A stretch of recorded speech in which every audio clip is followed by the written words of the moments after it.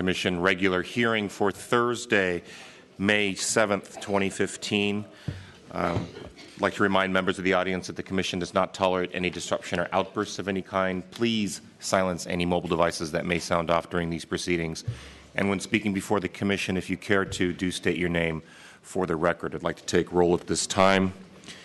Commission President Fong. Here. Commission Vice President Wu. Here. Commissioner Antonini. Present. Commissioner Hillis. Excuse me, we do expect Commissioner Hillis. Commissioner Johnson. Here. Commissioner Moore. Here. And Commissioner Richards. Here.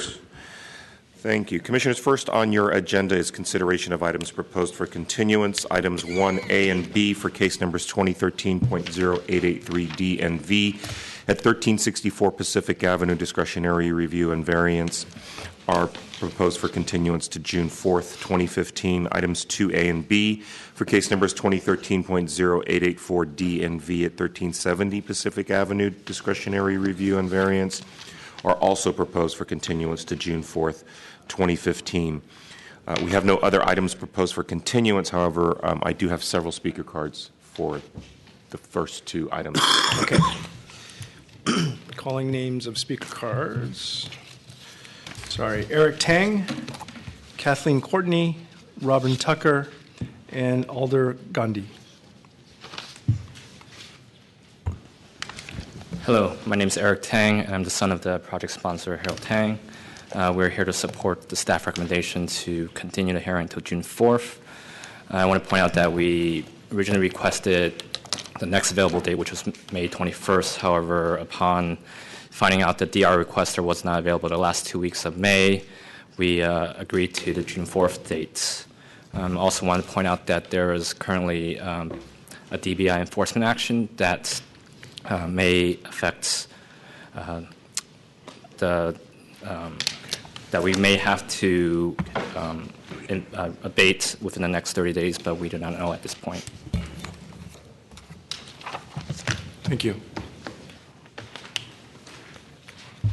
Good afternoon, President Fong and members of the Planning Commission. My name is Kathleen Courtney. I'm Chair of Housing and Zoning for the Russian Hill Community Association, RHCA.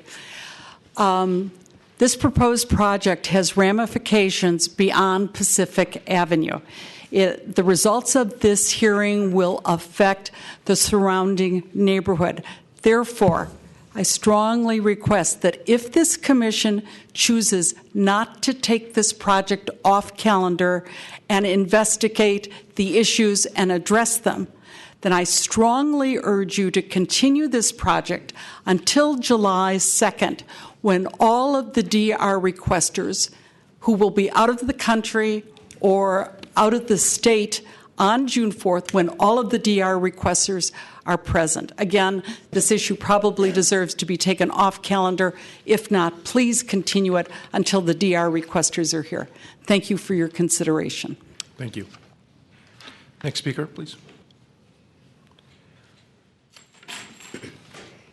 Good afternoon, President Fong, members of the Commission.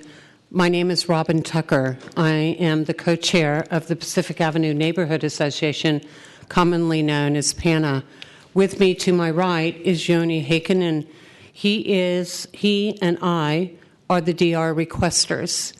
We oppose the continuance date of June 4th and are asking the Commission to please consider taking the agenda items, the DR, off calendar until such time as all issues and matters related to the property can be fully disclosed and understood. In the alternative, we're asking for a July 2nd date when all the DR requesters can be present. Neither Yoni nor myself are available for the June 4th date, and I question, why would we go forward if the DR requesters cannot be here? There are matters that have come to our attention. I'll read this. It's only 2 paragraphs, just to make sure we get this on the record, if we may. There are matters that have come to light that we had no knowledge of when we filed the DR request. 2 days before April 23rd, there were other matters that came to our attention. It is our understanding that those issues and activities, the matters that I refer to, relate to the subject properties and are the cause of the continuance requests and continue to be the reason for the continuance requests. We are informed and believe that these matters should be resolved before the DR and the properties that are the subject thereof can come before the Commission. Therefore, we ask whether the DR should even be calendared at this time or even considered for a continuance. I leave that to the Commission in your wisdom and your experience, whether it should be appropriately calendared or should it be taken off calendar and the continuance not granted. In the meantime, 3 days before the hearing on April 23rd, when this matter was calendared, we were contacted by email and asked if we would continue the project until May 7th, the DR. We agreed, even though we were more than seriously inconvenienced, as were members of our community that rearranged their schedules so that they could appear. Now we are being asked a second time to continue the matter to a date when all the DR requesters, stakeholders, whom are in the audience, if you can raise your hand, you'll see some of them are present with us today, cannot be present. Business and personal matters, not vacations, preclude us from attending June 4. And we believe that continuance is being requested for a date before all matters related to the properties can be fully disclosed and understood. The matter could have serious impacts beyond a single project. We respectfully request that the Commission take the DR off the calendar, or in the alternative, please allow a continuance date until July 2nd, when the DR requesters can be present. Thank you so much.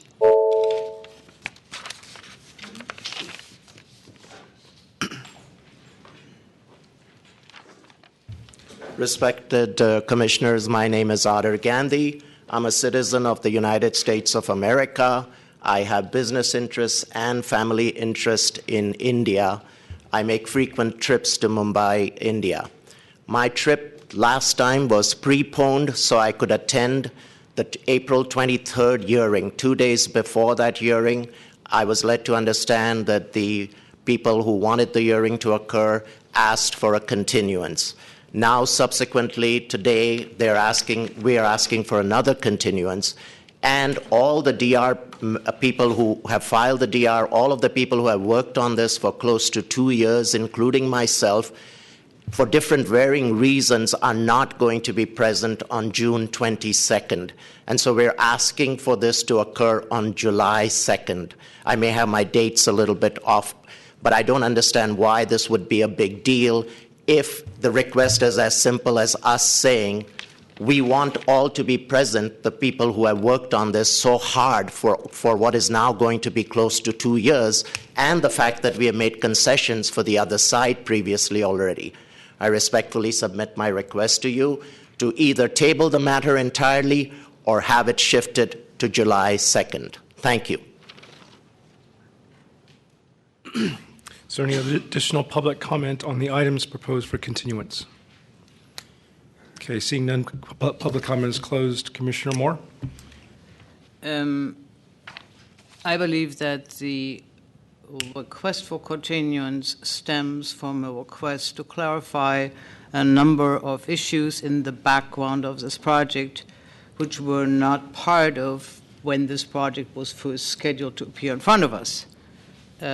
And these issues are technical in nature and severe enough that they require clarification for this entire body before we should even schedule on anything. But there are DBI violations, and until they are clearly expressed, I believe that the project needs to become clear of which, to my opinion, looked like a submittal that intentionally did not fully explain the background to the project, including the plans that were submitted. And I'll be very clear about it.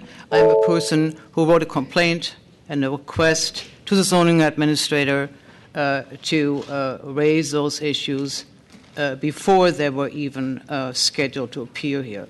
Since that has not occurred and still in progress, I think it is a reasonable question to ask that all of those matters are cleared, and none of us, including myself, are planning to ding the project or make it unworkable, but clarity, first steps first before we even submit to or agree to a specific date for this project to occur.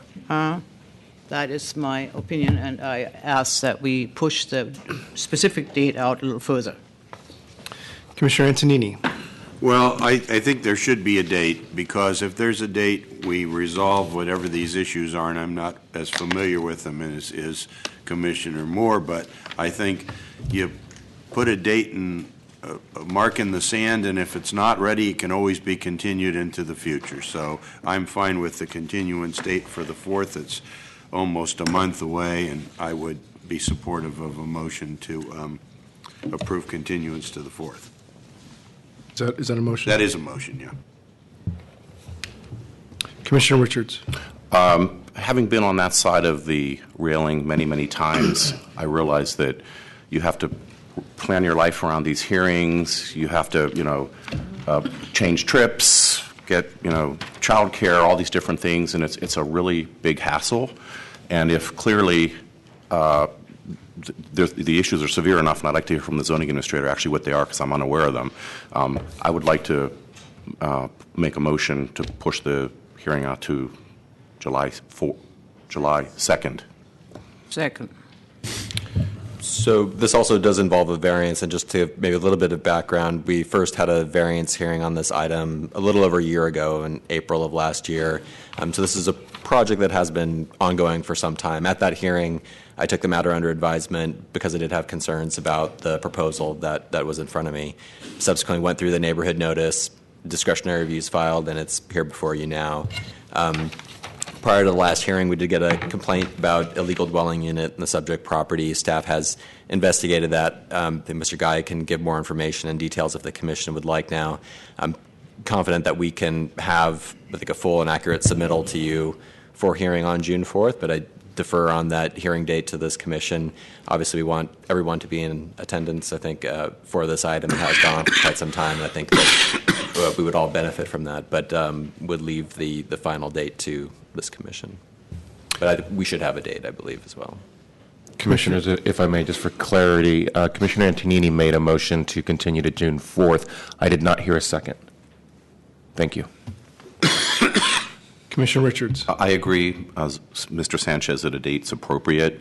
I think we had a hearing on a matter a week or two ago where we set a date. People actually came back from India, I think was where they came from, to great expense, great trouble, and then we continued it. So it's kind of, a little bit, I guess, to my fellow commissioners, jerking around the public, I think, if we don't make a date that we can actually, for sure, have everybody here. So I think July 2nd, I really think is a good idea.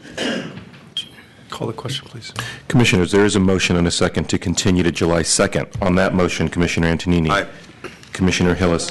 Commissioner Johnson. Aye. Commissioner Moore. Aye. Commissioner Richards. Aye. Commissioner Wu. Aye.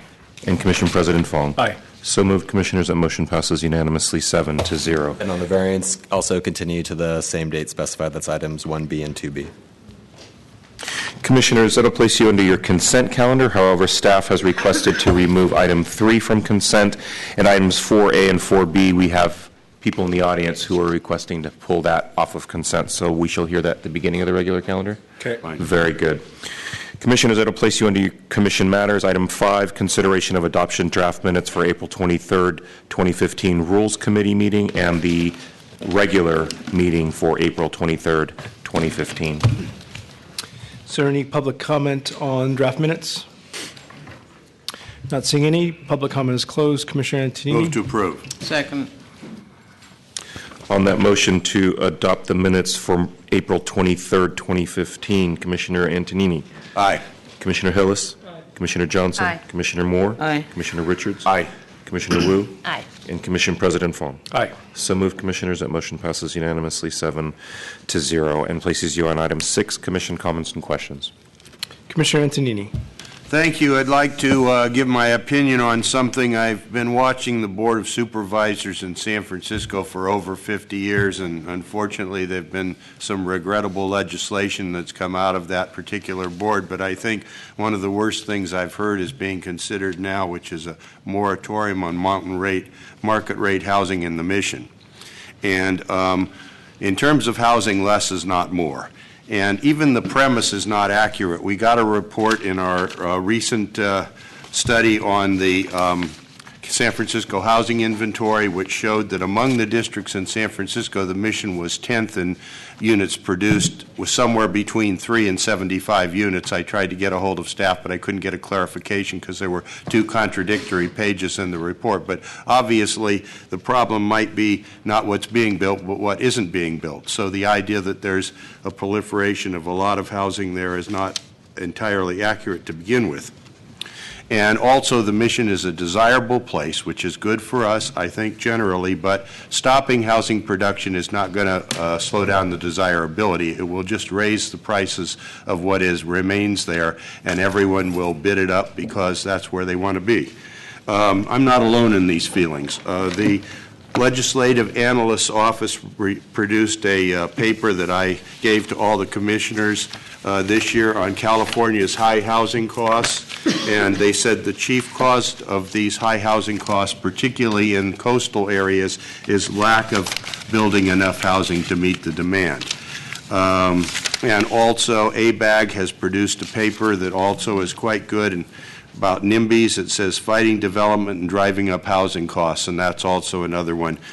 Also, the author of The New Geography of Jobs, Enrico Moretti, who is also a Mission District resident himself, has said in part of his book that deals with controlling gentrification, curtailing new residential development also makes little sense. Moreover, it is likely to accelerate the displacement of poor residents, not slow it down. Rationing new housing in a city inevitably results in even higher real estate prices. It makes intuitive sense. If there's a high demand for housing in a city, reducing supply can only raise the price.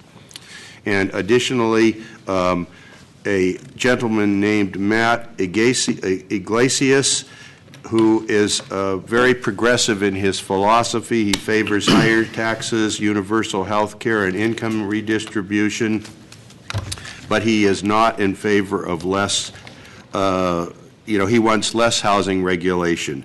And he, in a book entitled My Rent is Too Damn High, he says that housing production, adding new housing production begets lower rents. So most of the people who've opined on this and most of the experts seem to agree with me, and I hope that the Board of Supervisors is wise enough not to take up this measure, and certainly I would hope if it ever comes to the point where the voters of San Francisco are asked the same, I would like them to follow that. The other thing that's disturbing about this is that there's a lot of talk about only ones welcome in the Mission District are people of a particular ethnic group. I don't believe in that kind of thing. We fought that thing in America for years, and particularly in San Francisco, everyone is welcome anywhere in our city, anywhere in our country that they choose to live. And to try to restrict it to one particular group, I think is, reverse redlining. I think it doesn't make any sense to me. So that's my position. Commissioner Moore. I'd just like to remind the public that while this commission acts as one body, the opinions expressed during commissioners' comments reflect those who make them. Thank you. Commissioner Richards. Yes, a couple of things I mentioned to a few folks on staff last night. I would hope that at some point we could really make a determination, maybe through the Affordable Housing Nexus process that we're going to be going through, I think, this year, to try to honestly figure out once and for all whether new housing actually can cause a displacement, and if it does, and there's conclusive evidence that we can actually have it now we can mitigate it when it happens. And I think that really would help inform this argument. I mean, I don't know one way or another. I see both sides here. The one thing that I would like to understand is I did see in the press that the staff is working with the folks of the Mission on a Mission 2020 plan.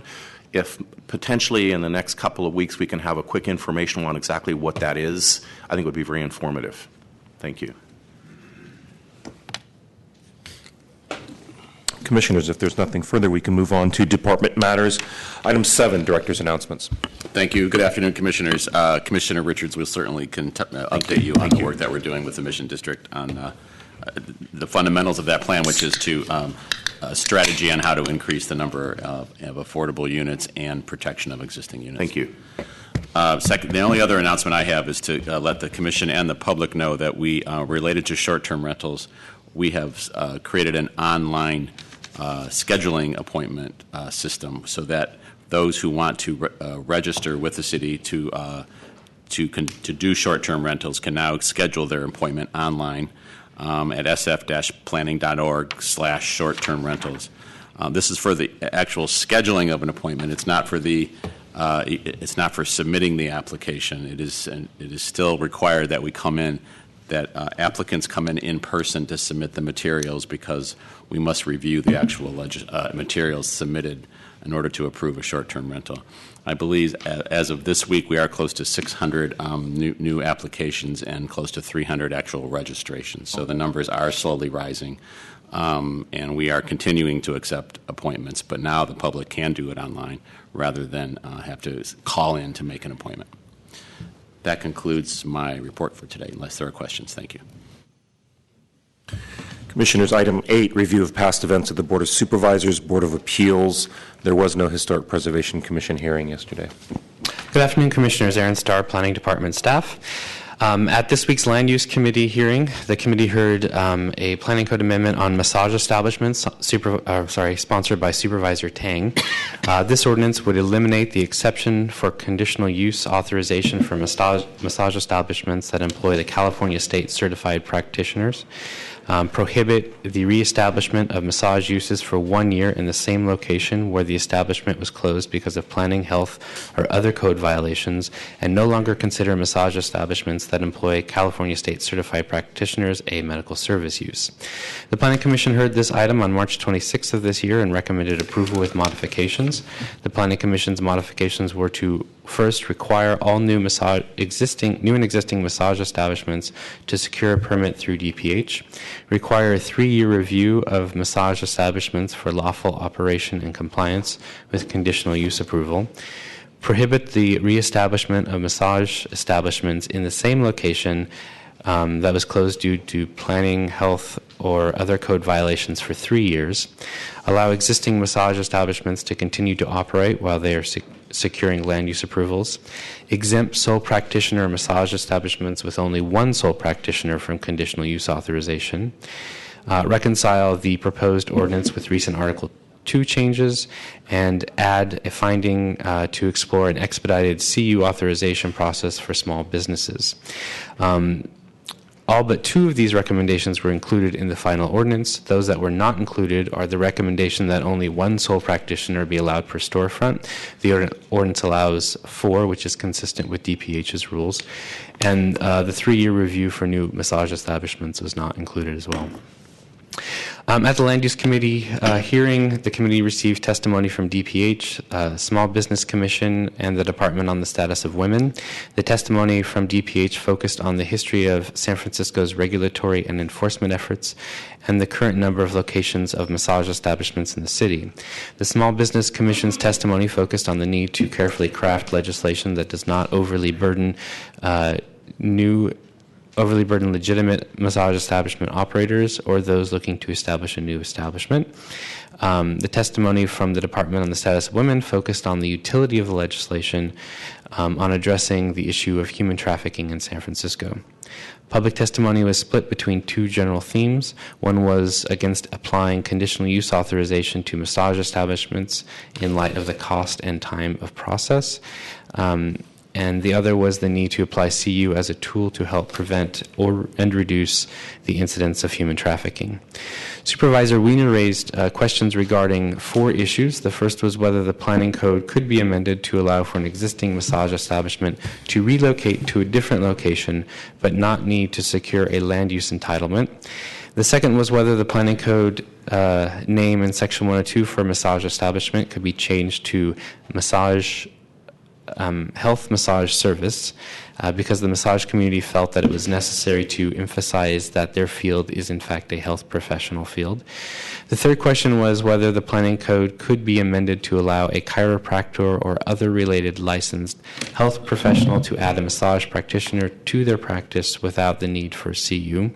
And the fourth was whether the CB3P program could be amended to allow massage establishments to participate, because the supervisor felt that the existing CU process was time intensive and that the CB3P could solve for this problem.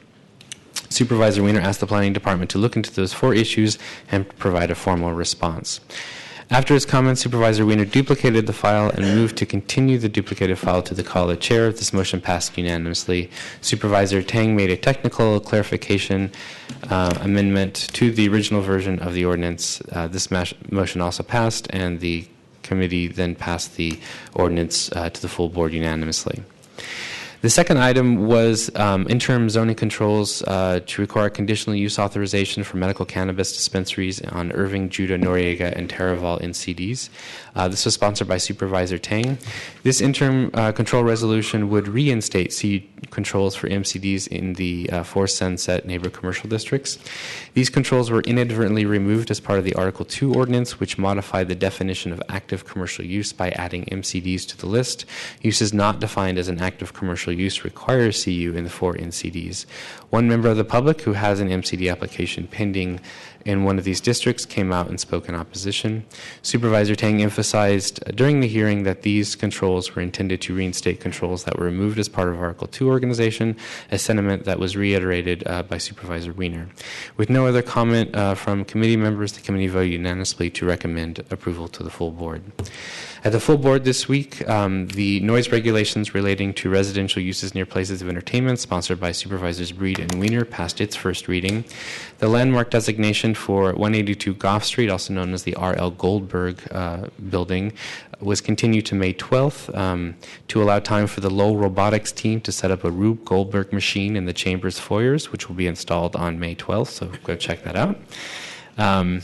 And the interim zoning controls for MCDs, sponsored by Supervisor Tang, was adopted on a 9-2 vote with Supervisors Avalos and Marr dissenting.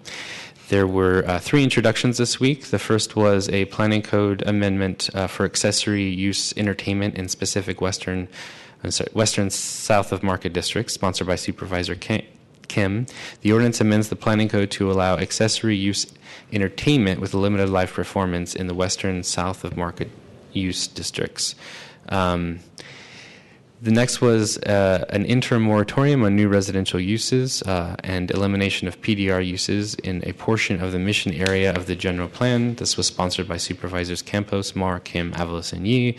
It's an urgency ordinance approving an interim zoning moratorium on the issuance of any permit to demolish, merge, convert, or construct housing projects as defined on the issuance of any permit to demolish, convert, or eliminate PDR uses, and to create an exception from interim zoning moratorium for the issuance of permits for 100% affordable housing projects as defined, and to allow the elimination of PDR uses where necessary to permit 100 affordable housing projects in a portion of the mission area plan of the general plan.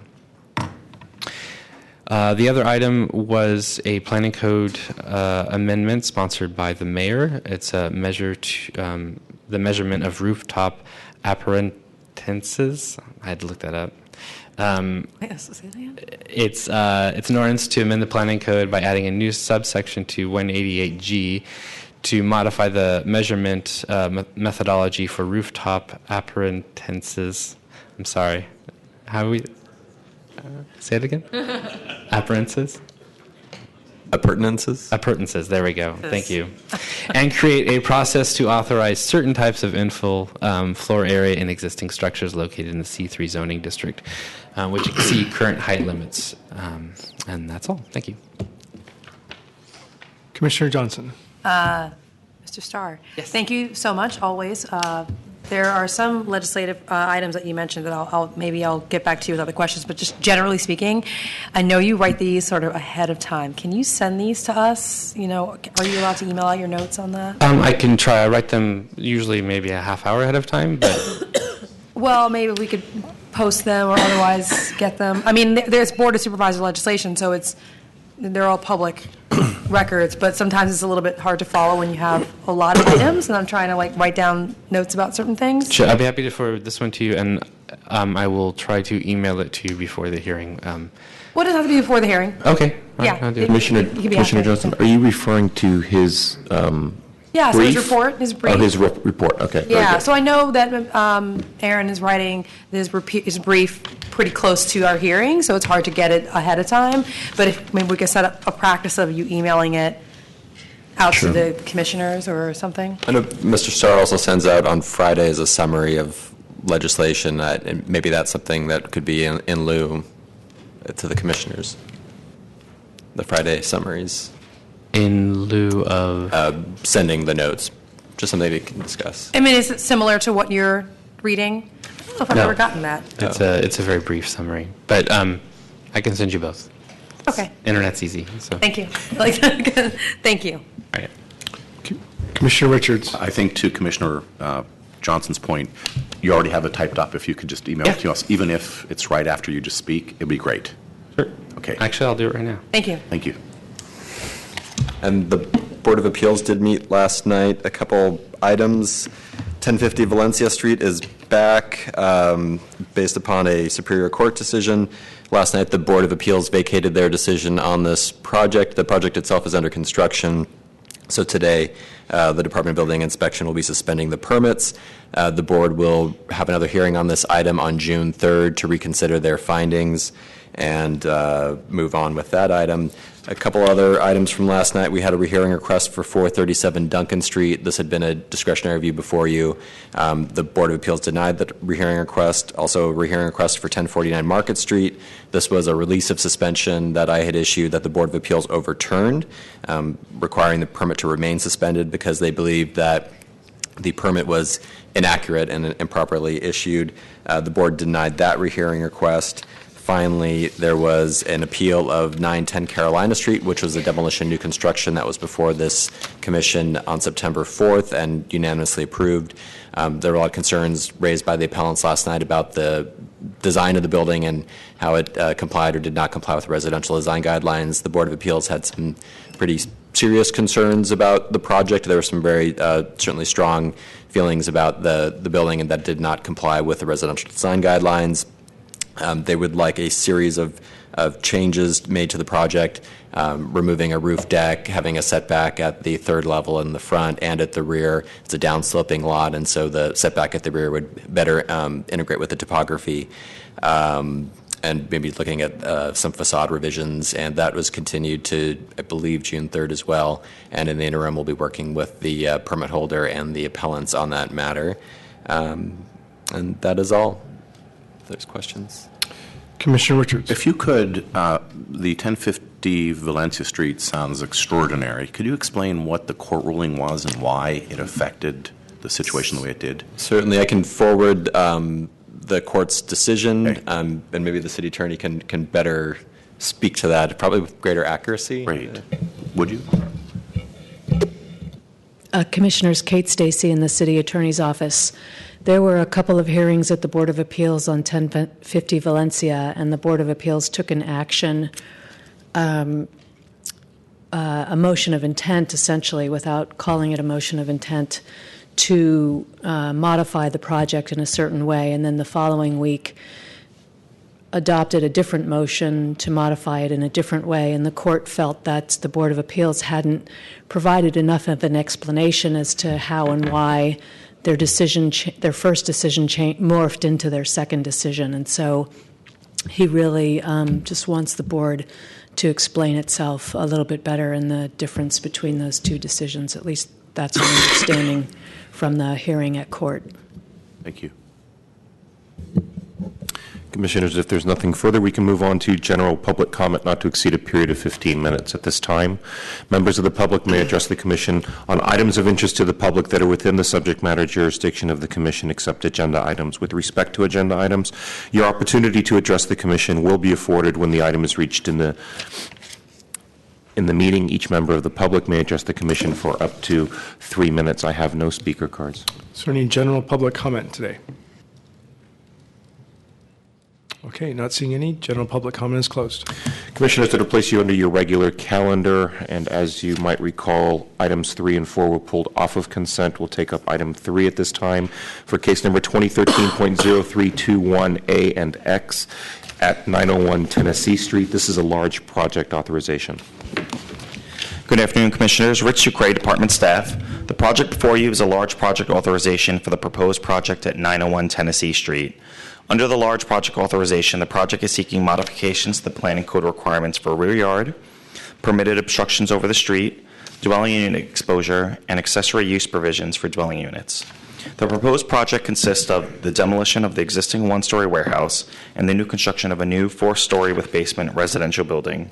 The project includes 44 dwelling units, 33 off-street parking spaces, 88 Class 1 bicycle parking spaces, and 2 Class 2 bicycle parking spaces.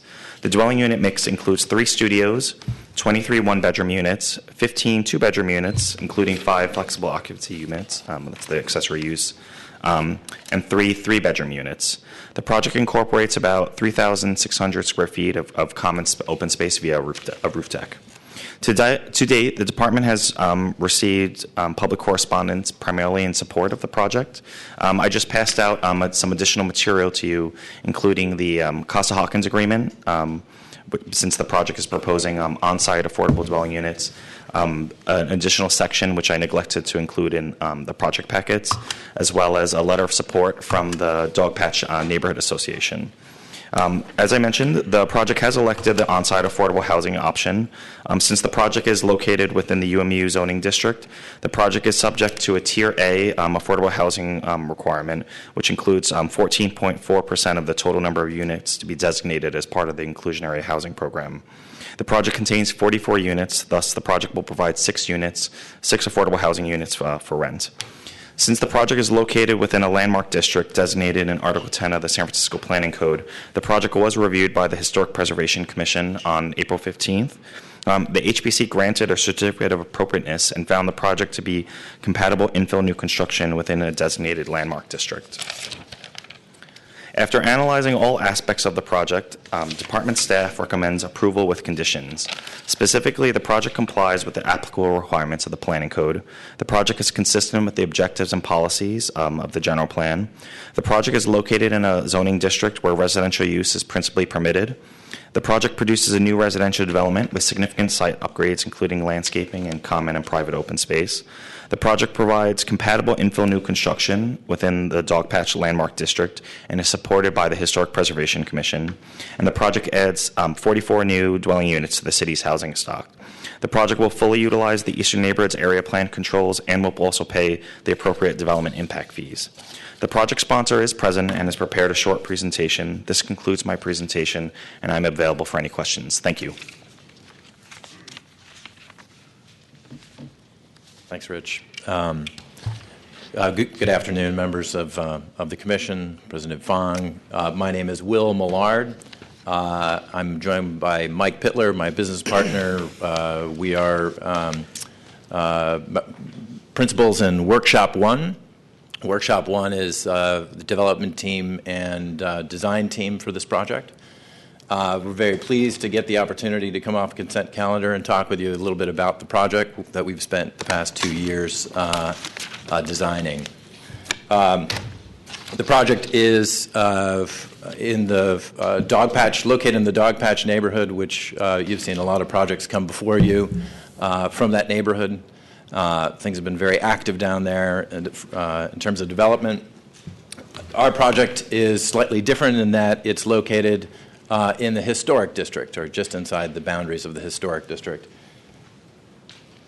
The presentation here, you'll see the project is located on the corner of 20th and Tennessee, just up the street from the 3rd Street light rail.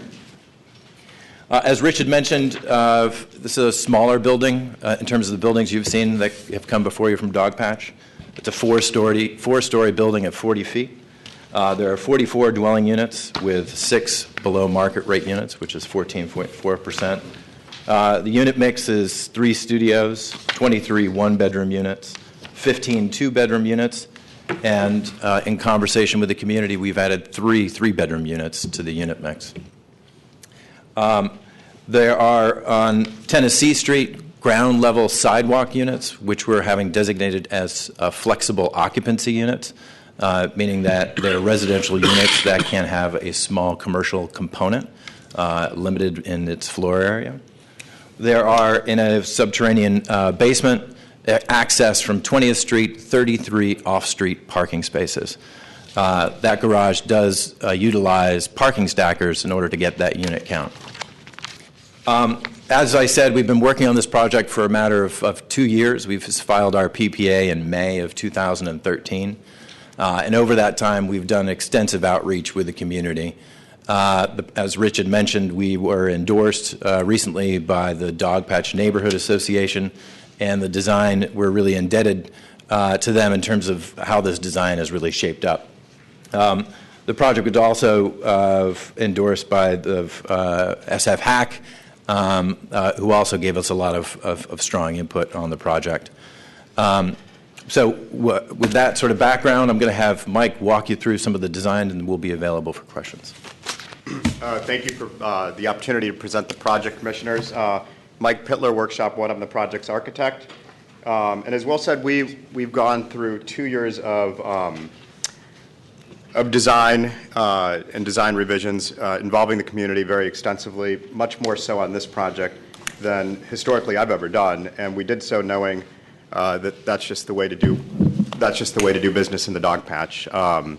And so let's go to the next slide, and we'll talk about this a little bit more.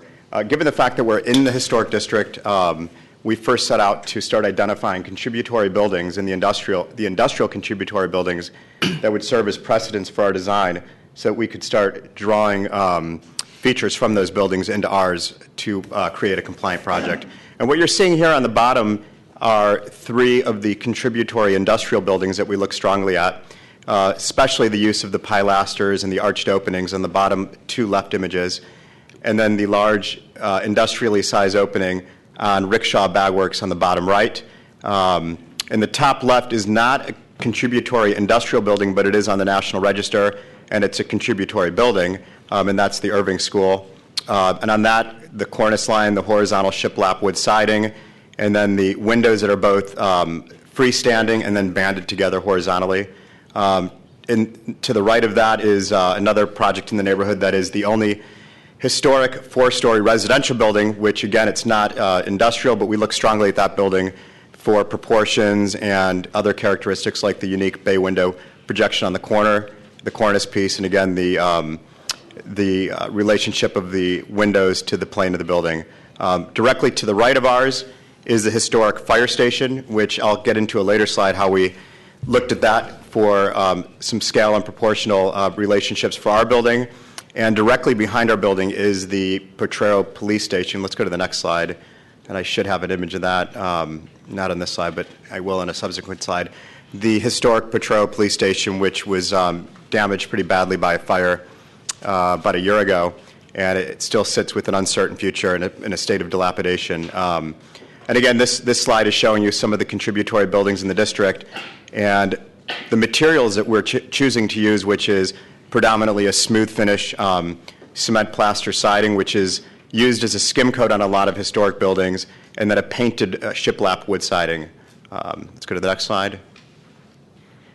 This is our Tennessee Street elevation, and it is divided into four components, with the right 3 mimicking the 25-foot wide lot that is predominant on our block, and also picking up on the pilasters that you see in contributory industrial buildings in the district, with then a bay window feature on the left side. That protrudes out 3 feet over the sidewalk, where we're also proposing to do a really large bulb out into Tennessee Street. The top floor is set back 3 feet, and the ground level floor has 6-foot setbacks for the entry stoops for the sidewalk units. Let's go to the next slide.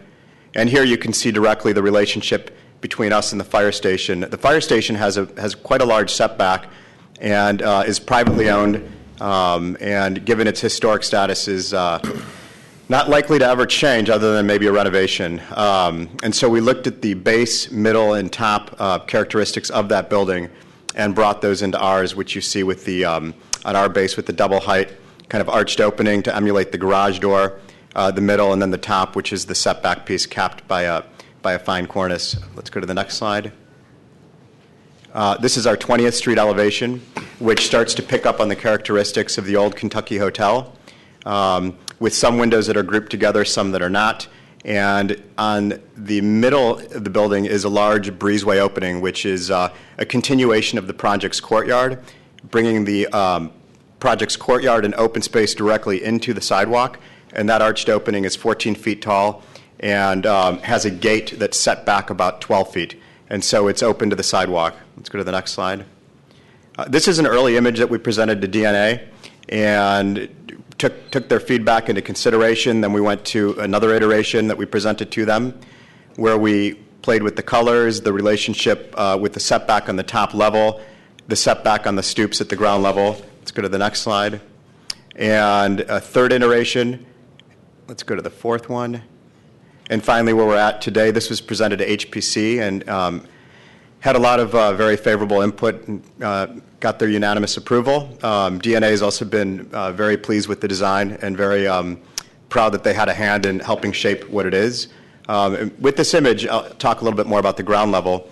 We have flexible occupancy units. They're residential units. They could have a small accessory business space, meaning somebody can have a business address to their residential address, maybe Hagen Blainside, and operate a small design business or whatever it is that they choose to do that is compliant with the law. And those are all separated from the sidewalk by landscaping, a 6-foot setback, and an awning and a little entry gate. And you'll see those on the right side and also on the left side of the image. There's a large corner unit that has 2 setback stoops. Let's go to the next image. This is a view looking again at the Tennessee Street facade. And you can see here the relationship between our building and the historic fire station, including the setback and the roof level. With the roof level and the setback, and then the articulation of the facade in general, this was something that DNA really wanted to see. And as we worked with them, we carved away at the facade and created the courtyard width, which is where it's currently at either 22.5 feet or as on the upper levels 20 feet wide. And that was to allow for some of the articulation on the facade that we did. Let's go to the next slide. Again, another view looking at the building standing at the corner of 3rd Street and 20th. At our blind wall that faces the police station, we chose to do an internal courtyard, again, given the uncertain future and the dilapidation of the police station, but are treating the blind wall with windows that open into the units and a growy wall. Go to the next slide. And this is a view looking at our breezeway into the courtyard from 20th Street. If I'm out of time, I can accept that, but can I still go? Okay. But I can answer anything if you guys have any questions or comments. Let's go to the next slide and see where we're at. Quickly, this shows the courtyard relationship to 20th Street, which is that it's landscaped all the way through. We've worked with David Fletcher on this design. Given his experience with active sidewalks and fantastic landscape spaces, including a bulb out at the corner of 20th and Tennessee, which we see as a gateway into the district, complete with bike parking, bench seating, lighting, planting, and the works. And your time is up, I'm afraid. Okay, that's okay. But, if you guys have any questions, we let might me know. have some questions for you. Are there a whole bunch of slides left in that deck, or no? There's a roof deck I wanted to show, and I think that could be it because you guys have the packages in front of you. With the commission, okay. I think we'll stop here and ask you for questions, Okay. and if they want to see the roof deck. Fantastic. Thank you very much. Okay, opening it up to public comment.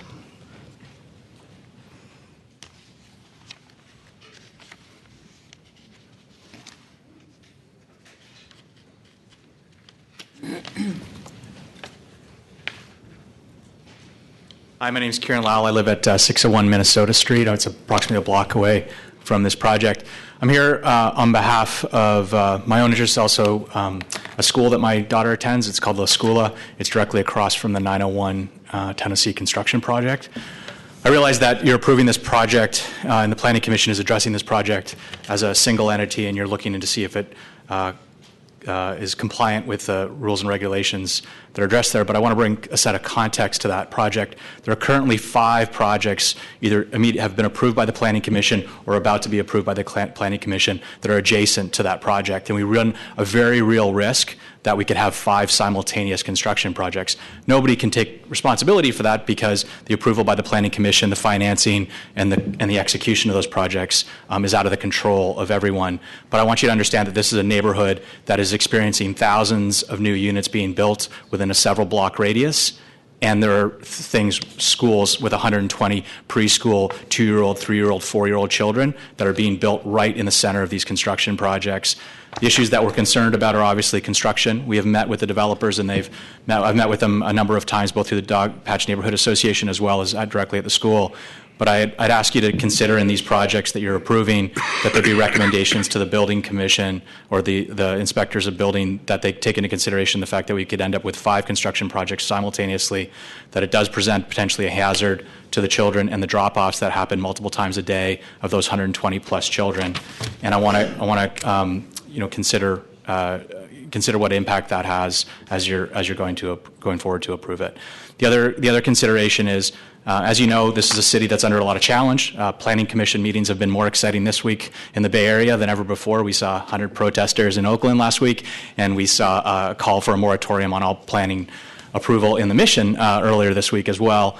And I think, we're seeing real impacts. The teachers who teach at this school are being priced out of the city and are required to travel, in some cases, an hour to 90 minutes just to get to the school. And when they arrive, they now have to compete with large projects like this, which have not provided, they've done a good job in terms of meeting city guidelines for providing a maximum number of cars, but not necessarily the number of white zones for drop-offs for the parents or shorter temporary parking. And so this is putting a lot of strain on a neighborhood.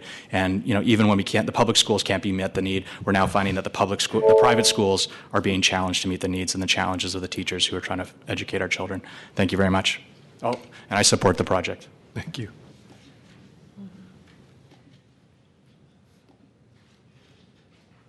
Good afternoon. My name is Linda Tosky Chambers. I'm the operations manager for La Escuela International School, which is, as Mr. Lyle said, directly across the street from the proposed project.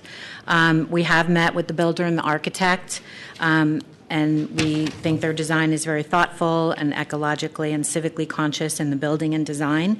And they seem generally willing to work with us as far as mitigating any impact on the children's health and safety. But our concern is more, like Karen said, with the fact that within the next 2 years, probably, we will be dealing with 5 projects causing dust and noise and possible abatement issues, construction trucks, deliveries, impacting 2-, 3-, and 4-year-olds who will be playing in the yard right across the street, napping, parents, 120 families trying to drop their children off. It will really impact us a great amount. There's currently no regulation or oversight for building around schools specifically. There are, of course, building codes about air quality and things like that, but nobody actually monitors things that happen across the street from a school. The health and safety of our children, of course, is incredibly important to us. Families have concerns. We really want to be informed about particular days when they're doing certain things, when big deliveries are coming, when they're doing abatement, when we'll be drilling, because the parents might want to not bring them to school. Depending on the time that these projects are scheduled, we have heard some of them are starting in the fall, which is, of course, the beginning of the school year. Our school goes year-round there because they do have a summer camp, so there's really no time that's better for us as far as that. The open-air play yard is right across the street, and the children are out there quite a bit of the day in staggered times. So while we support the project, we definitely want to be involved as much as possible in information from the builder and the architect and the planning commission in any way we can. The facility where the school is, we rent.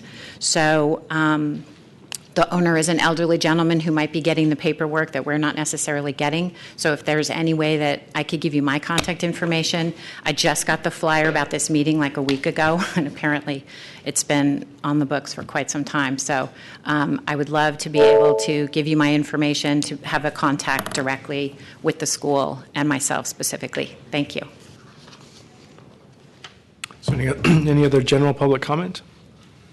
Or sorry, public comment on this item? I saw a little stretching there. Okay, public comment is closed and opening up to commissioners. Commissioner Moore. Thank you, Mr. Zucker, for adding the context map and the activities of construction in the area. This puts credibility to public comment. And again, thank you. It's a very good new technique the department is using. I think this project has a real large series of wonderful things. I'm very enamored by your careful examination of context in the historic district.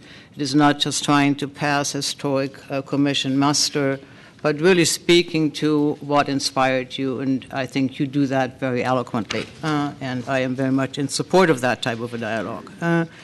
There are many very positive issues about the project. However, there is one which is of great concern to me. This is a very unit-driven, unit count-driven project. And by being so unit count-driven, it unfortunately asks for 50% of the dwelling units to be exempt from the normal dwelling unit exposures. And while in many closer-in districts, residential districts, we have a situation where there are often, because of site geometries, 4 or 5 that we need to exempt, 50% is just too much. And I will explain in a minute why. This is a site which is a UMU site. It's a 100 by 100 site, roughly speaking. And for that reason, it falls not quite under the residential review by the department, but it really is discussed more in the urban design group under Mr. Joslin's guidance. What I am observing is that the project fails in its cross-section. One, the cross-section wasn't provided either intentionally or unintentionally, it doesn't matter, that the building on the courtyard side does not meet the exposure requirements to the extent that there is a 22-foot separation between building facade and building facade, while the requirement is a 45-degree spring point from the ground floor to the top of the roof. And it's that particular requirement which we have very carefully discussed and enforced with other buildings of similar design. And this project, as far as I can tell, will need to basically also correspond to that requirement. Where it becomes very critical is that in the section that you submitted to the commissioners yesterday, Mr. Zucker was kind enough to copy me late yesterday afternoon. It is very clear that the 2 building facades are just too close to each other. And since you are drawing a tree but fail to draw the rear garden wall which you are proposing in that courtyard, what's left is clear circulation place. 4 people to go through is barely 3 feet, with a tree in the middle making it almost impassable. You have basically bedrooms 20 feet away from facing living rooms. And we all know that the minimum requirement for visual privacy is between 60 and 70%. So I would like to ask Mr. Joslin to briefly explain of why we did not more proactively pursue this.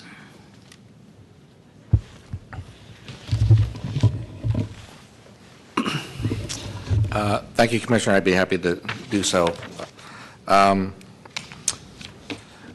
Simply over the last year or two, there have been a number of projects that have raised the same question, that have had somewhat compressed courtyards where the Commission has provided clear direction about their expectations for quality of space, for a dimension that provides a certain amount of privacy, going so far as to address specifically window placement and what that contributes to privacy in these kinds of internalized situations, even though it's not necessarily part of the street experience. In this case, the project did go through UDAT review. Comments were made accordingly, expressing concerns about these aspects of this project. Unfortunately, it simply wasn't communicated to the sponsor and was not reflected in the ultimate design. So it's not not always a perfect system.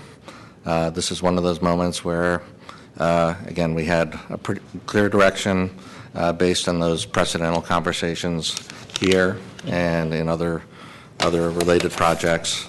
That communication came too late in the process to affect the project that's come before you. Fortunately, we have this opportunity to receive additional direction and potentially go back and continue to work with the sponsor to remedy this deficiency if you so direct. It's very interesting since we're having a building which has a double-loaded corridor and one in the west-facing part of the project and a single corridor in the eastern part of the site.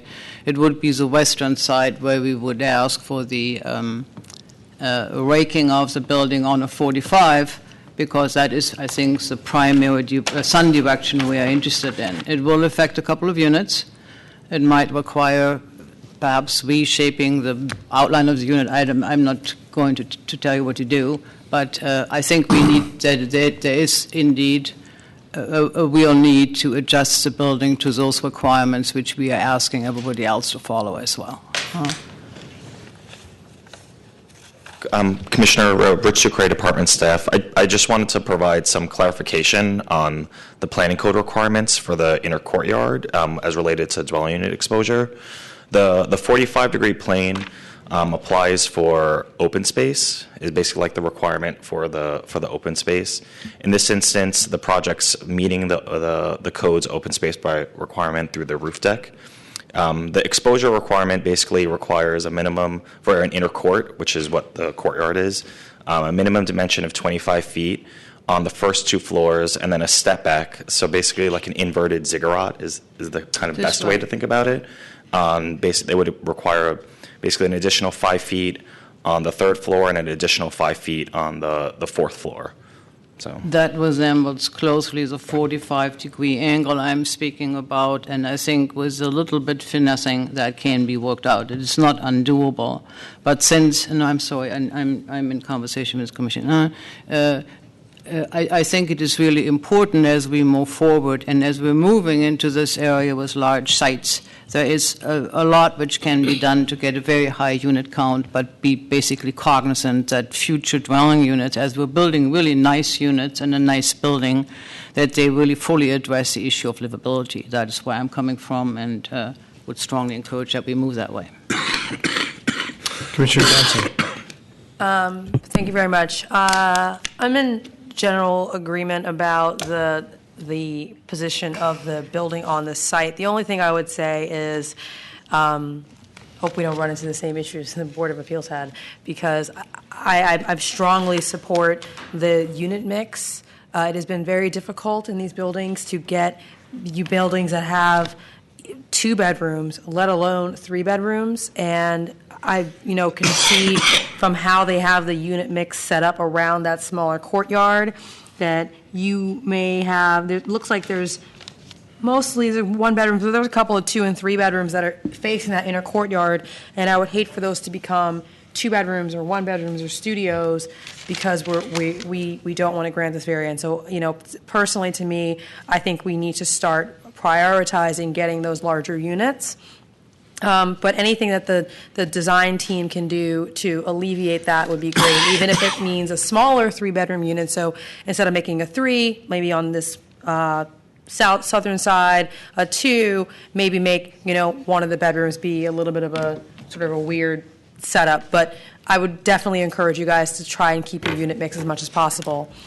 My other general comment is this one, this was originally on the consent calendar. I'm very highly supportive of this project. I think it's great location. And on the flip side of it, we did have public comment that there are 5 or 6 other projects that are going up in the same area. But I think overall, the neighborhood at the end of the day is going to be fantastic.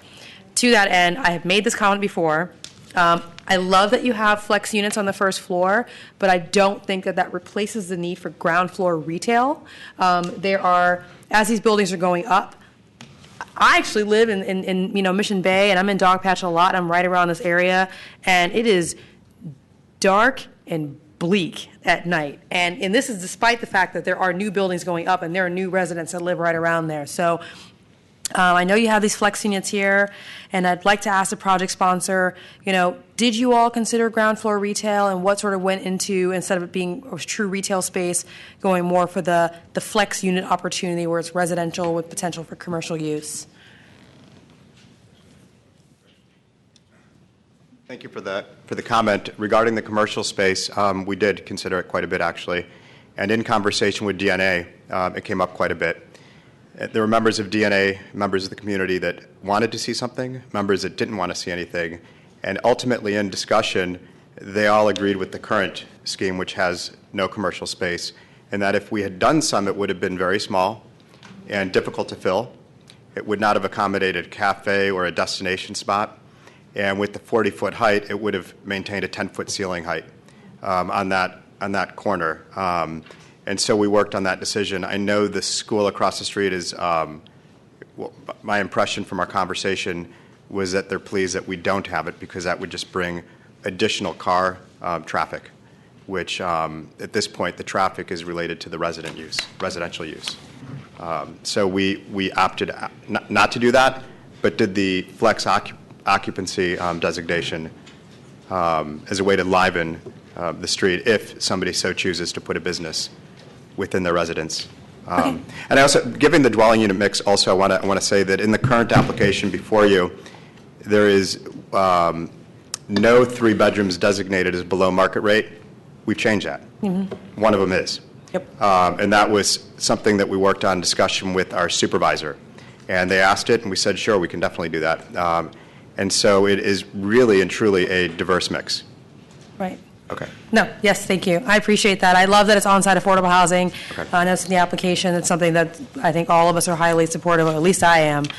Thank you. Yeah, you're welcome. I'll just say that's something I'm going to keep pushing on that button. I understand some of the neighborhood comments on particular projects, but I think as a whole, it is a mistake for the neighborhood plan to push all their commercial to 3rd Street and to, I believe that's 22nd. I believe that is something that will be detrimental to the community overall, even if project by project people may not want to see more traffic or more activity on certain corners. Overall, we're going to end up seeing a block with nothing on it if every project has the same either pushback or business case for not having retail. And then again, I think there's another public comment about the streetscape and sort of working with MTA on spots for parking and things like that. We'll see if that gets conditioned. I think there might be some movement to want you guys to go back a little bit on your design. But again, that would be an MTA issue or DPW issue, and right? Someone else. another agency for looking at that, but that's something that's definitely of a concern to us as well. Thank you. Commissioner Antonini.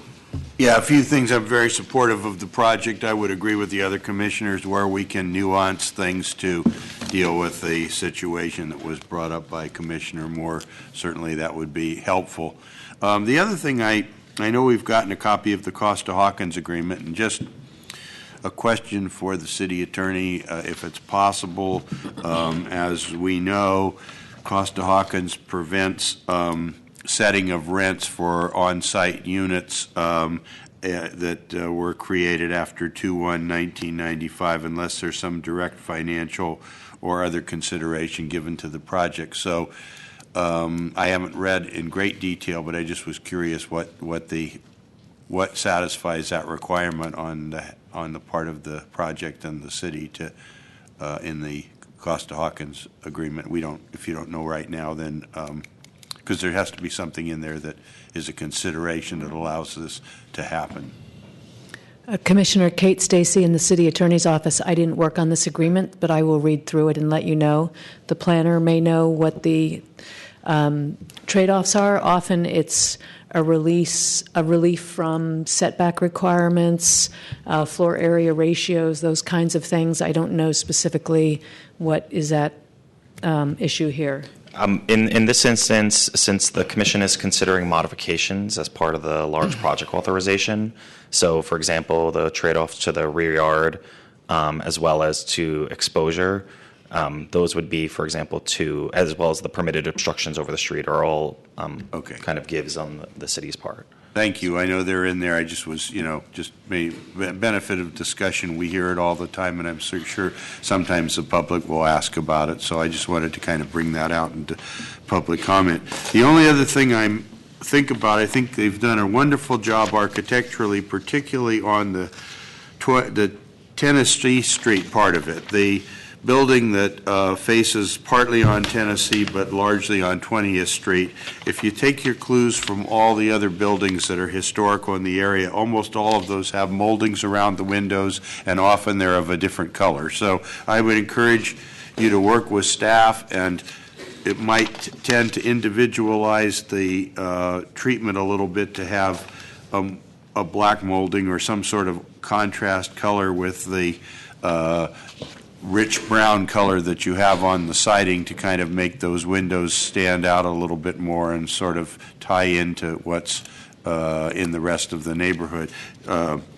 That's an idea. And the other thing that many of the buildings have in the neighborhood, but these are more the industrial or commercial public buildings, is have a arch form on the upper part of the window rather than a straight form across there. But that, I think the setting off those windows on it would probably be a nice touch. We'll see what the other commissioners have to say.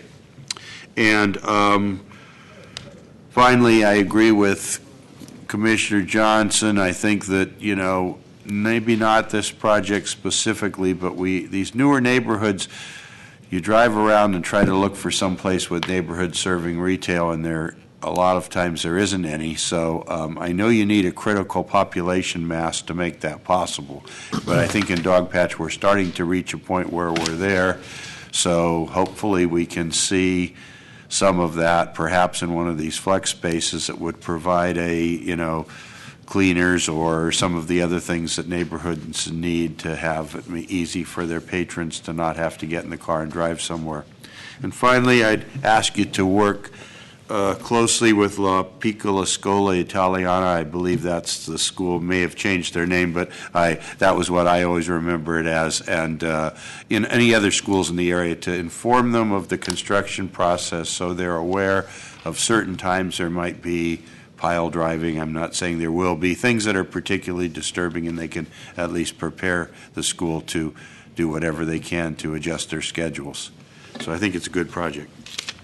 Commissioner Richards. I like the project a lot. I met with the sponsors yesterday. I guess I have three issues or three questions as well. I guess to Commissioner Moore's point on the exposure in the courtyard, we're looking, Mr. Sucre, to add 2 feet, 2.5 feet on the first 2 floors, 5 additional feet on the third, and 10 additional feet from the ground on the 4th floor. Correct. So in that kind of precisely. Or if the courtyard was to provide a minimum of 25 feet, the number of units that would require the exposure exception would be reduced. Okay. So I think in looking at it pretty briefly, if the courtyard was a minimum of 25 feet, I think only the bottom 2 floors of the dwelling units would require exposure exception. Okay. So, I guess project sponsor thoughts on the redesign. Yeah, thanks for, again, the opportunity to respond to this comment. We can widen the courtyard. Okay. We had it at 25 feet at one point. Okay. And we have the opportunity to work with the planning department staff and neighborhoods on these designs. We don't have that opportunity to work with the planning commission, unfortunately. And these are great comments. Great. They're coming to us at the hearing toward the end of the project, but project's approval. But they are good comments nonetheless. I can widen it easily. The benefit to us is that we're the developer and the architect, so I can know what I can do and what I can't do. Sure.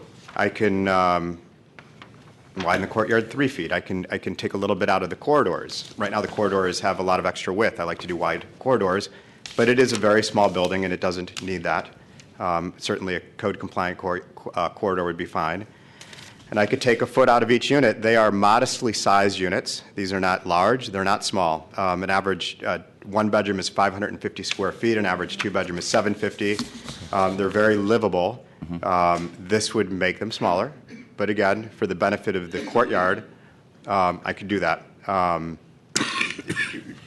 When we made the decision to make it narrower, again, in conversation with the community and with planning staff, that was a trade-off for articulating the facade more, in particular the 3-foot setback at the top floor. And that those units really just got a big haircut, the ones that are facing Tennessee Street. Also with the 6-foot setback at the ground floor, which makes those units all the much more better for having that separation from the street. We took up some dimension within the courtyard. You'd be needing to take 5 feet off each side of that corridor on the top floor. 5 feet Which gives it off. 10 feet. Right now we're 20 feet in width, and at the ground floor we're 22 and a half. Okay. What I would look at doing, because it makes more sense architecturally, is just to widen the courtyard. Okay. Keep the walls at a straight vertical plane. Okay. There would still need to be an exposure exception, but I haven't been involved with the project in a decade that didn't get that. We did an 11-story building that had a 20-foot deep courtyard at 11 stories, and that was approved unanimously by this commission. And so I can easily make that change. I don't have to necessarily go back and do the drawings. I just slice a foot out of the units and out of the corridor, and I could get 3 extra feet or whatever the magic number is. But yes, we can do that. When we did make that change, we increased the size of the roof deck. We enlarged it by doubling its size. And that's what you see now is that the roof deck takes up 2 legs of the building. It doesn't take up any of the Tennessee Street, and part of that was to not have to have a railing or a parapet wall or anything that would actually bring the height above 40 feet, which was a comment by the neighborhood, is to really cap that visually at 40 feet. Okay, wonderful. Thank you. Thank you. I guess to Commissioner Johnson and Commissioner Antonini's comments as well, I wonder as I look at this project map, how many actual retail spaces are included in any of these, or are they all pushed to 3rd Street? They're all pushed to 3rd Street. So that really concerns me. And I think we talked about this yesterday. I'm not sure having a flex space with somebody who can actually make something and then sell it in the front will get us there. But I would really hope that I tend to disagree with the neighborhood in that if you have a very small store, convenience store, something that actually serves the surrounding buildings that are walkable, people aren't going to get in their car and drive all the way across the dog patch for it because that service exists somewhere else, hopefully closer to them. I guess to come back to staff, and I think you're hearing from some of the commissioners that really we should be trying to push for some more retail rather than create kind of dark areas, retail spaces in these neighborhoods. I hear that, Commissioners. The only part of the issue I think that you're seeing in these projects is that many of the projects you approved have not yet been built, and I think what you're hearing is there's not yet a critical mass of a potential market for these projects. So it's a kind of chicken and egg problem. Yeah. But we hear you on that issue. Great. I guess lastly, if I encourage you, as Commissioner Antonini said, to work with the school on a construction management plan to make sure that you're minimizing any conflicts. So given all that, I'd like to make a motion to approve the project, the revised project with the minimum 25-foot courtyard. 25, can somebody help me here? The minimum width of the courtyard to create the Correct. 25 feet is the minimum base requirement for exposure, and then it basically extends up. But if the courtyard was only 25 feet on all 4 levels, approximately only 6 units would require an exposure modification. So, I guess I'll defer to Commissioner Moore. Commissioner Moore. I would like to have the condition by which the building indeed does not go 25 foot up, but will meet the exposure plane, which starts with a dimension that you described and resembles a 45-degree angle. The reason is that even with 25 feet, a parking space is 20 foot long.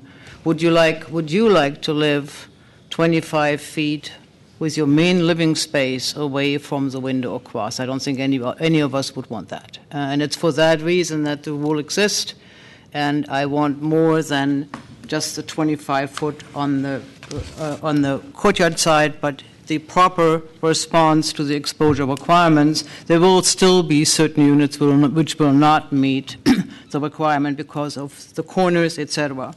and that will work out the way it does. But I do not want the bulk of the courtyard encouraging modification of unit requirements. I want livability to be the main driver, and I think you have all the tools. You were great describing all the possible, the architect.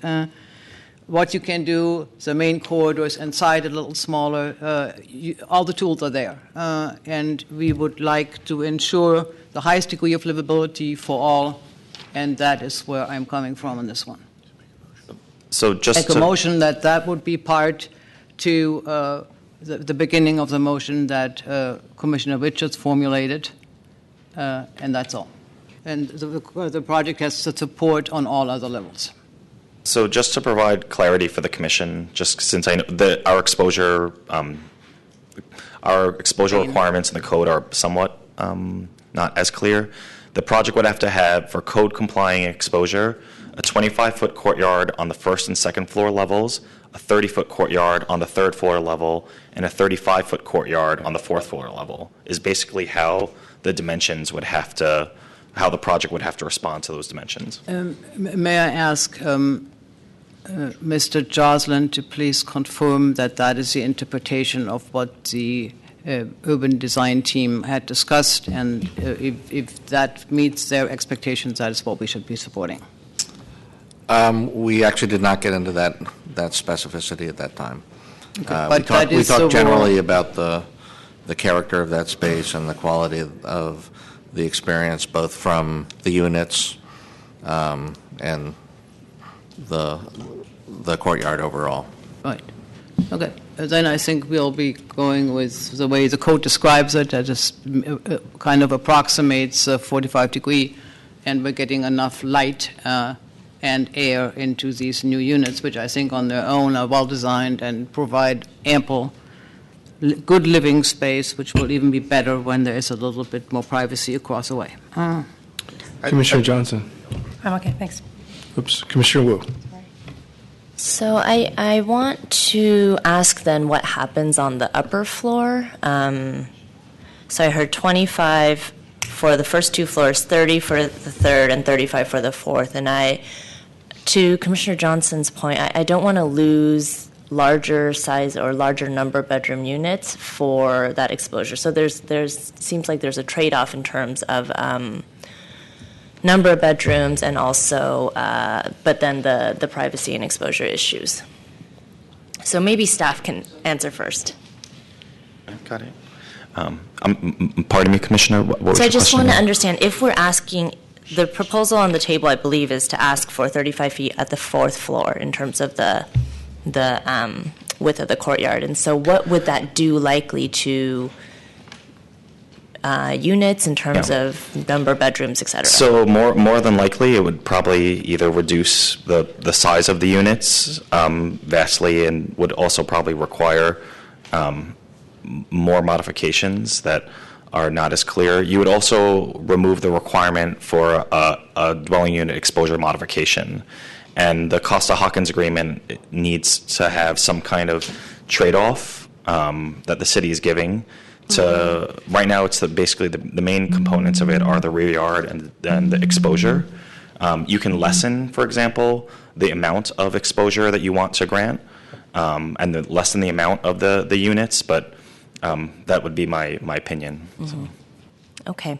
I'm open to a discussion, but I think, Commissioner Moore, I also would be open to a 25-foot courtyard the whole way up. I know that there's privacy concerns, but for the people on the first floor, they have 25 feet across, right? So, if we're saying that that's an okay distance for those folks, is it also okay for the folks living on the third and fourth floor? Maybe we can discuss. Commissioner Richards. I'll let Commissioner Moore speak first, then I'll go second if you don't mind. I would like the architect to briefly comment on what you see relative to unit size shift, et cetera.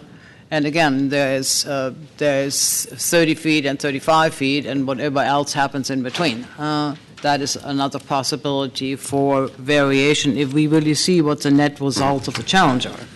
Go ahead. Thank you. Again, I want to point out something that nobody's talking about, including myself, which is that this is a south-facing courtyard, and it is not necessarily what I would call a landlocked site in that directly to our south is a historic, prominent building that is going to be there for some time, and it has a quite large setback from the property line, and it's also limited in its height. It's not at the 40-foot height limit for the district. There is fantastic sunlight exposure coming into that courtyard, which was part of the discussion that we've had with the neighborhood and with planning staff and UDAT around the shape and size of the courtyard.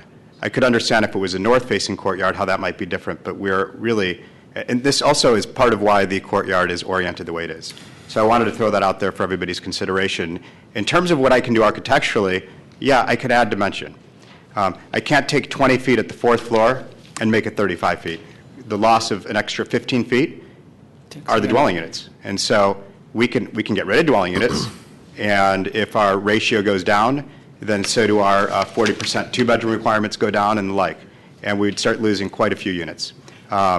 What I could easily do, and in looking at the design and drawings without making units that are not livable, is I can make 25 feet all the way up. And that's something that I'm willing to agree to as a condition of approval today. And like I said, on projects that I brought before you and a lot of projects that I see in front of the Commission, dwelling unit exposure is something that is pretty common and typical on residential projects that have courtyard design. I have been on this commission for 9 years, and I know that in new construction on these larger sites, I have never seen a project which is so unit-driven and requires half of the units, that is 21 units, to ask for that exception. I'm basically concerned about privacy. This commission approved a project on, if you wouldn't mind staying there because I'm still communicating with you. This commission approved a project on Pacific Avenue, and we were not concerned about 50 feet separation. And I happen to have a friend in one of those units to the rear. I can sit in her unit and watch a television across the way. And that is exactly what I want to avoid here. The inability to have the visual privacy we all need when we come home and we're basically at home. I can see what kind of drink or wine bottle the other person is pulling out of their refrigerator because the distance is too minimal. And it's for that reason. And again, in some creative approach to how you do it, is that's where the challenge lies. It is not 25 foot up with two 4 or 5 story buildings facing each other. That is not going. That's nothing I could support. Commissioner Richards. Go ahead. Yeah. Thank you, Commissioners. Dan Fratton with Ruben Junius and Rose for the project sponsor. I would like to speak briefly to the Costa-Hawkins issue and the on-site affordable units. As Commissioner Antonini mentioned, state law does ordinarily prohibit the city from restricting rents for on-site units. The only way that the city is able to do that for on-site BMRs is if there is a density bonus given to a project. And the dwelling unit exposure modification here is really the only part of the project approvals that generates additional square footage for the project above and beyond what's permitted by the code.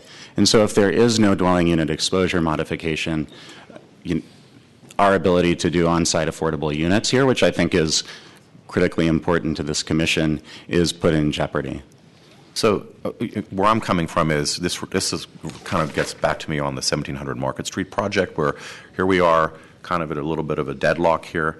What I'd hope to ask is that maybe you can come back with 1 or 2 alternatives so we can actually see the impact of what we're asking, and we can say, oh, we don't like that trade-off. Maybe we will give more exposure exceptions. But if instead of 50%, can we have a 40 or a 30% exposure, and what does that do? And I think to Commissioner Johnson's point, Commissioner Wu's point, are we trading off a 3-bedroom unit because of a few feet? Are these livable? They're actually small units, but given where we are and given the past experience we have, and we're able to work out these things, I'm going to move to continue this for a couple of weeks for you to be able to come back with a couple of different design schemes. I think there's a misunderstanding. If they are able to have a 25-foot courtyard, I think only 6 units would require the exposure exception. Is that correct? Yes. So it would only be the units that have access, that are gaining exposure access on the first and second floors would trigger a modification for exposure. So in total, that's 6. So 6 out of 40. Instead of 21. The current scheme was 21 would require the exception. And with the extra 25 feet, it foot will be. go down Okay. to 6. Okay. So the privacy issue is what I'm battling about, yes. And I cannot let that go because we have plenty of SROs and units in this town which fully understand and fully suffer from the livability aspects of these kinds of units. And I think this commission, with a good building as this, would make a major mistake to support 25 feet. I guess I'd ask the project sponsor and Mr. Fratton to comment. Would a couple of weeks do anything for you folks to try to make this a little bit better? Well, so I think more to the point, if the condition of approval today were to require a 25-foot wide courtyard, it's something that we're comfortable agreeing to now. We're confident that we can do that, and we would very much like to go with an approval for a 25-foot wide courtyard today. You should express it clearer that what you're asking for is 25 feet coming vertically up on the building. That's what you're asking for. That's right, for the entire building. Commissioners, if I may interject at this point in your deliberation, I just wanted to advise you that the charter for the Historic Preservation Commission states that for projects that require multiple planning approvals, which this one has and has been approved by the Historic Preservation Commission, but then also requires planning approval action, as it does today, there would need to be a 2/3 vote to overrule the Historic Preservation Commission. So in order to adopt the modifications you're considering, there would have to be basically a supermajority, not a 4 commission vote, but a 5 commissioner positive vote in order to adopt those modifications. So just for your consideration as well. Secretary Ionin, if we don't get 5, what happens? Then it goes forward. Then that motion would fail. Okay. And what about for a continuance? Continuance is the same. It's a procedural matter. It just needs a majority of those here present. I still want to make a motion for continuance. Second. Commissioner Hillis? Just some clarification, because I think this is the first time I've been on the commission where we discussed this. You know, how typical is it that we're granting? Because there's the privacy issue, but if we go 25 feet at the bottom and it's code compliant and it goes up, you still have got 25 feet for the bottom 2 floors. Correct. Looking at, and I don't have a huge concern about that width being a privacy concern. I mean, I can see across the street at the people eating dinner and what they're watching on TV. It's natural in a urban environment. 25 feet is the width of a lot, a typical lot in the city. So it's as if you have a vacant lot between you and the next building. So, I mean, I'm comfortable with the 25 feet up. We've obviously got to balance, you know, gracious livability with the ability to get more units. And I think as we start to take 10 feet off the floor to get more exposure really to the top units, which are already getting kind of the best light exposure. And I think your issue about this being a south-facing courtyard is well taken. I mean, you're going to get light into that courtyard. We're not talking about expanding that for the bottom units, which are the ones probably most affected in this. So, I mean, I like the project. I like the design. I like where it's going, and I appreciate the kind of the expansion of the courtyard. I'm comfortable with that, with the 25 feet, and feel that's a livable unit. Commissioner Antonini. Yeah, a couple things. It seems to me that I agree with Commissioner Hillis and would be supportive of moving forward today. If you have 25 feet at the bottom, then the guys at the top have the same separation from the unit. I'm not quite sure why they need to have a greater separation because the issue is you don't want to be too close to your neighbor.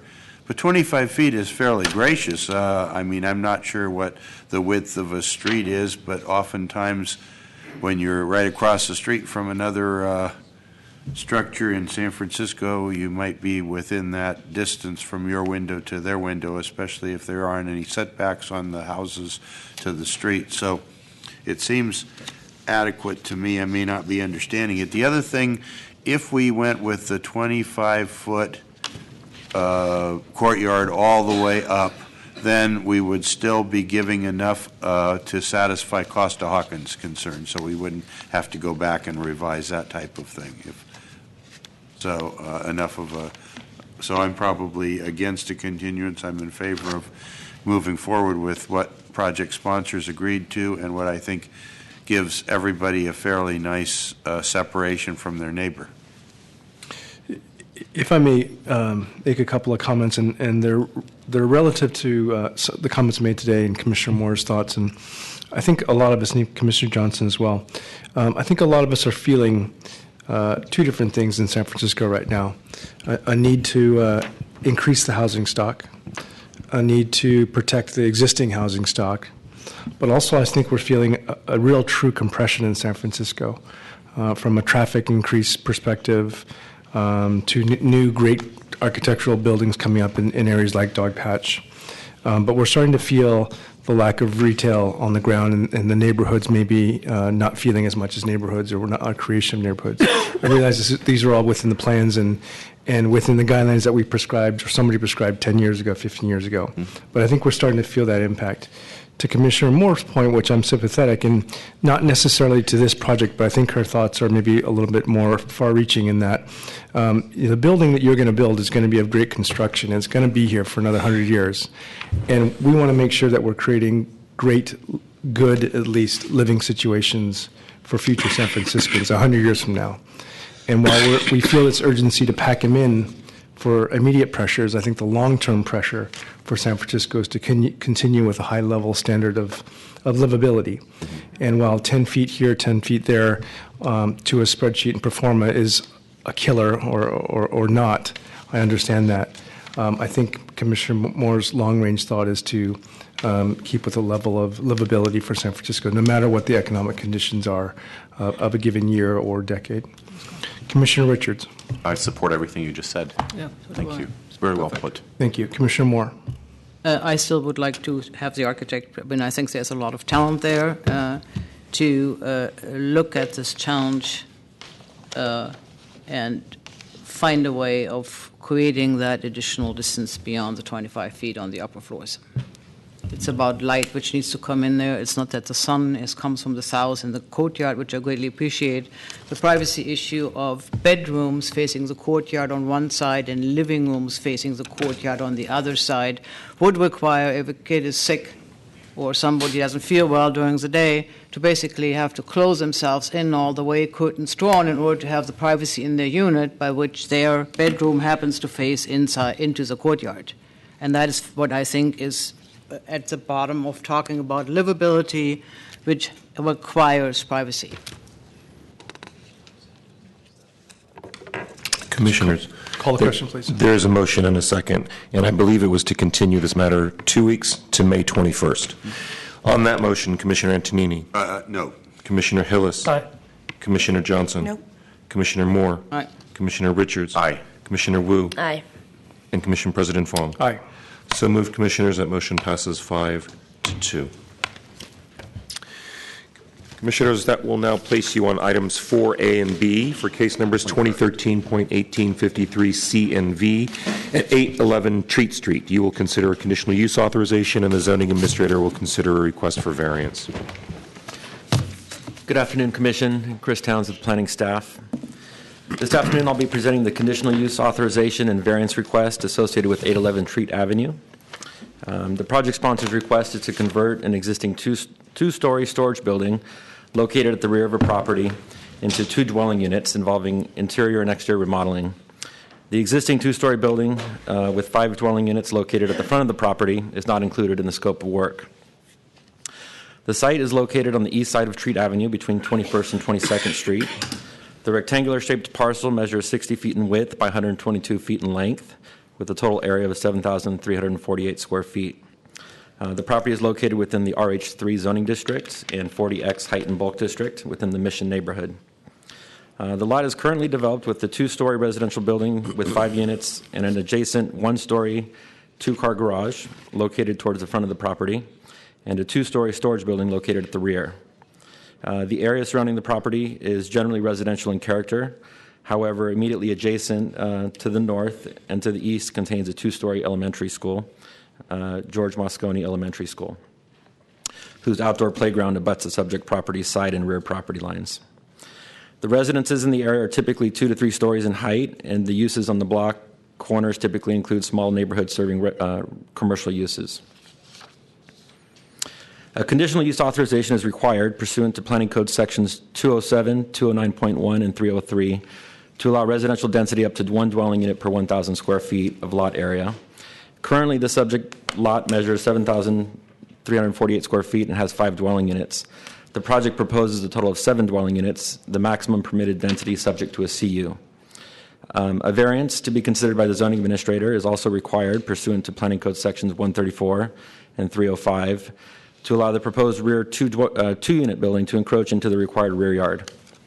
The subject property is required to maintain a rear yard of 45% of the lot depth, or 55.1 feet. The subject building abuts the rear property line and is therefore legal nonconforming. The proposed conversion from storage into habitable space is an intensification of use that requires the building to meet current rear yard requirements. Therefore, the project requires a variance. Staff has evaluated the project and recommends approval based on the findings and subject to the conditions in the staff report. Important characteristics of the project that support the findings include the fact that the project provides 2 additional residential units in the city's housing stock within the Mission neighborhood. The project involves elimination of an existing curb cut adjacent to an elementary school, which will mitigate the site's pedestrian vehicular points of conflict. The project provides 7 new Class 1 bicycle parking spaces to provide residents with an alternate mode of transportation. The project provides for the installation of 3 new 24-inch box street trees to contribute towards the city's urban forest.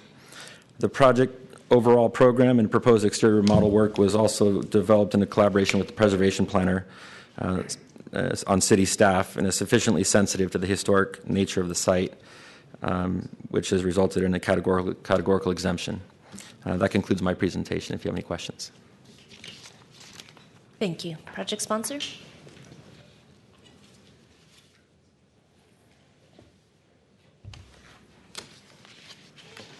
If I may. So, good afternoon, Commissioners. Tuya Catalano with Rubin, Junius and Rose, representing the project sponsor. I'm giving you a small handout. It was originally actually intended to be part of the packages that came to you last week, but there was a little glitch when the packages were put together, so accidentally it got left out. But in any case, I'm going to talk a little bit about the project itself, and then Bahman is going to show the actual plans. I think overall what we have is a relatively simple and straightforward project. The project sponsor has worked with staff in order to include few modifications, and we do have staff support on the project. We are not aware of any opposition to the project. I know that there are a few residents from the existing front building that are here today, and we were able to talk with them and show them the plans a little bit. So hopefully we answered their questions on that. But I think overall what we have is a project that has very minimal impact on the neighbors, on the surrounding area, as well as the existing residents in that front building.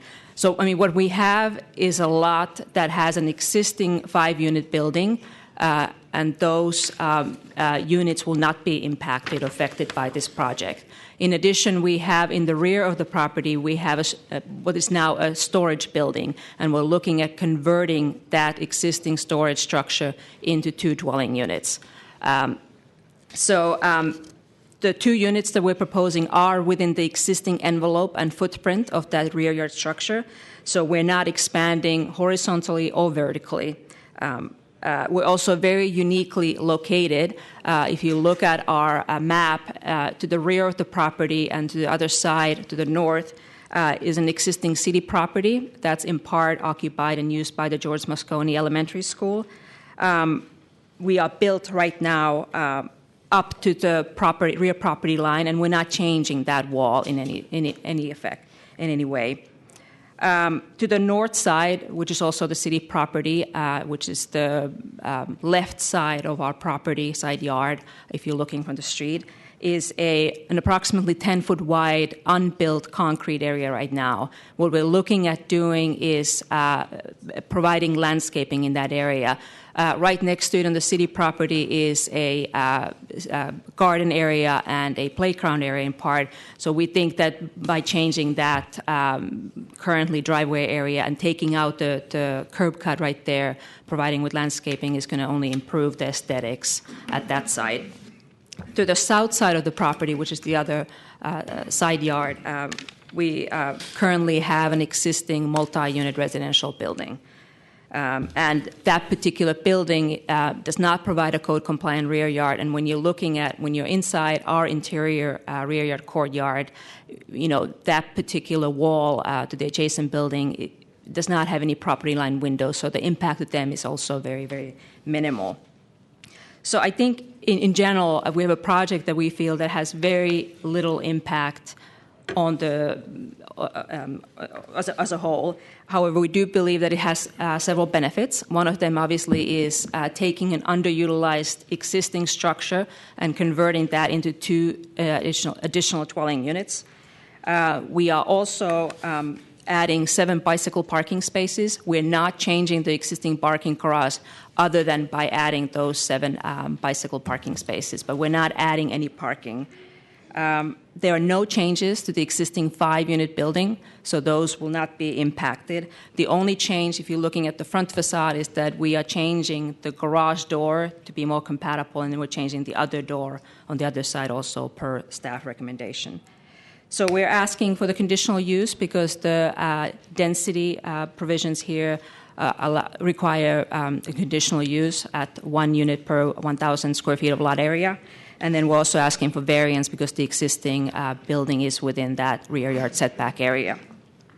So we're respectfully asking your approval for that. I'm going to let Bahman now go through the plans a little bit, and certainly will be available for any questions. Thank you.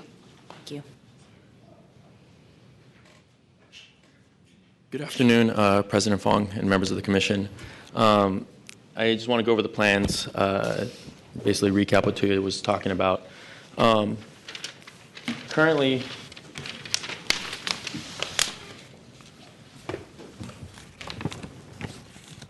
there's currently a 5-unit building in front and a 2-unit building in back.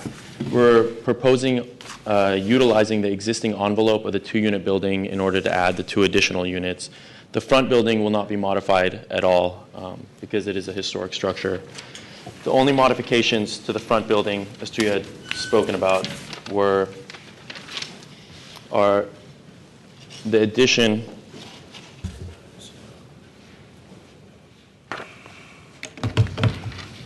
you can see that there's currently a garage door that exists that was added afterwards. We're proposing adding a historically appropriate front door to access the rear units, which is going to match the front door of the existing structure in front. The 2 units in the back building, which is going to be converted from a storage space, as you can see here, are good family style. I don't know if you can see this.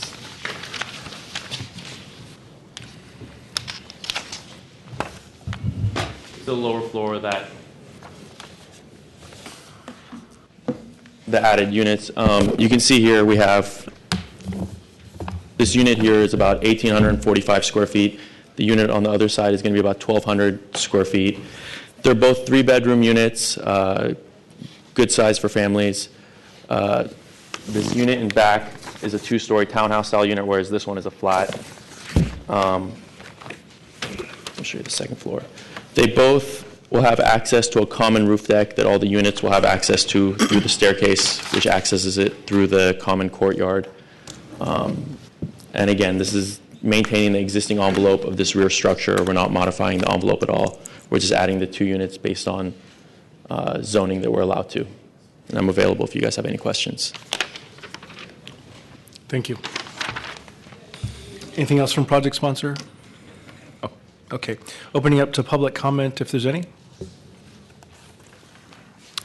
Not seeing any public comment. Public comment is closed. Commissioner Antonini.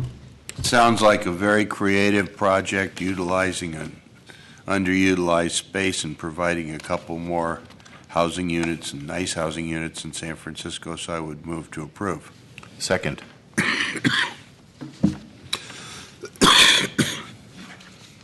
Commissioner Johnson, sorry. Oh, sorry. Thank you very much. Definitely supportive of the creative reuse of that space in the back that's currently not residential. The only thing is, from the schematics we were given, it's not clear what the entryway is into those rear units. There was no 3D perspective given, and it's really hard to tell from the east elevation how that's supposed to work. So, project sponsor, if you could get up and explain that. Do people walk to the back? What's that two-story overhang about? Sure. So the way it looks from the front now, let me pull up the elevation. The rear building was being used as storage. So you can see here it was a very inappropriate garage door that you would access it through. This is going to be replaced with a door that's going to match the front building, and I think the best way to see it is through the elevation, or the section rather, that there's an overhang portion that exists between the front and the rear building, and so beneath there is going to be a walkway that basically, this is Treat Avenue here, this is the rear structure, and so you access it on the other side basically, and you walk through the door that's going to be modified underneath the overhang to the front door of these two units. They both access their units through the central courtyard. Okay. Okay, thank you. Commissioners, there is a motion and a second to approve this matter with conditions on that motion. Commissioner Antonini. Aye. Commissioner Hillis. Aye. Commissioner Johnson. Aye. Commissioner Moore. Aye. Commissioner Richards. Aye. Commissioner Wu. Yeah, aye. And Commission President Fong. Aye. So moved, Commissioners. That motion passes unanimously. Zoning Administrator, what say you? Closed public hearing, be inclined to grant the requested variance, noting it's an existing legal non-complying structure and its adaptive reuse. Thank you. Commissioners.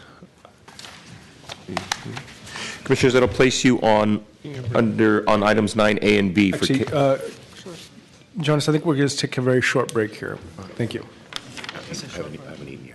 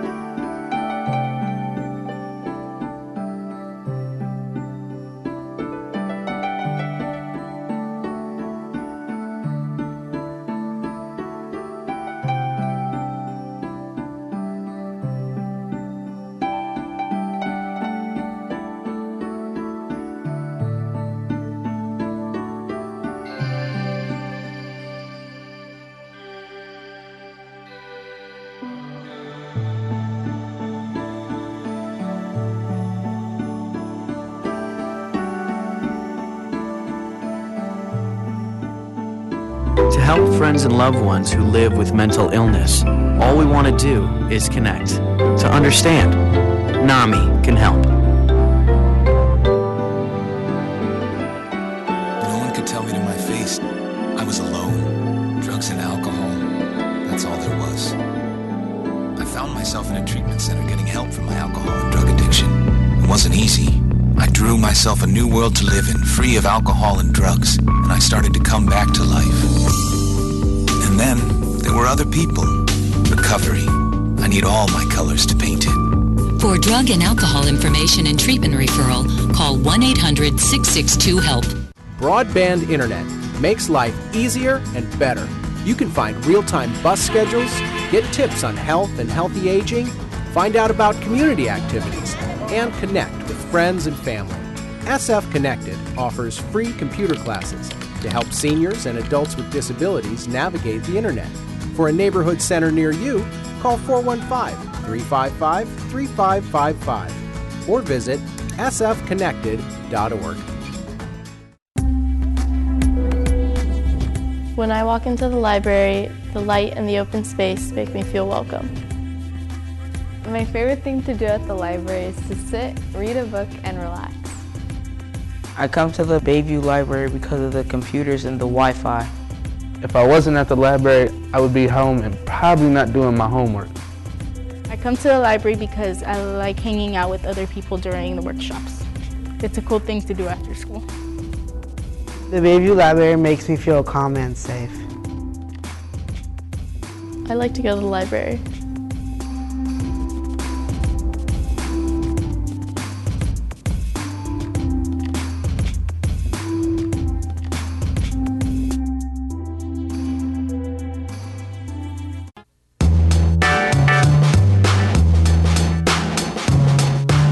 My mom says I should get a tutor while I'm here to help me with my homework. Mine taught me how to read and told me I can be a scientist. Can I have one? Mm-hmm. Who's that? She's my tutor. Hey, Hillary. If you help just one child, you help a whole generation. Hi. School on Wheels helped me and other kids who are homeless. For 1 hour a week, you could make a difference. Change your mind. Be a tutor. The former Transbay Terminal, located at 1st and Mission Streets just 1 block south of San Francisco's Market Street, was built in the depths of the Great Depression as a sign of hope for the future. It's being replaced with a new, optimistic expression for our future, a new multimodal transit center that is modern, efficient, and graceful. The old Transbay Terminal building was built in 1936 and paid for with bridge tolls. At the time, the lower deck of the Bay Bridge had electrified tracks and trains that ran from San Francisco to the East Bay and Sacramento.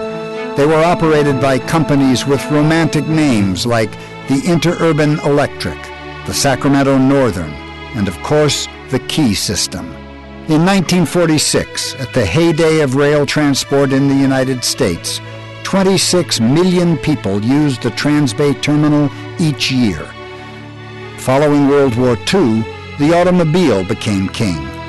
When the tracks were removed from the lower deck of the Bay Bridge in 1958, the Transbay Terminal was converted to a bus-only facility.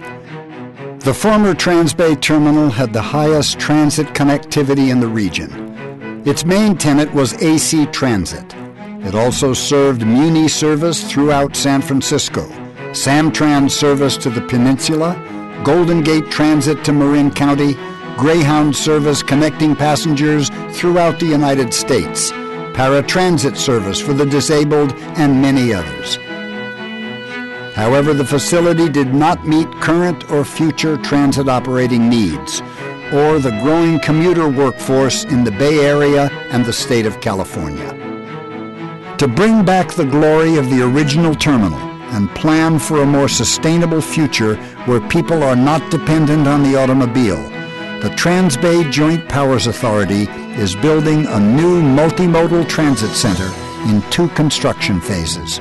The first phase includes building the new transit center designed by Cesar Pelli and Fred Clark of Pelli Clark Pelli Architects. It also includes the construction and operation of a temporary terminal for the current operators to use while the new station is under construction.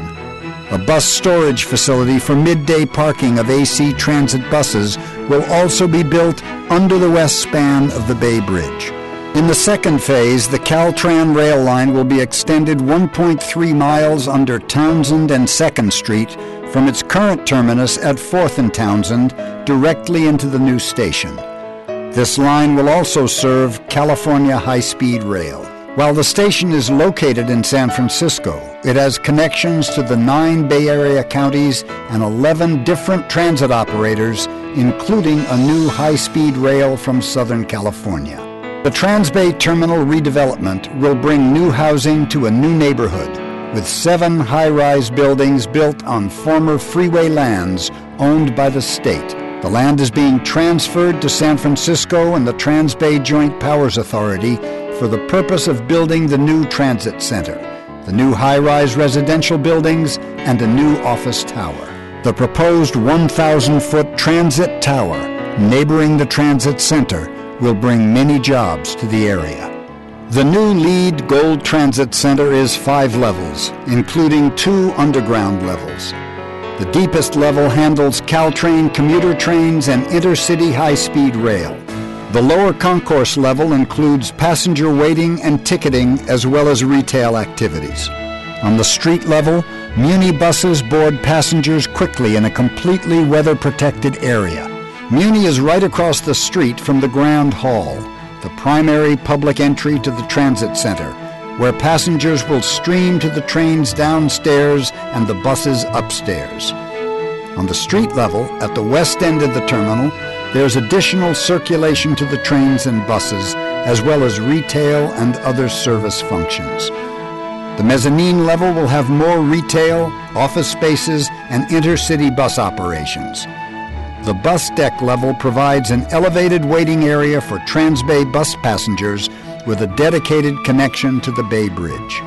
The station itself is about 1 million gross square feet, 4 city blocks long, and capping all this is a new 5.4-acre park. The park, designed by Peter Walker and Partners, will feature a children's playground as well as art, cultural, and educational activities.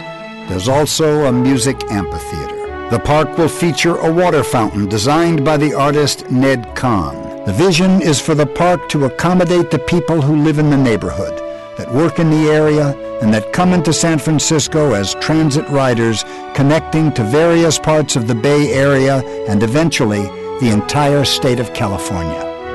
Today, Natoma Street is one of the most blighted areas of the Transbay redevelopment area.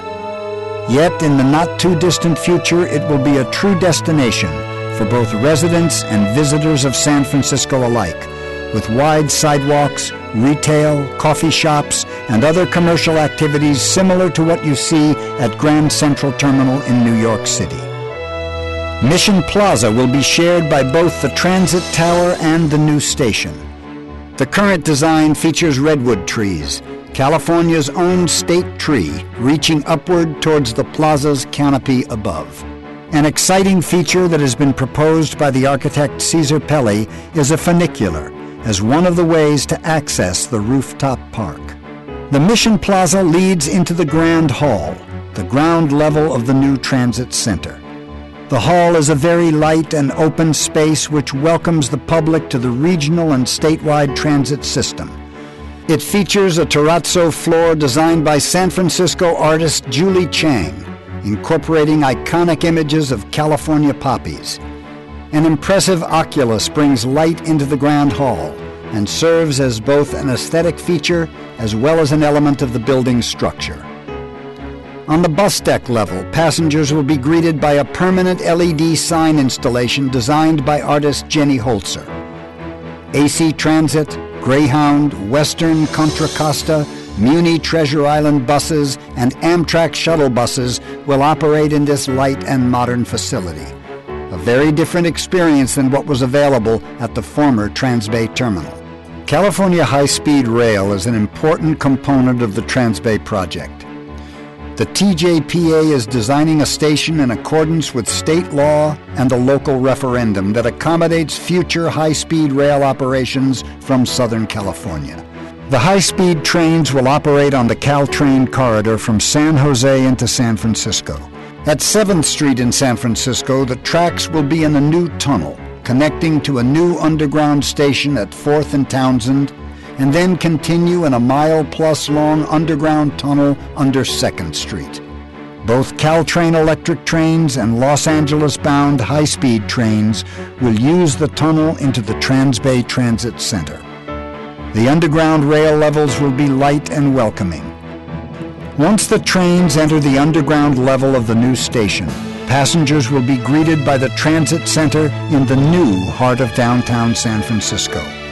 From the new station, passengers will have access to quick and easy connections to buses that will allow them to get to all other points in the Bay Area.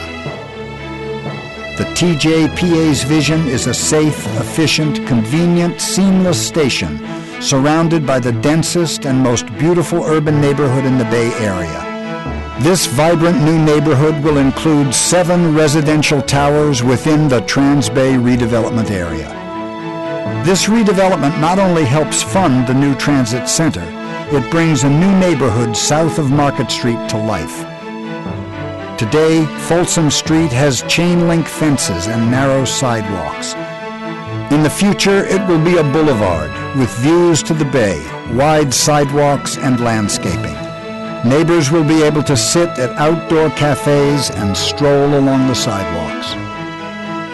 Once the temporary terminal closes, the site will be transformed into a 1-acre park and 762 new residential units by the redevelopment agency. This park will be an open community space for the new Transbay neighborhood, where people can play frisbee and walk their dog. This visionary transportation and housing project will transform a downtown area opened up by the removal of the Embarcadero Freeway and return the San Francisco Bay Area and the state of California to a culture of mass transit.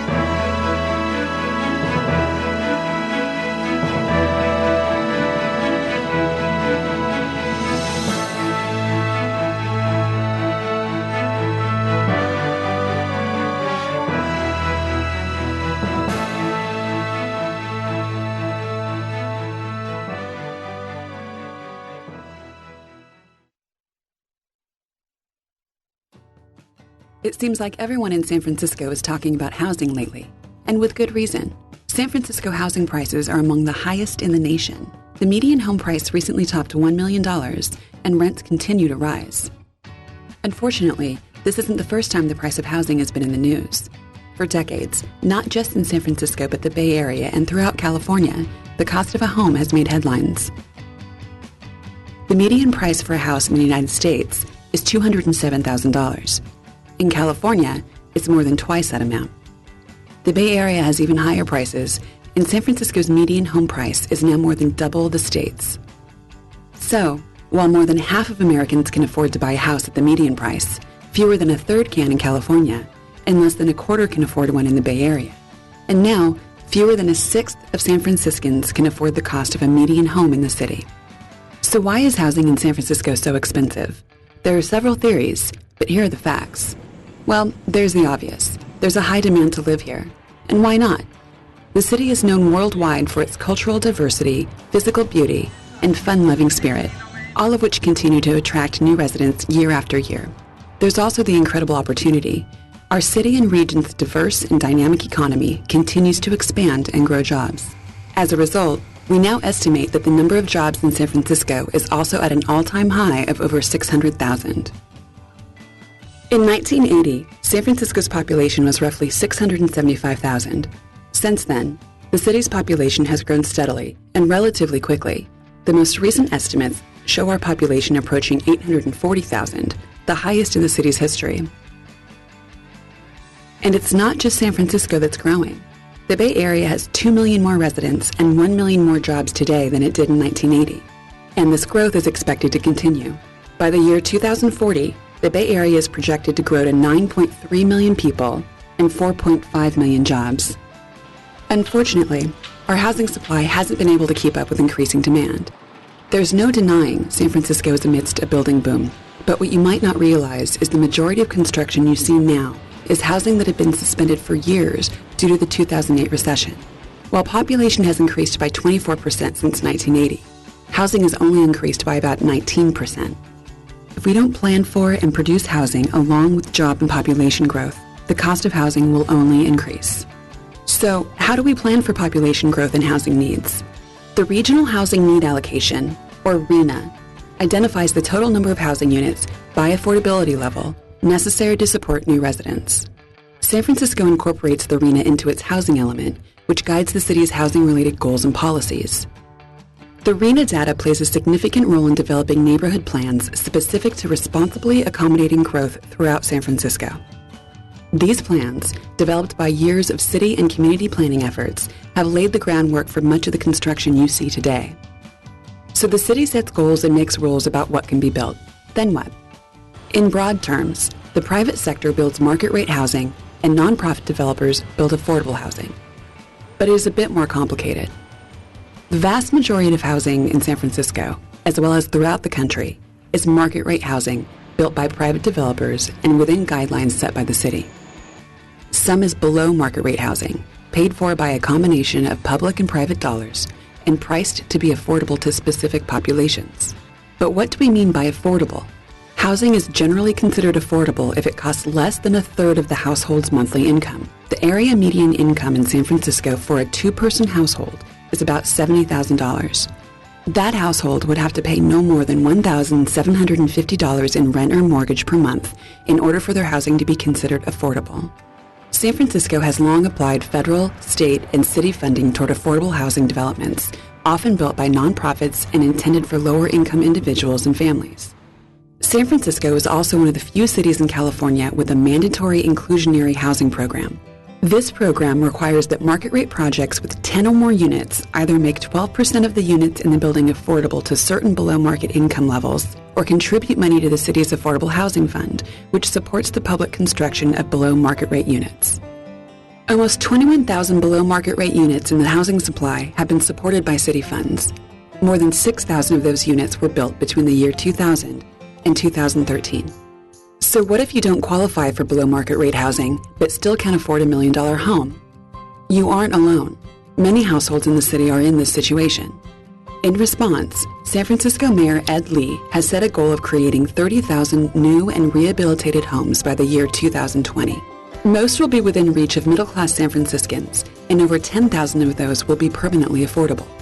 With federal and state funding sources for housing drying up, the city of San Francisco is taking an increasingly active role in planning, paying for, and providing housing across all levels of affordability.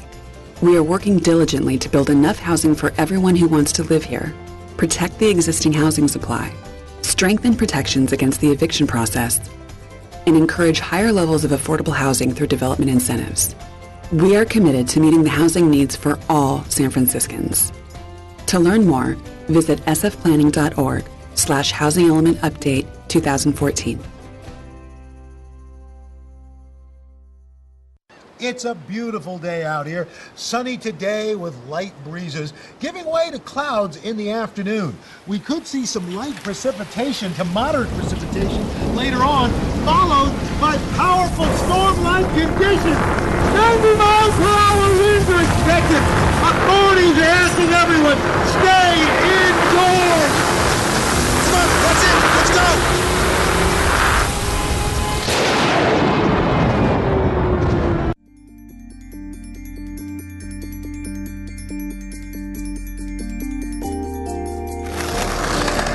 San Francisco is pretty different. Some might even say it's 7 by 7 miles of contradictions. San Francisco is the fog, The farmer's market. the costume box in every closet. It's the $5 cup of coffee next to the $1 taco. It's where optimism meets work ethic. It's the nudist And the startups. The hippies. The idealists. The lifers. the transplant. This city might be the only thing we all have in common. This is our city. This is our city. By living here, we've all embraced a way of life. That's about being on the edge of social change, Technology, even nature.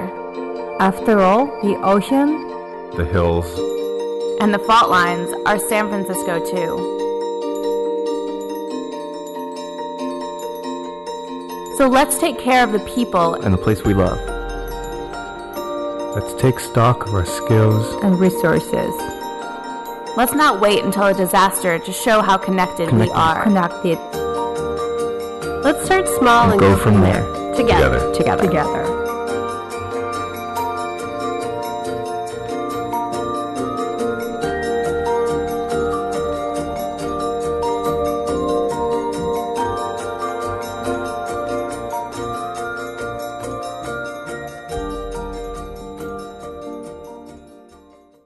Ever wonder about programs the city is working on to make San Francisco the best place to live, work, and play? On this show, we bring some shine to the most innovative ideas brewing in our city departments and the people making them happen. Join us for this exclusive look at what's next inside this edition of What's Next SF.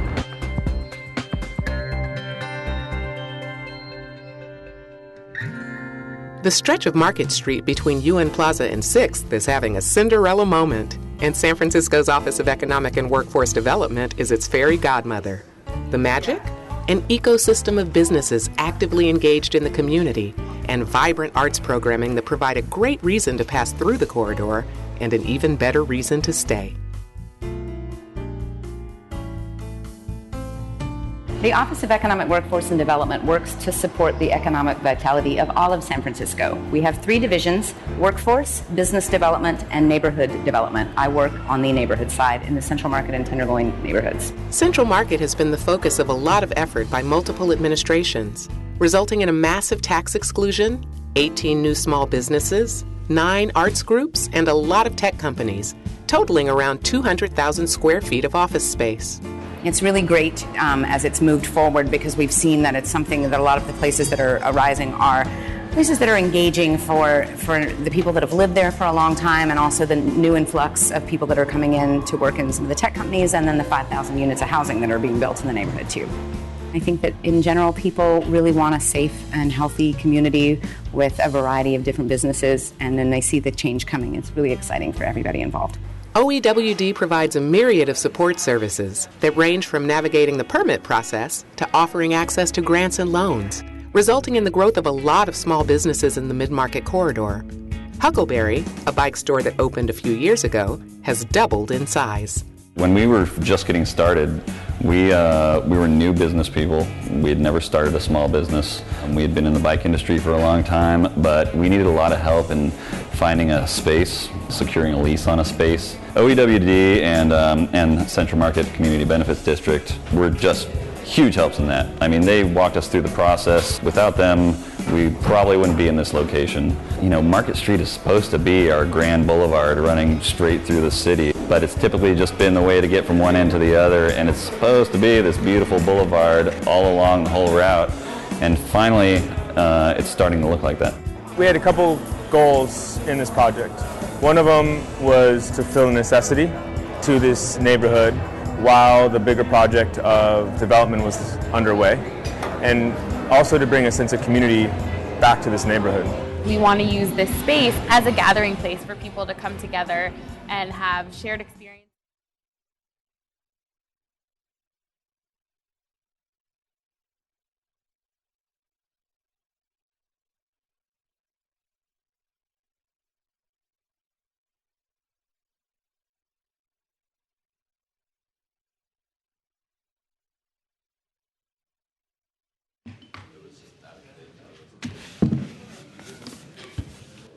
Good afternoon and welcome back to the San Francisco Planning Commission regular hearing for Thursday, May 7th, 2015. I'd like to remind members of the audience to please silence any mobile devices that may sound off during these proceedings. Commissioners, we left off under your regular calendar on items 9A and B for case numbers 2013.1238C and V at 1238 Sutter Street. You will consider conditional use authorization, and the zoning administrator will consider a request for variance. Good afternoon, Commissioners. Sarah Velve of Department Staff. The item before you is a request for conditional use authorization to construct a building in excess of 50 feet in height in the Van Ness Special Use District. The proposal includes construction of a 9-story, 37-unit building containing 2 commercial spaces. The project includes 4 on-site BMR units, pardon me, a 1.4 to 1 ratio of bicycle parking to dwelling units, and no off-street auto parking, and commercial space fronting Fern Street to activate a neglected street frontage. The department and sponsor have received commission comments regarding the building's design. The sponsor has responded by changing the proposal and will be presenting those modifications during his presentation. Staff will continue to work with the sponsor on the Fern Street frontage commercial space. The proposal also requires variances from the rear yard and street frontage requirements. Rather than providing one contiguous 30-foot rear yard, the proposal contains 2 10-foot setbacks on each street frontage, and the commercial space fronting Fern Street does not provide the 14-foot required floor-to-floor height.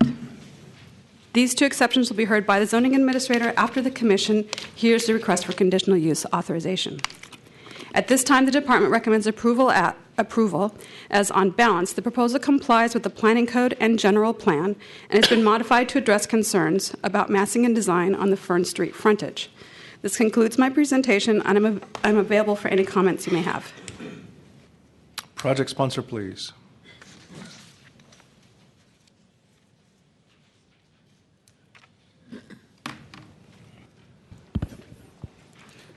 Good afternoon, Commissioners. My name is Juancho Isidoro. I'm the project architect for this project. I'm with D-Scheme Studio. I'm here to represent the project sponsor. As Sarah had mentioned, we are proposing a 37-unit residential mixed use with 2 commercial lease space on the ground floor, both facing Sutter Street and Fern Street. We're proposing a 9-story building, mid-rise, 86 feet height, roughly on a 130-foot height limit. We're also proposing 51 bicycle parking spaces. We're required 37 parking spaces. In the last few months, we've been diligently working with the planning staff as well as the urban design advisory team on the project, finalizing the project into which you're looking at now. We're also met with the Lower Polk neighbors twice. We presented to them, and at the last meeting, we got an overwhelming support from that neighborhood group. From meeting with the Lower Polk neighbors, we actually gotten suggestions of doing a bulb out off of Fern Street. Their main concern was to activate the Fern Street ground floor commercial space there. So we had suggested of doing a bulb out and, in fact, opening up that area for a more active space. So I'm here for any questions that you might have and open for any kind of comments. Okay, thank you. We may have questions for you. Opening up to public comment. Is there any public comment on this item? Okay, not seeing any public comment is closed. And Commissioner Antonini. Yeah, I think they'd said that they'd worked with you on design, and I didn't see the new changes to the design. I thought you were going to present those to us today. So originally we submitted a plan where the setback was actually on Fern Street, and the urban design advisory team had suggested instead of doing the setback on Fern Street, that we do it off of Sutter Street. Also to be able to save and keep the existing brick facade. So we pushed it back. We then put the required setback on the front towards Sutter Street. Yeah, I just had assumed there'd be some changes because you said commissioners had made some comments, because I thought that it's a nice project. I like everything about it, though I'm not sure if I like the way the upper floors are done. There's kind of don't really fit in too much with the rest of the neighborhood. I thought the windows could have, maybe rounded tops to them or something that would kind of be a little bit more in keeping with the buildings around it. Maybe not quite so much glazing, and a little bit more substance to those buildings. But we'll see what the other commissioners say. I mean, otherwise, I like the project a lot. It seems fine. Okay. Mm-hmm.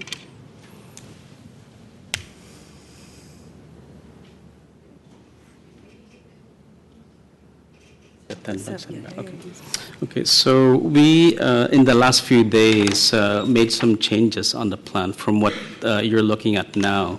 Good. And on the board... Yeah.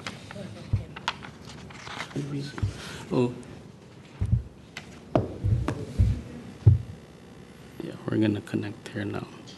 So what we're proposing then is, instead of a 20-foot setback from Sutter Street, we're dividing that, and we're going to move the entire building 10 feet towards Sutter Street, whereby providing a 10-foot setback off of Fourn Street. So, and just basically moving the building that way. And by doing that, we're actually opening up the ground floor, with more active use. There was a concern from one of the commissioners about the bulb out, whether it could be done or not. So on this option here, we are showing just a regular sidewalk without the bulb out, but providing the active space with a lot of landscape and planting, within on-site on our project. Okay. Mm-hmm. And that was the only change that was in the new plans? That was the major one that we worked diligently to show you for today. Yeah, that was the main one. Okay. Is there anything else you wanted to update us on? I'll wait for any questions Okay. that any commissioners have. Commissioner Moore. I had raised the question of the bulb out because the alley is 17 across or something to that extent. And while the bulb out on its own on a normal street is a good idea, I do not think that has the support by the fire department, because you are bulbing into what is already a minimum right-of-way for anybody to go through. What I had suggested, and we had another project probably about 6-9 months ago. It was also a Fern Alley project where we wanted to make sure that the alley is kind of addressed. It's not a building turning its backside to the alley, which this project is doing, which is extremely positive, but that the alley is becoming kind of like the new neighborhood street as more and more mid-block former commercial buildings are being replaced by residential. So the residential has the benefit of a commercial frontage on Sutter Street. It has a benefit of activation through commercial on the Fern Alley, and it creates like a dual building in a narrow lot, which I think is very, very positive. And then I just generally made a comment that we should encourage all developers who are now coming one by one to partake in the alley to coordinate around some larger ideas like the one perhaps Mr. Winslow presented a few weeks ago. What can the alley be? What is it we need to do in the interim, and what is in the long run the idea? So it's kind of looking ahead and creating some positive, which you are doing, positive ideas about the future transformation of these alleys. That is pretty much where I left it, and I think the moving of the building 10 feet from Sutter, 10 feet from the rear, I think is a better way of mediating that particular expectations. Commissioner Johnson. I guess I just have a quick question. So it sounds like the schematics that we were given in our packet do not reflect this change. They do not. They do not. Okay. So I think, is what you're showing on the screen right now reflective of this change? And if so, can you show images that show the change to that bulb out much more clearly, and also show the front facade of Sutter Street? Yes, these renderings that you're looking at now is reflective of that 10-foot setback from Fern Street. Which would eliminate the need for the bulb out. That's correct. Okay. Mm-hmm. And what do you have for Sutter Street? On Sutter Street is this one. So as you can see, it with the 10-foot lesser setback, the building is actually very close to what was the original 20-foot setback. So doesn't really change a whole lot off of Sutter Street. Okay. Mm-hmm. My only comment would be that I understand maintaining the alleyway and definitely maintaining some level of space in there, but even the 10-foot reduction in the setback from the Sutter Street, I feel makes the design even more incongruous with keeping the front facade of that original building. I think with the larger, I think it was a 20-foot setback on Sutter Street originally. It read more as sort of a separate building and then something behind it, but now it really just looks like a brand new building with a very interesting design on top of something older. And I don't think that the concept behind keeping that original facade works anymore with that reduced setback. I'd love to hear what other commissioners think, but I mean, that's my only comment. Thank you. Commissioner Hillis. Yeah, I would agree. I mean, when I first was reading the case report, I was wondering why. So why are you keeping that facade? Who?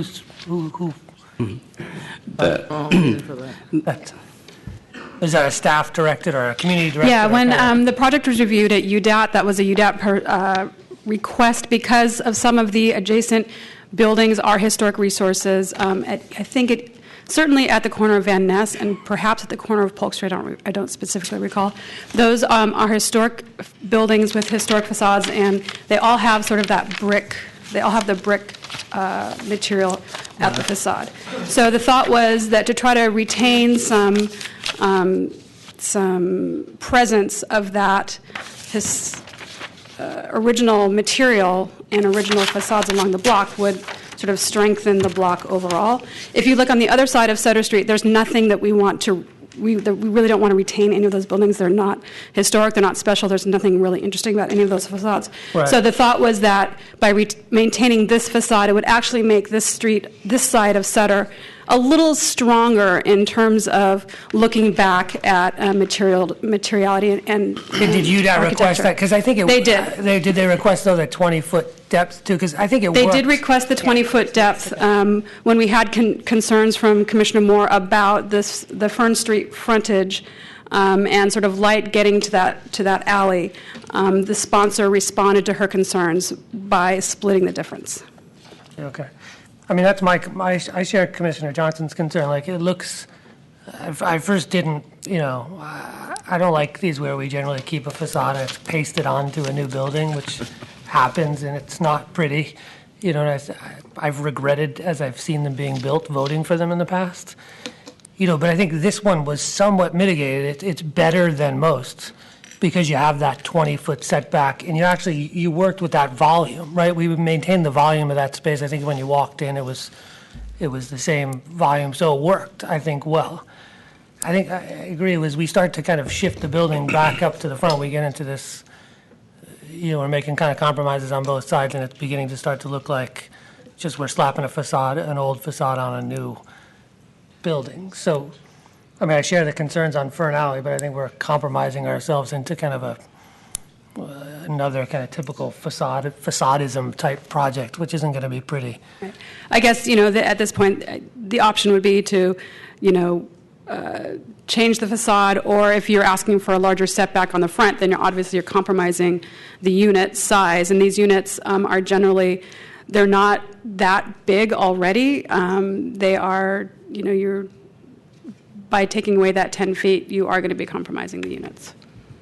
Well, keep the Fern facade as is. I mean, I think something's got to give on it. What does it end? Does it end up only being a 10-foot setback in the front on Sutter?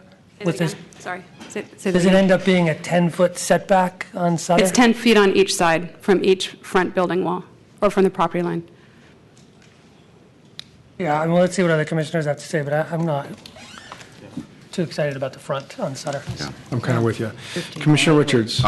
Interesting enough, I echo every other commissioner's concerns. One of the worst cities I've ever seen for facadism is Toronto. When you look like these facades are pasted on these gargantuan buildings, it just doesn't look right. So I guess the question I would have of the architect would be, is there something in the middle that won't look like the building's kind of crushing the little facade that we could do? Is there a 15 feet and a 5 feet, or a 13 and a 7? Yeah, I was about to actually project sponsor and just whisper to me. I'm already 6 feet, and 4 more feet. That's really not a lot with a big building. Right. We're willing to compromise, of course, and maybe we can do a 15-foot off of Sutter Street and a 5-foot from. I like that idea a lot more, and I guess I'll wait for my fellow commissioners to chime in.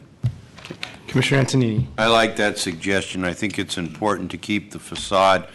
The other idea I would have is to do something on the second or third floor of the new building to kind of make it contextual with the facade. And once you're up high enough, if you're up 20 feet or more than that, then the building, even if it isn't set back, it appears to be a different building because you've got, something, 2 floors of contextual substance on Sutter Street, and then, you look higher and the building is of a different type. Because I would have designed the building differently if it was mine, but I like historical stuff and traditional stuff. But anyway, I'm not going to win on that one, but I think that at least, you could mitigate it by doing it that way, or your suggestion, which is a good one, to set it back a little further in the front and less in the back. And absolutely, we're willing to work with the staff on your suggestions, yes. Okay, great. Commissioner Moore. I think mitigating between 10 on 10 to 12 and 8 or 13 and 7. I think there is some kind of a proportioning with taller elements in the block which should give us a dimension. And I am not set on 10 and 10, and I understand your concerns as to whether or not quieting the residential building, picking up on what Commissioner Antonini says, is a separate discussion because he wants obviously to bring all units down to the level in which the contemporary building starts. But perhaps staff can also figure out as to whether or not there is a transition zone in which those lower floors have certain units which have less glazing. I don't know, but that's another discussion which you have a better discussion with when you start looking at the setbacks. So make a motion to approve with the provisions as suggested by department as well as the commission. I do have one modification to the conditions that I just realized. Condition 5E is all about refining the sidewalk materials and design of the bulb out on Fern Street. Since the bulb out is no longer part of the proposal, I'd like to strike that and have that condition articulate more about working on the commercial frontage on Fern Street and incorporating some of the living streets types of amenities that we're starting to see in these smaller alleys.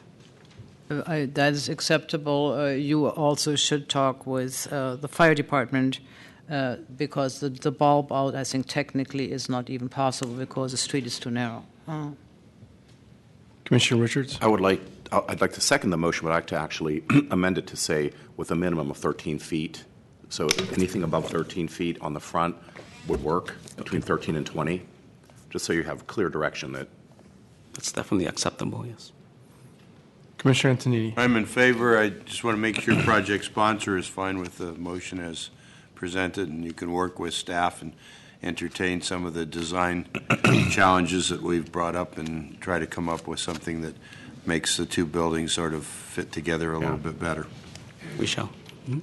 Commissioner Richards? Just one to add is, at some point, the building stops, the original historic building stops looking like it's pasted on the front. Mm-hmm. I don't know if that's 13 feet or 15 feet. I'd defer to the experts here. But let's kind of figure that out, and hopefully it's not too much north of 13, but that's what the intent would be, to make it really look separate. Okay. I'll add, I think maybe part of the pasting on front is really the huge contrast in materials. It's a very modern building. It's beautiful. But sitting on top of that older brick, I assume, foundation is a little bit in stark contrast. Maybe that's kind of the feeling that the commissioners are getting, as well as the setback. Commissioner Moore. When I appreciate your saying that, President Fong. The building is too dark for me. In an otherwise light neighborhood where everything is basically designed around light hues of color, this is a very dark building. And I think because of it being dark, it attracts more attention than perhaps it should warrant. I leave that up to you as a thing to think about. I would prefer to be a slightly lighter building. Commissioner Moore, as the maker of the motion, are you amenable to the addition and amendment that Commissioner Richards added regarding the minimum 13-foot setback? Yeah, I think that is a good starting point. Thank you, then.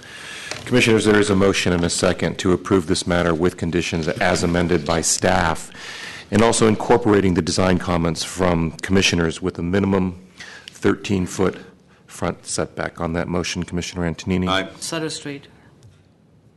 Front setback on Sutter Street. Very good. On that motion, Commissioner Antonini? Aye. Commissioner Hillis? Aye. Commissioner Johnson? Aye. Commissioner Moore? Aye. Commissioner Richards? Aye. Commissioner Wu? Aye. And Commissioner President Fong? Aye. So moved, Commissioners. That motion passes unanimously, 7-0. Zoning Administrator, what say you? We close the public hearing. Be inclined to grant the requested variance. Would hold the decision until we get the final revised plans from the project sponsor, noting that it's a through lot and they're keeping the existing facade. Very good. Commissioners, that'll place you. Thank you very much. That'll place you under your discretionary review calendar for item 10, case number 2014.1043D at 55 Montana Street. This is a request for discretionary review. All right. Good afternoon, President Fong and members of the Commission. Adrian Pucher, Planning Department staff. Before you is a request for discretionary review of a proposal to legalize and modify a one-story horizontal addition for the dwelling at 55 Montana Street.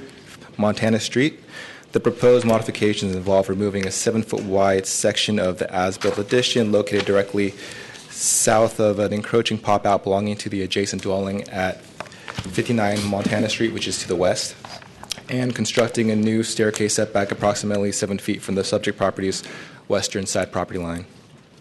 Originally, 55 and 59 Montana Street was a single lot containing a dwelling that was constructed circa 1900, which is now 59 Montana Street. This lot was later evenly subdivided, resulting in a portion of 59 Montana's building to pop out and encroach onto the subject property at 55 Montana. In 1964, an easement agreement was established to allow 59 Montana's overlapping pop-out to remain in place, and the dwelling at 55 Montana was later constructed in 1965. 55 Montana's rear addition was originally constructed under a 2010 building permit that was approved for the construction of a 26 feet deep rear deck with a height no more than 10 feet above grade. It was later brought to the department's attention that the approved deck that was undergoing construction was actually an enclosed addition with a height more than 10 feet above grade.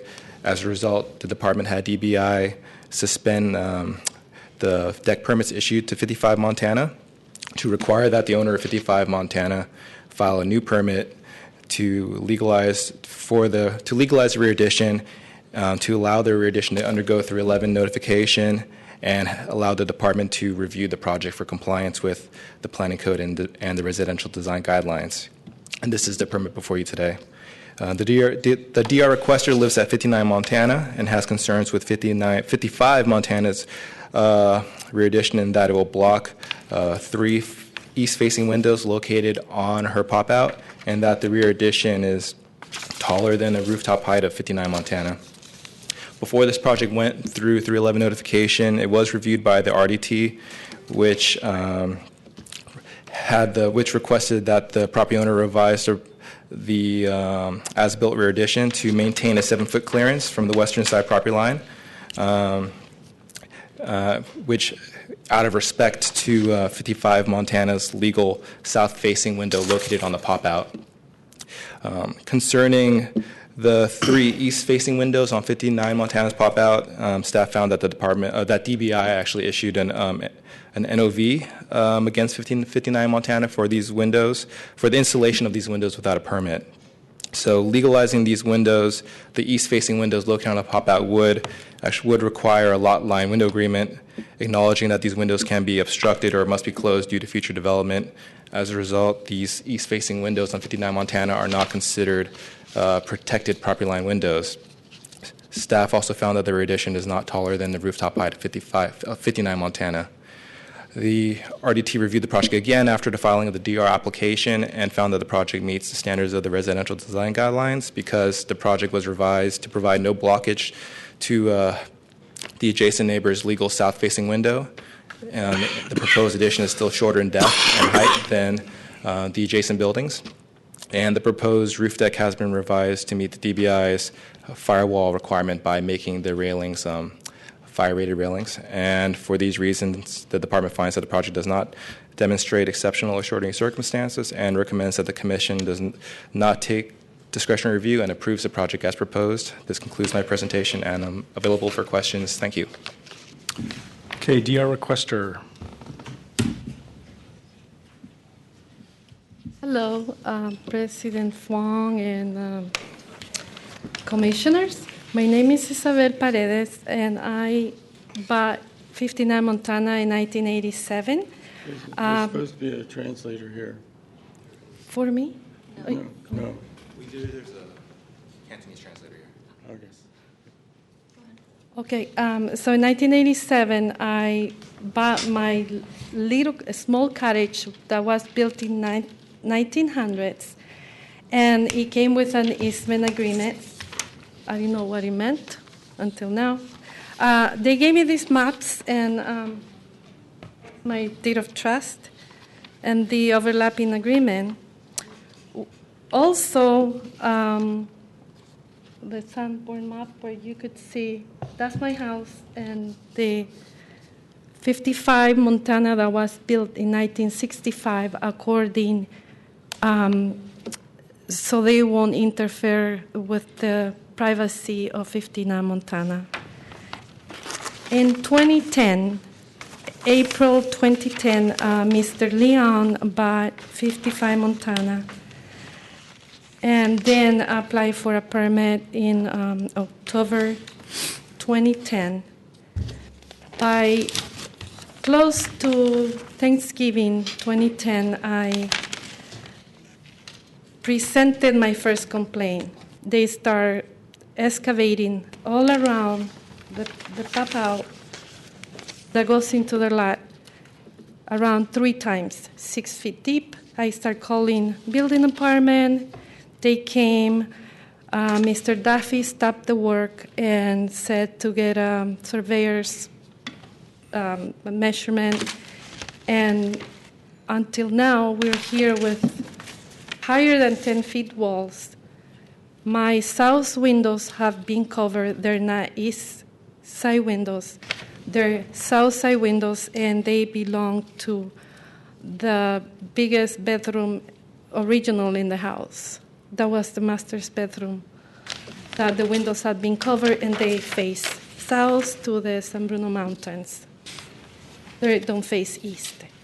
And that's why we send emails that we need your help, because this has been almost 5 years, and we are getting not only mentally ill, but also physical, because we have no air or light.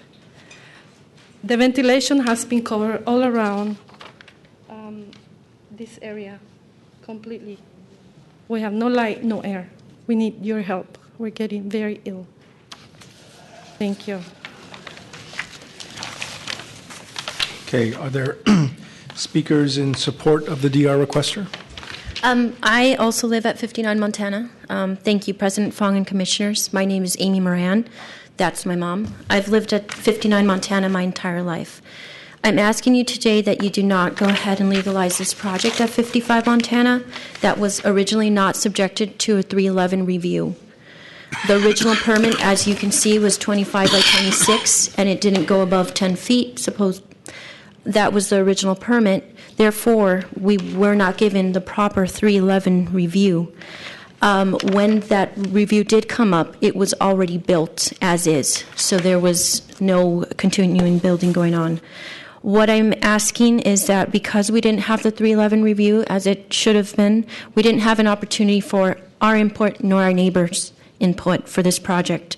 I'm asking for significant revisions to be made to the structure of this expansive project.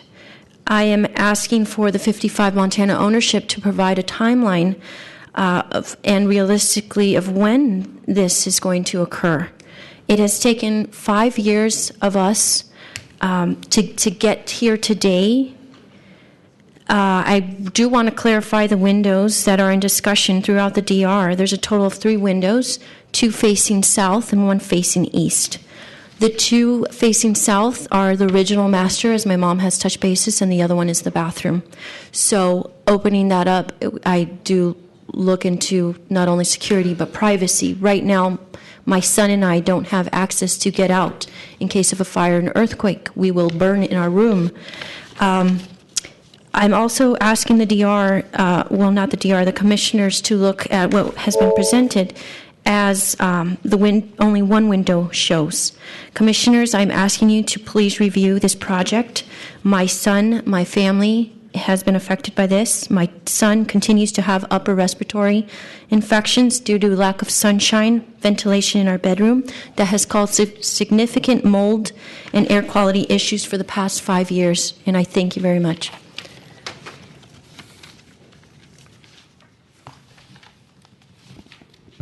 Good afternoon, Commissioners.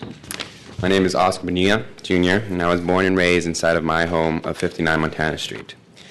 Yes, this case is of tremendous importance in terms of living and health concerns for me and my family.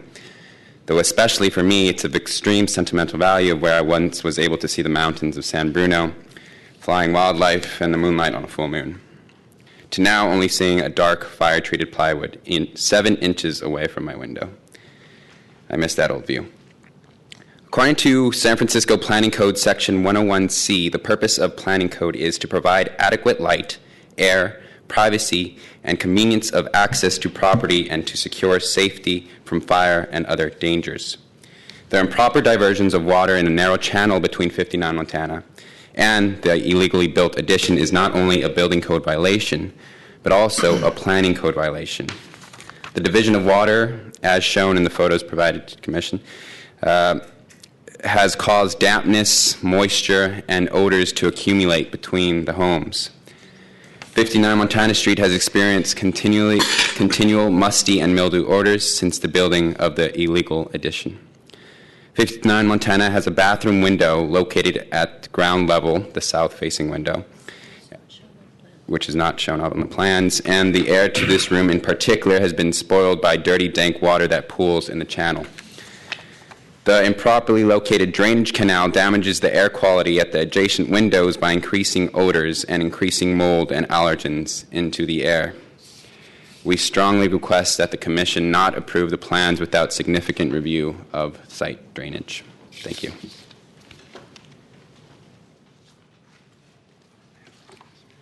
President Fong, members of the Commission, my name is Lee Schwager. I'm an architect, retired. I had my own practice in San Francisco, and I specialized in problem projects. And the problem projects I worked on... Excuse me, sir. Are you the architect that was retained by the DR requester? I am an architect that was not retained by them. I volunteered my services. But you're basically part of their team? Yes. Then your presentation needed to be encapsulated within their 5 minutes of the presentation. Okay, I'm I sorry. apologize. You may use the 2-minute rebuttal, or the commissioners may have questions for you later. Okay, thank you.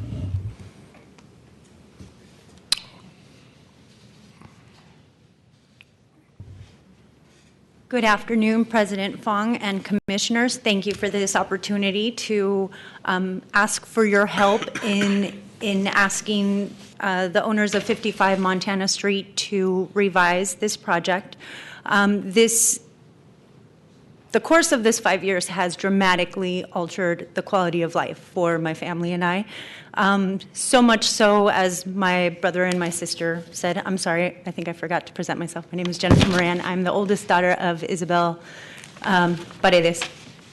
I am asking for your help. We have fought vigorously over the 5 years in requesting the planning department to look at what was going on. When we noticed that the building that was being erected did not look like a deck, they were digging rebarb. I'm not an architect, I'm not a construction worker, but I know rebarb is not necessary for a deck. We have called everyone in the planning department asking for their help, asking to help us enforce the codes with no avail. So I plead you that you ask the owners of 55 Montana to take this into consideration, take their neighbors into consideration. We've been there for almost 30 years, and our quality of life has been changed so dramatically over that course of time that, we hate to see my mom suffering, going through everything that she's been going through. We hate to see our family house get lost by this enormous building that is blocking our air and our light.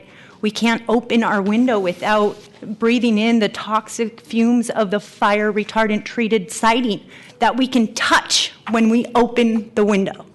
So please help us save our house. Thank you. Thank you.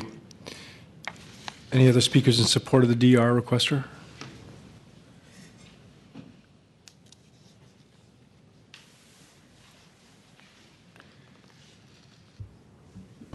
Good afternoon, Commissioners. My name is Kathy Lipscomb, and I'm a member of ACE, which is the Alliance of Californians for Community Empowerment. Isabel came to our group years ago, actually, for help. Thank you very much for holding this hearing review. The Paredes, an immigrant family from El Salvador, has suffered serious consequences due to the lawlessness and over-the-top arrogance of their next-door neighbors at 55 Montana Street. One can only conclude that the DBI and the DCP have looked the other way as the 55 Montana Street people built a monstrous deck that has caused physical damage to both the home and the health of the Paredes and certainly lowered their property value. As I have visited the Paredes home a few times, I have asked myself how government institutions would allow one neighbor to treat another so badly. Allegedly, we are a city that has values above the norm, but they are not reflected in this frontier-like helter-skelter project. While others, including the Paredes family, will point out the glaring wrongdoings of what is really a scandal behind the initial permit process almost 5 years ago, I would like to remind you of an article written by Zusha Ellenson of the Wall Street Journal in June 2013 called for new scrutiny of how City Hall works. San Francisco looks to boost transparency at the building department. I attach a copy of the piece for your review. Please accept that I mean no disrespect here for the certainly above-board behavior of 99% of the employees at the DBI. But truth be told, if you were to visit the Paredes home for just 10 minutes, I am certain you will experience disbelief and embarrassment at what has been allowed to go forward under that department's watch. The really fair thing to do at this point is to order the removal of the monster deck since the CPD failed to conduct a Section 311. That's the most basic elementary thing. Neighborhood review years ago, as is required for decks over 10 feet above grade level. The owners of 55 Montana are now seeking a fourth permit to legalize as-built game room and deck. Thank you for your attention to this matter. Thank you. I leave the article with home you can do that. Right there. Any other speakers in support of the DR requester?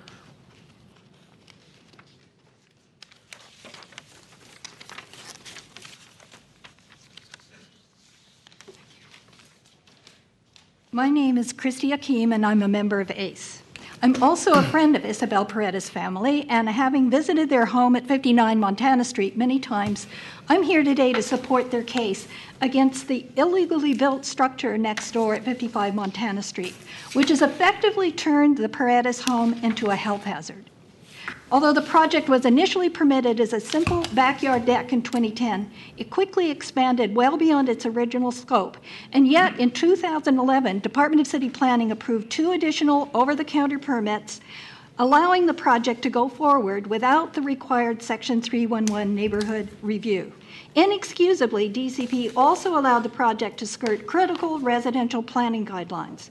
As a result, the project has walled off 2 south-facing windows in the Paredes home, blocking essential light, air, and ventilation to an upstairs bedroom and a downstairs bathroom. The windows can no longer be opened, allowing toxic mold condition to take hold in the 2 rooms and creating an acrid smell throughout the house with adverse health impacts on the family. Most concerning, the 2-year-old grandson suffers a serious chronic respiratory condition requiring frequent doctor visits. The windows situation is clearly an emergency, yet 4 years of complaints by the Paredes family to DBI and DCP have gone unaddressed. This is an outrage. To rectify the situation, we urge the Planning Commission to deny the owners of 55 Montana Street their 4th permit, which would legalize the project as built, and instead to require the owners to immediately dismantle the section blocking the Paredes windows. Planning staff have proposed a promising redesign of the project, but this new design means nothing unless the structure first comes down without delay. Any stalling on the teardown would pose a continuing and unconscionable health threat to the Paredes family while drastically reducing the value of their home. I trust the Commission to do the right thing. I have written comments also. Should I submit them? Yes, please. Thank you. Are there any other speakers in support of the DR requester?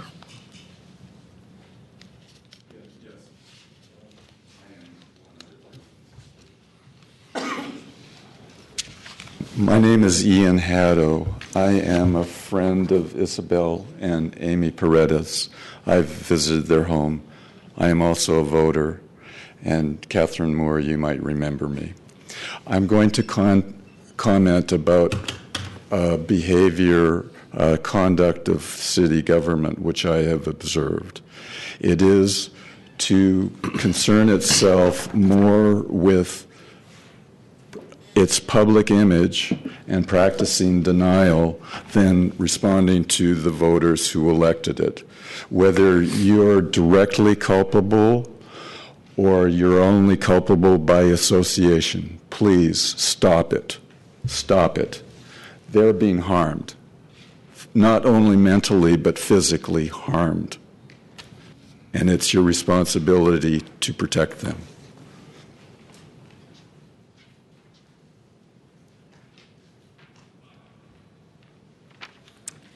First, giving honor to the Lord Jesus Christ that I have the ability to stand before you.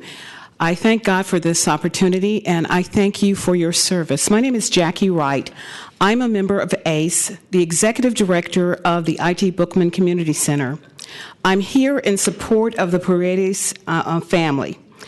They live at 59 Montana Street, as you know, a few blocks from where I work in the OMI in District 11. Having witnessed the problems the family has had with correcting the wrong of a neighbor's deck project that is causing health problems for the Paredes family, I request that you give your staff the directive to go back to the drawing board and bring a real solution to the Paredes family. With the added deck that is now more than a deck, health problems have been created for the family, including the problems for Mrs. Paredes' young grandson.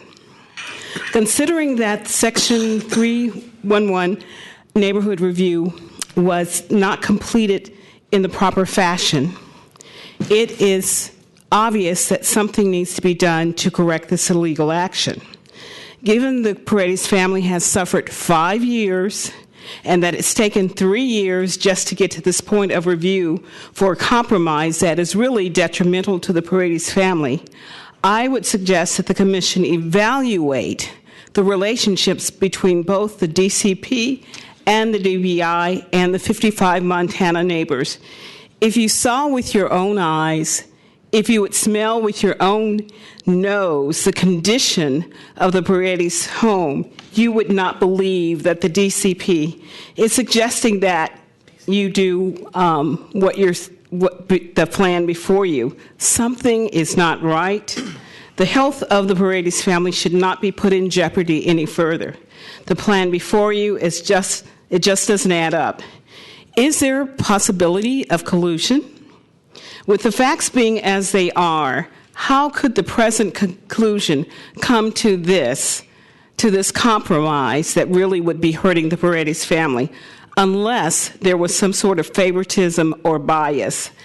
I ask that you investigate before making a decision on the plan that is before you. Thank you. Once again, my name is Jackie Wright.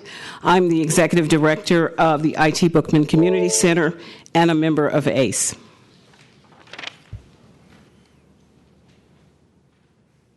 Is there any additional public comment? In support of the DR requester. Okay, then project sponsor.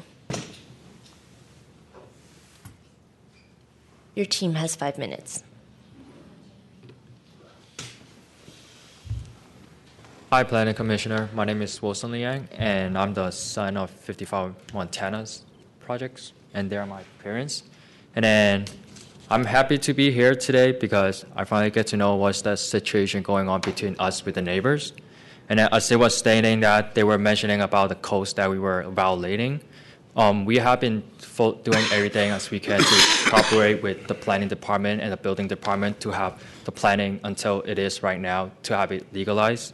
And then in addition to their air, water, and mold of our properties, we have did modification to remove, setback additional of 7 feet, and which is right here.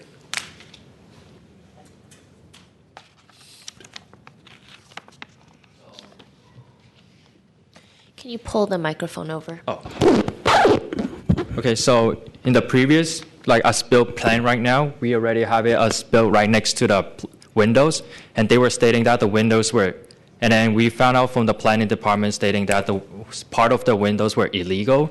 So then we still want to do whatever we can to make sure the neighbors were friendly, and then we have everyone with less arguments. So then we set our plans. We set it back with 7 feet, so then make sure that make sure that they have their light and space air, so that they can have the access that need. In addition to that, they were saying that they don't have the quality of life or help, that they can't get any help from them.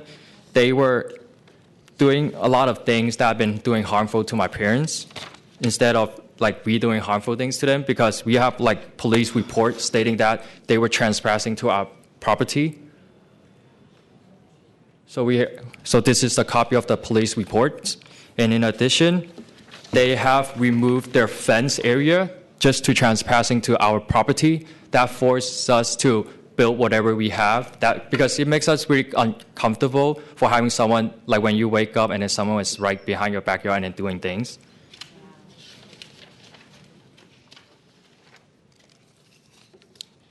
In addition to that, they said their windows were illegal.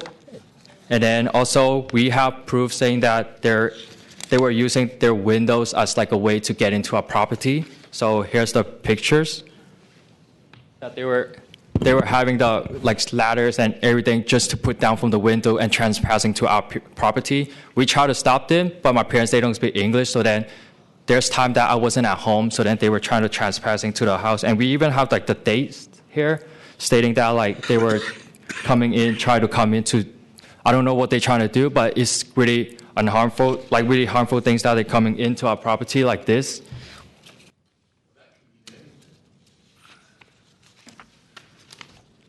In addition to that, our modification is we have made a lot of revision to change the plans just to meet the planning codes. In addition to their toxins or etc., we are working really hard with the planning department, and then that's the request that they request us to use. So then that's why we were using those type of materials to build a structure. In addition, we did everything we can to meet the government and planning requests. And also, everything we have done, we are trying to comply with the planning codes and to make sure that everything goes correctly. That's why I'm so happy to be here today, that I'm able to present the facts that what I have and what they have, so that I have a clear understanding what is actually going on. In addition, we were doing our surveys, and we have our property lines, the medallions on the ground, and then they have, I don't know what gives them the right that they are able to remove the medallion while coming into our properties. So then we have police come in, and I would like to show you guys the picture.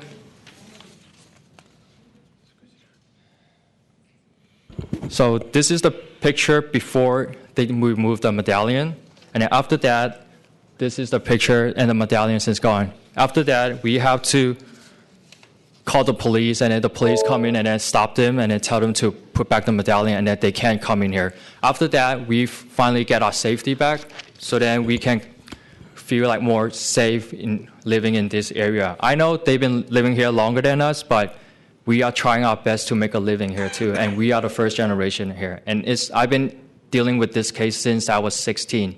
So I was really honored to be here, that I'm able to speak, and then I'm trying to express as much as I can to help my family. Thank you.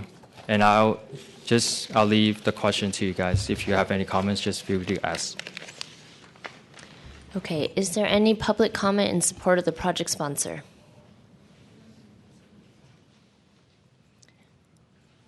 No, I think Sir, they're are part you- of the family. Are you the owner? I'm sorry, he needed to be part of the original 5 minutes. He can respond in the 2-minute rebuttal. Not right now, but he can have the 2-minute rebuttal. Okay, any public comment in support of the project sponsor? Okay, seeing none, then dear requester, you have a 2-minute rebuttal.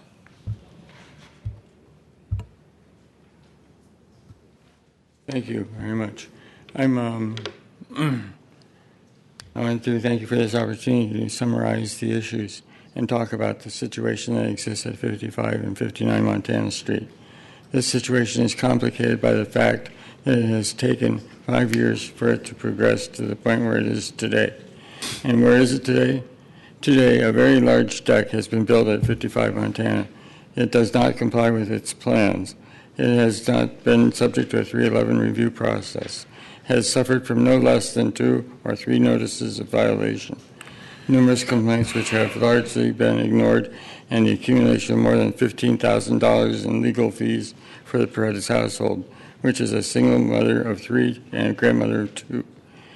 It's also significant in the scope of the project is the fact that the construction has caused a diversion of the drainage, which has undercut the foundation at a corner of the Paredes house at 59 Montana. This condition creates a serious potential for failure in the event of an earthquake. And let's not forget the solid wall built within 7 inches of a south-facing window, which historically provided natural sunlight and ventilation into the central portion of the Paredes residence. The owners of 55 Montana have apparently managed the construction as owner-builder. This is a method of construction which is common in residences. The results is a project that has evolved as a reflex reaction. Little or no overview of the effects and side effects of their actions. The owners of 55 Montana have apparently managed the construction as an owner-builder, as I already said. The city of San Francisco has betrayed in the confidence of its citizenry in the handling of this case. Thank you, sir. Your time is up. Thank you. Project sponsor, you have a 2-minute rebuttal. I'm sorry, your time is expired. 各位你好，我係55萬聽拿屋主梁樹英，因為我唔識英文，而家有翻譯喺度，唔該。Hi, I'm the owner of 55 Montana Street. I don't speak English, that's why I have an interpreter with me. 咁啊，自從我哋01年買咗間屋入去嘅時候咧，咁啊後尾 Since 2010, we bought a house on Montana 55 Montana Street. 咁啊一路經過一個合法嘅，全部攞晒 permit 去做嘅嘢。咁但係咁你講先。We got all the permits to do the addition. 咁啊一路由因至起咧，直接到一路喺度做嘅時候，隔離55號呢度咧一路 call 住，直接對我仔個學業，因為我唔識英文，上到標頂又唔識講，直接等個仔放學嗱嗱聲又去標頂，有直接個仔又仲我一次話逃學，咁去做呢件事，我真係唔想。Well, ever since we started to build, our neighbor on the 59 Montana Street have been bugging us, and I don't speak English, so I have to rely on my son to help me. And my son even took time off from school, and one time because of helping us, I didn't know that there was a truancy, and I really don't want this to happen. 咁我咧。仲有一度咧，我住咗幾年，但係收咗2次，係59號冚俾我哋話冇人住嘅間屋，政府又要罰我錢。Well, I've been living there for 5 years. 即係我入咗去住咗幾年，連續收咗2次信，都話我間屋冇人住。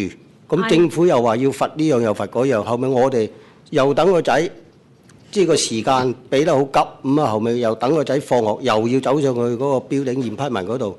去解決呢件事，連續係咁騷擾。So during this few years, we've already received 2 times the letter 2 times from the department, building department, and complaining that we didn't live there. So we've been penalized.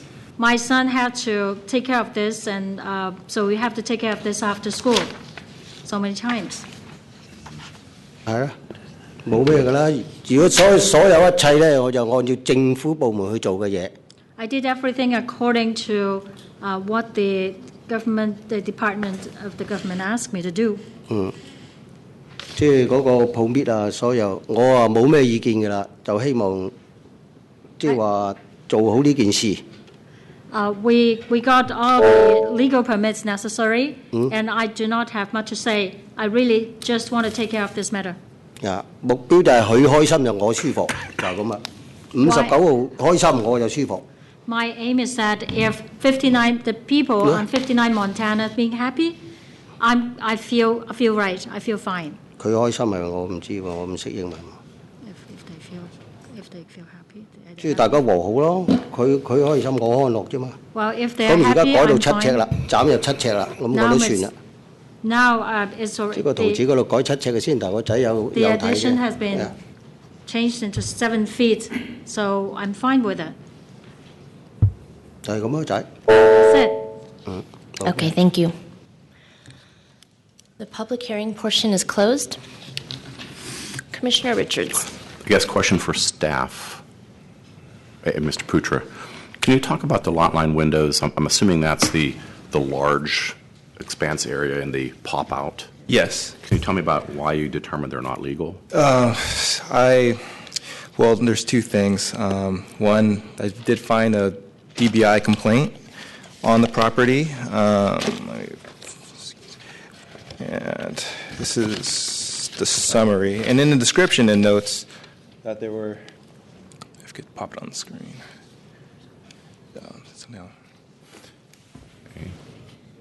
Away. On the side. Sorry, it's on the top.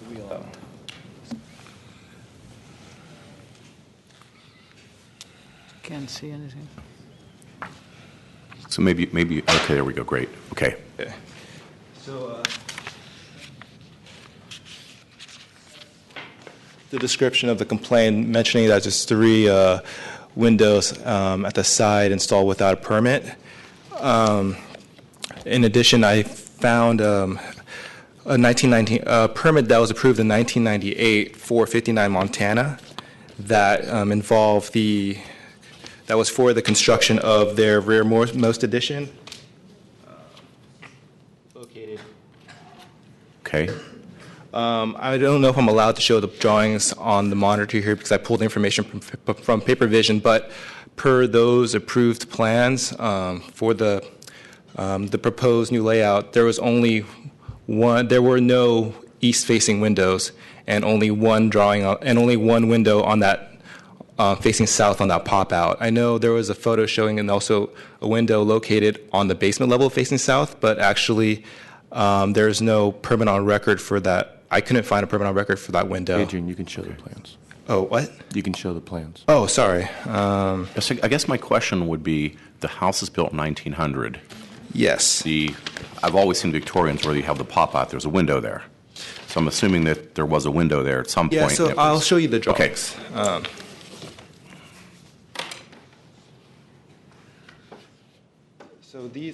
So this was the original layout of 59 Montana. So this is the pop-out right here. So Oh, yeah. Okay, so there was no window on facing east. And then the permit was to approve Adrian, this. pull the mic over. Sorry. No interruptions, please. The commission will ask you questions if we have questions. So this was the original layout per this 1998 permit, and this is the proposed condition. So this shows a basement plan showing, and this is the pop out. So there were no windows located on the east wall of the basement level. West wall, or sorry, facing the DR, the subject yes, property. facing 59 Montana. And then this is the layout of the 59 Montana on the upper floor. So this bedroom became a study, and it has this one window facing south. There were no windows on this side of the wall, and no windows along the new addition. So I think DBI also looked at these records as well and that's I think how they came to the conclusion of those windows being windows located on the east side of 59 Montana being constructed without a permit. Okay, it's really interesting because again, I've never seen a Victorian with a pop-out with not a window on the side. That's basically it's common, but I'll go by what I guess their architect had done in the late 90s. This was a permit that was issued to the DR requester's family. I believe so. Did the DR requester own the? You said he owned the property in 1987, and then this was a permit that was issued in 1990. That was applied for in 1998, and it was completed. Okay, so there was no window there. Not to I could not find any record of any. Okay, thank you. I'll ask DR requester. Can you fill us in on the window question? Can I clarify? Okay. Sorry. So this issue about the windows has been existing. We know that. I want to clarify because I think there's confusion of where these windows actually are. So I'm going to show what they are showing or what they're referring to. So back in 2011, there was a complaint against our property that we had installed these windows. It went through various people, and finally they said the windows were existing. This was back in 2011. We are still dealing with these windows because it's now been reopened. So what are you showing us there? What document? So this is a complaint that was filed. Okay, with DBI. With DBI. Okay. By phone that we had installed 3 windows at our property. Okay. Completely bogus, but this is what was recorded. Okay. So it went through they opened the case, they went through it, they ended up finding that these windows were existing. Now, 2 years later, they reopened this complaint, and now we're here with these windows being illegal and not. So I just want to clarify where these windows actually are. So this is the pop-out, right? That's my bedroom. There's no windows along, I guess this is the east side? Along the long side. There's no windows here. There's never been windows. Okay. The windows that we are talking are facing south, okay. And there's the one that's in my bedroom, right, and the one right below, which is the bathroom. Okay.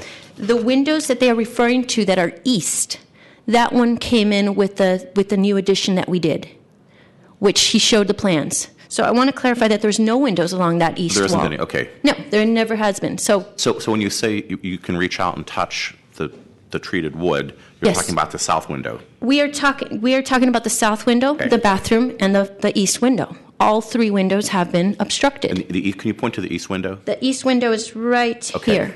Got it. Yeah. So I So just those are wanted all to clarify. obstructed? Yeah, because it's a little Okay. confusing about that. So any more questions that you had? And the window, you said there's a window downstairs? There's a window downstairs. It's the bathroom window. Okay, and that's a legal window? That is, it should be on the plans that he Okay. showed. Hopefully it shows there. Okay. But up to our knowledge, they are. And they are existing windows. They were Okay, not just so recently installed. It seems to me everything jives. Ms. Putra? Can I ask a follow-up to that? Just on this, Yeah, with go that ahead. map, with that diagram up? This diagram? Yeah, if you could show. So on the pop-out, on the east side of the pop-out, because I was confused, I thought there were windows on that side. There is- You're telling us there's no windows on the east side of the pop-out on There's- either floor? Exactly. On the east side? The long It's just side. It's a south-facing window on both levels? South-facing windows, and right here is where they're talking about that, maybe perhaps that east window. So there's a Okay, there's none on the pop-out then? Sure, got it. But so, not so that on- jives with what Mr. Putra showed us. Mr. Putra? Yeah. You agree? Yes, that does jive with these plans that there were no windows on this east pop-out. And I guess that was my confusion then in my communications with the DBI about these windows having, that the pop-out having east-facing windows. I really- did state that, so Okay, no, it looks like that was not the case. it was But just there is an east-facing window. Well, doesn't show on the plans that there's the east-facing window. And I think that actually is probably the window that is being addressed under the DBI NOV And that's in the new addition to the house? Yes, that's part of the new addition. Okay, and in that the was plans, sure, in the plans for the new addition that you showed us in 1997, whatever. This is the 1998 plans for the addition. Okay. Let me zoom out. This is probably really confusing. There's an east-facing window here now. Is that correct? Yes. Yeah. So the plans don't show that. That used to be a door that led out to our yard. That I didn't draw these plans, and apparently the person. Ma'am, who I'm did- sorry. You need to speak into the microphone. Sorry. So where that east face window is, there used to be a door that led out into our yard, where there was, I don't know what you call that, So it was landing. a door to, but then it was a door to nowhere. No, it went down to our stairs. Okay. And basically, in that little stairwell, there was also a fence, which was knocked down before this Okay. project expanded. So, So the door then became a window. yes, exactly. So basically, like I said, these windows have been brought up. They have been closed because they were found existing, and now they're reopened, and it goes from 3 windows being illegal to down to 2, down to 1. So I don't know where we're at right now. That's Sure. my spiel. Okay. So I guess maybe to the zoning administrator, if I had a door that kind of led to nowhere and it was suspended in mid structure, and I wanted to put a window in instead, would I just be able to put a window in? No. I mean, under the building code, given that it's a property line, it would need to be a fire-rated window, non-operable. Got it. And even in those cases, I believe that they have in the past, and I think still do have, a requirement that if your neighbor wants to build to that adjoining property line, that the window. Great. And so in this case, the property line's the entire side of the house with the pop-out, basically. Okay. Okay. That really sets it straight. I wish you luck on how that turns out with the window. I guess it's an open case, and it'll be set. But I really wanted to kind of get an understanding of the windows and the issue and the whole what happened to when this deck was built. Let's see, where do I start? So, normally we see things before, you can sit down. Normally we see things, thank you. Normally we see things before they're built, and we judge it based on, the residential design guidelines, the special situations with the neighbors, et cetera, et cetera. Here we have an existing illegal project. If it wasn't illegal, we wouldn't be here, right? Yes. I think to the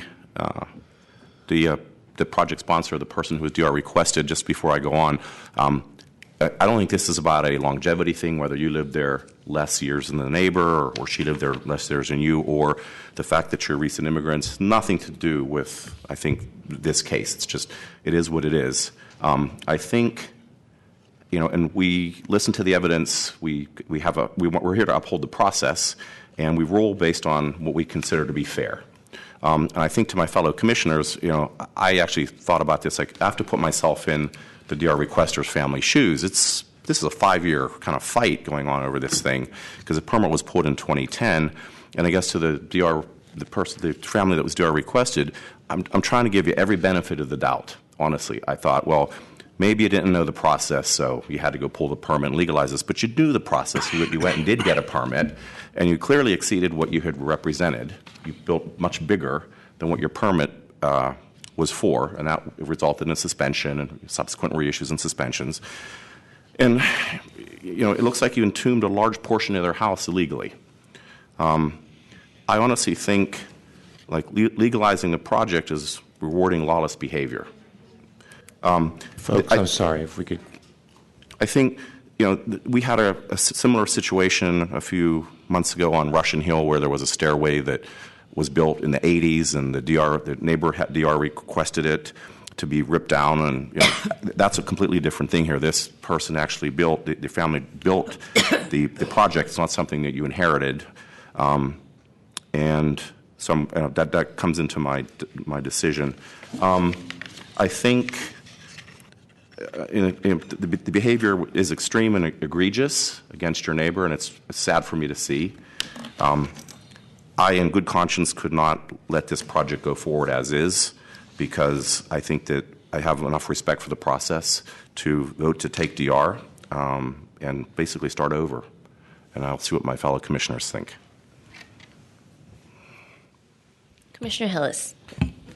So I agree with a lot of those comments. Just though, I want to resolve this too and make sure we've got kind of something that people agree with going forward. So one question for the staff is, what is permitted what's an approved permit for at 55 Montana? I realize we're trying to legalize things that have been built. So there were, again, in 2010, there was the original permit that was approved over the counter for construction of a deck, no more than 10 feet above grade.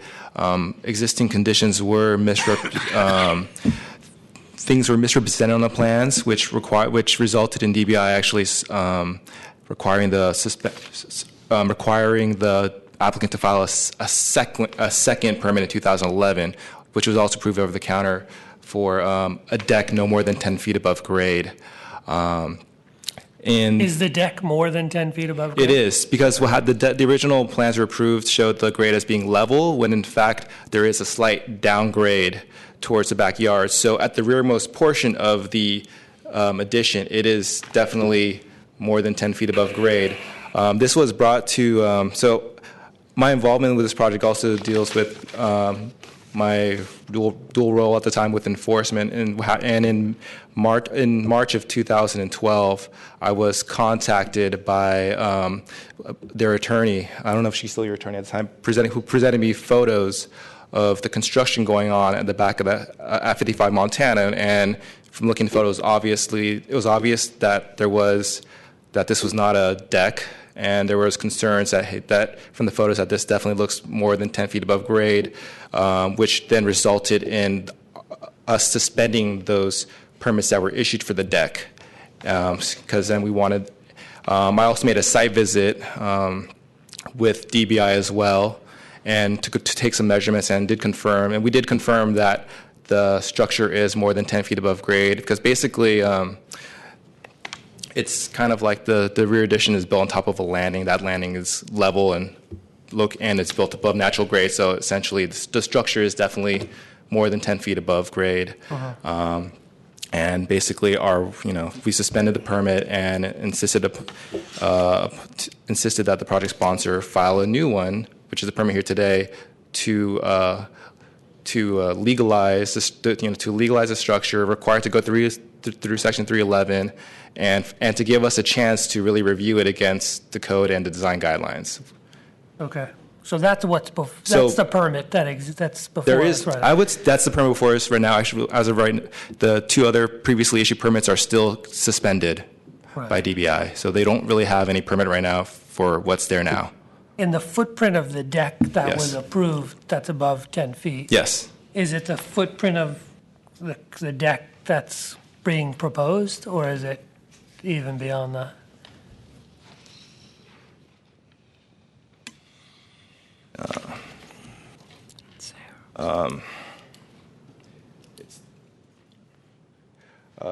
This is the footprint. Can you pull the mic over, please? All right, thanks. This is the footprint of being what's proposed. This over here, this is another level. This is another deck, but this deck is less than 3 feet above grade. Right. Yeah. So this was what was approved over the counter, originally presented as a deck, a 26 feet deep deck, less than 10 feet above grade, or no more than 10 feet above grade. And so below the deck, what's out there currently? Excuse me, ma'am. Yeah, we can't keep interjecting when you're not at the podium, please. There's really, I would say some really. This room, this game room, does that exist right now? That structure is up there right now, to my understanding. In your attachments, provide some aerial photos. Yeah, but aerial, you just see the deck. You don't. Yeah. You can't tell No, if that, it's a real structure to put below that.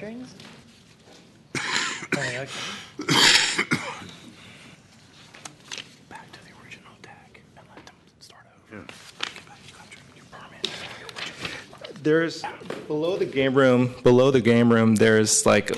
No, below the deck. Is there a room now? No, below the deck that extends beyond the game room. There's nothing. There's no room. It's like minimal. No, is there a game room?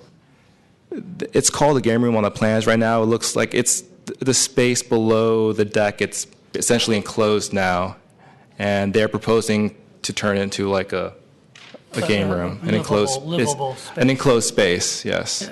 Yeah. Okay. Yeah, she's got pictures. Okay, so can we see those pictures?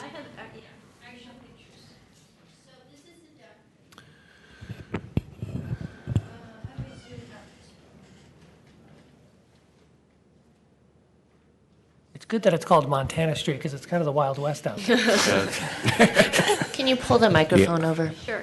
Sorry about that. It doesn't move with the person, huh? All right, so my understanding is this is a deck that they keep referring to. Underneath the deck, there's an enclosed room. Okay. So it's completely finished, just the doors and things haven't. So. And there's a slab, a concrete slab floor? Well, this is the bottom of it. So this is the deck up on top. Yeah. This is a staircase. This is whatever structure they would like to name that. Then there's another deck down here, and then that leads to what's actually ground, dirt. Right. So we're also a little confused of which structure they're referring to when it's called a deck. The enclosed portion. Well, I think they're referring to the deck yes, above. so those are the actual, this is what's standing today, and it has been revised as far as the height. It Right. used to be taller, but the railings went down, so it's been modified with these permits, but this is what exists. So let me ask you while you're here. So you understand what the planning staff is recommending, right? They're basically saying remove that portion that encroaches on your kind of window. Yeah. 7 feet from the south. They want, I believe, this portion to be removed. To removed and open. Or actually just push it to the side is what I'm Not push it to understanding. the side. I mean, get rid of it. Yeah. I mean, honestly, had this party shown our property on their property line and had they come forth with accurate information, I don't think we'd be standing here today. Yeah. I think they failed to show our property was on their property line, and they forewent the 311, and, the structure stands as with the deck permit. But you've seen, because we got today new plans Yes, that kind of are the permitted plans. Is that what you want? No. Why? Why? Because... I mean, I get the illegal. It's all Sure. illegal. We could deny the permit. Sure, sure. I could be convinced of doing that. I don't they could think- rip it all down. They could come back and ask. Yeah, what I they're don't- asking to build in this permit is not necessarily illegal. I mean, they built it illegally, but Sure. it's not necessarily Sure, they illegal. obtained it. I mean, in an ideal world, I would like for my neighbors and I to have had input before this structure was even built, Right. in theory. Yeah. Well, I get you in theory, but where do you want to end up in this? Because Ideally, I would like it to go along there because they completely wrap around our entire yeah. building, and there's our vents are all along that wall, and it's how many inches, Mom? 7. It's 7 inches that we've been given around, this space of... on the east side of your bump out. Yes, exactly. So this square here used to be open. So their house before, and let me zoom this in because it's... Yeah, zoom in. but it may be helpful for you to look at what we have. Sure. So prior to them building, their house came up to this line. Correct. So they built not only in that corner, all the way around, and here. Maybe I should show what is actually there, right? So ideally, we would like it to look similar to what the map shows. Or, you know, we just would have liked some notification. We would have liked some privacy. I get the notification, but and it's bad they didn't notify you. I mean, it's wrong. And we could, we can deny the permit, but I think we just run the risk of, they have to Them not doing I don't know it, what yeah. happens at that time. Yeah. I mean, they would have to tear it down. You'd go through a whole NOV process. It could come back, right, and ask to build what they're proposing to build today, which is not an illegal addition. Sure. So, you may be we may be at this for years, continuing to fight it. So I'm trying to figure out kind of what you want at the end and maybe force them to do what you want. I want to be able to open my windows and see some light On your south side window. on my south. But isn't that what the planning department is proposing for And you to have? I would like for my house not to smell like mold because, that's going to help smell a little better, right? Opening my windows Sure. finally. But around my entire property, it's enclosed. There's no. Well, it wouldn't be enclosed on the south side where you have a window. I mean, buildings tend to be against each other. I don't want this shoehorn hugging, I guess, is if that's what I need to say. Because No, but you right wouldn't here have- in my bedroom, there's mold. Black mold because there's no ventilation. The gutter, their drain, it drips onto my roof, the gutter. Like there's running channels of water when it's actually raining. We had some pretty bad storms in 2011. So you're looking for a little more I'm than looking 7 inches between your east side of your Walking window space, and at the least building. walking space, so that when this does come down, if it ever comes down, we're going to need to repair there. So I need to access. And if I understand, so you would like access to the other property owner's property? Or is it to... I'll take it from here. Commissioners, the reason they built 55 Montana in 1965, it was according to the house that was already there, 59 Montana. And if they build or if they just remove the front part, we'll still have in that corner around they call it pop-out. Yeah. All that ventilation is around that side. So that's why 55 Montana was built high up, so it won't interfere with. But what do you mean when you 59. say ventilation on the side? I mean, The vents? your house is adjacent to their house as you get to the street. Yeah, in the street front, it's together. But then when the pop-out, it is like 5 feet from 55 Montana to where the pop-out starts, and then it was open all Right, around. So we had never, problems with mold, or it's been a beautiful house. We love to live there until now. Thank you. Okay. Can I ask a follow-up question? Sure. So the original permit for the original deck in 2010 that they exceeded was okay with you? You didn't contest it? You didn't put a DR? We never. And I don't want to Can we turn this just into a have one conversation, person but speak at a time, please? yes, just We thought a deck is a deck. 4 posts and a deck. It With sounded air, with air. big, and Okay, so you were okay with that? with the deck. A deck, 4 posts. a deck. Okay, thank you. Thanks. Yeah. This is the deck right here. Okay. I mean, I just worry we reject this permit, right, and they've got to pull things down, but they can build up against the east side. There's nothing illegal about, it's something illegal about how they went about the process, but there's nothing illegal to build up against the west side or the east side of your bulb out. No, the east side of your bulb out, there's not. Still would be a thing in front of the commission. Yeah. No, if they DR'd it. I mean, it would be, you could get a permit for that. They would have to DR They it. could do a fence. They could do a fence 10 feet tall in that area. They could do the deck up to 10 feet. What was the issue here was that the original permit was for a deck. when we saw photos from the neighbors, we saw it being enclosed. Right. Then further upon that, you can only do the deck without notice if it's less than 10 feet above grade. On top of that, it's more than 10 feet above grade. So not only is it being enclosed, it's also more than 10 feet above grade. Those are the kind of the combination of the issues. But I think the issue here is that the neighbors, the DR requesters, would like to have a buffer space around portions of their property which don't have any openings, that are solid walls, right, which is a typical condition, as you noted, that we build up to the property line, and in many cases less than 7 inches is left. And it's up to for properties to meet relevant building code requirements. You're supposed to meet your relevant building code requirements for ventilation, for light and air on your own property. It's against the law to take that from someone else's property without kind of appropriate easements, et cetera. But in this case, I mean, I think the issue and why we've recommended approval of this is because what we've identified as at least one or maybe two of the windows on the south side of that pop-out do appear on some plans. Right. Whether or not they were properly approved that time around, the first time around, we could leave that up to the Department of Building Inspection, because I don't know how operable windows on the property line were ever approved by Department of Building Inspection even in the 90s. But that was the case. And so we're trying to preserve those with this, is what we see as a compromise.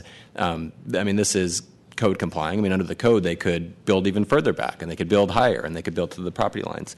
And that's why it's before you as well, because it's a discretionary view. In terms of what can move forward, you can deny the permit today, completely within your purview. And the permit holder can appeal that denial to the Board of Appeals.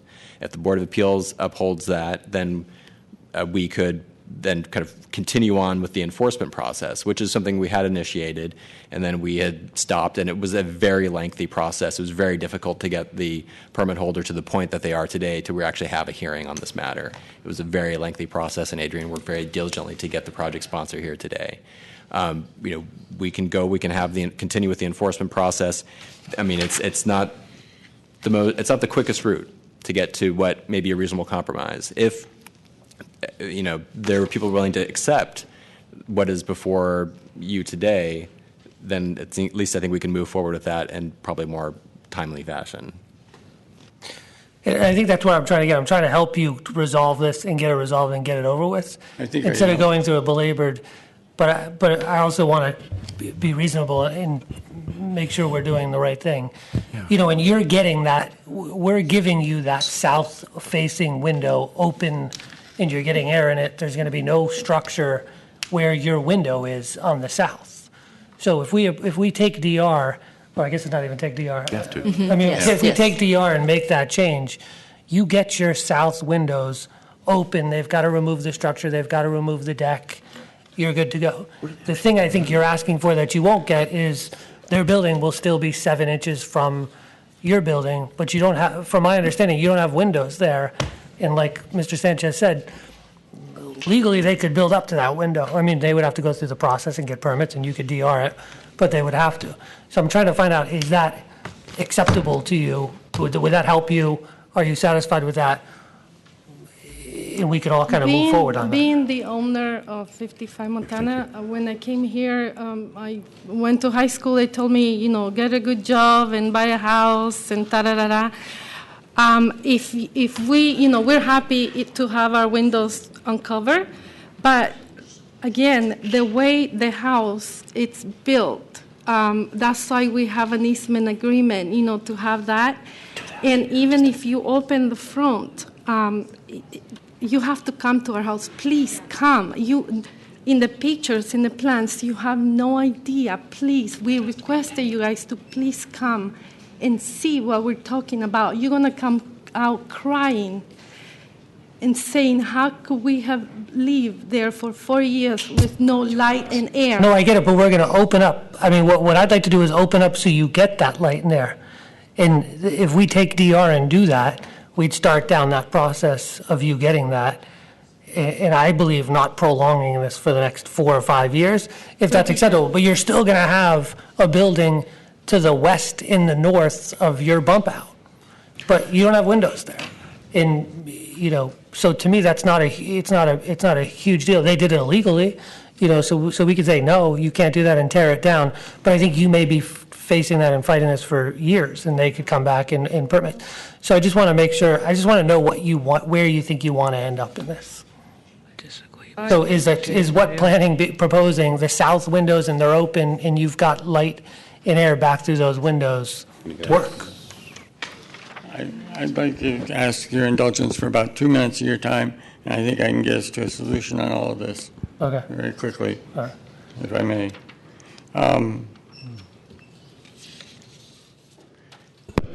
It has been suggested that there be a 7-foot setback from the property line to the face of the deck. Right. And I'm saying that 7 feet is from right here, that's the property line, over this way, which is about where that stairway edge is about 7 feet. That works everywhere except for right here. It's going to produce about a 18-inch open space there, and it doesn't work right at this area, which is where there's a door from the second floor of their house out onto the deck, and that door is existing.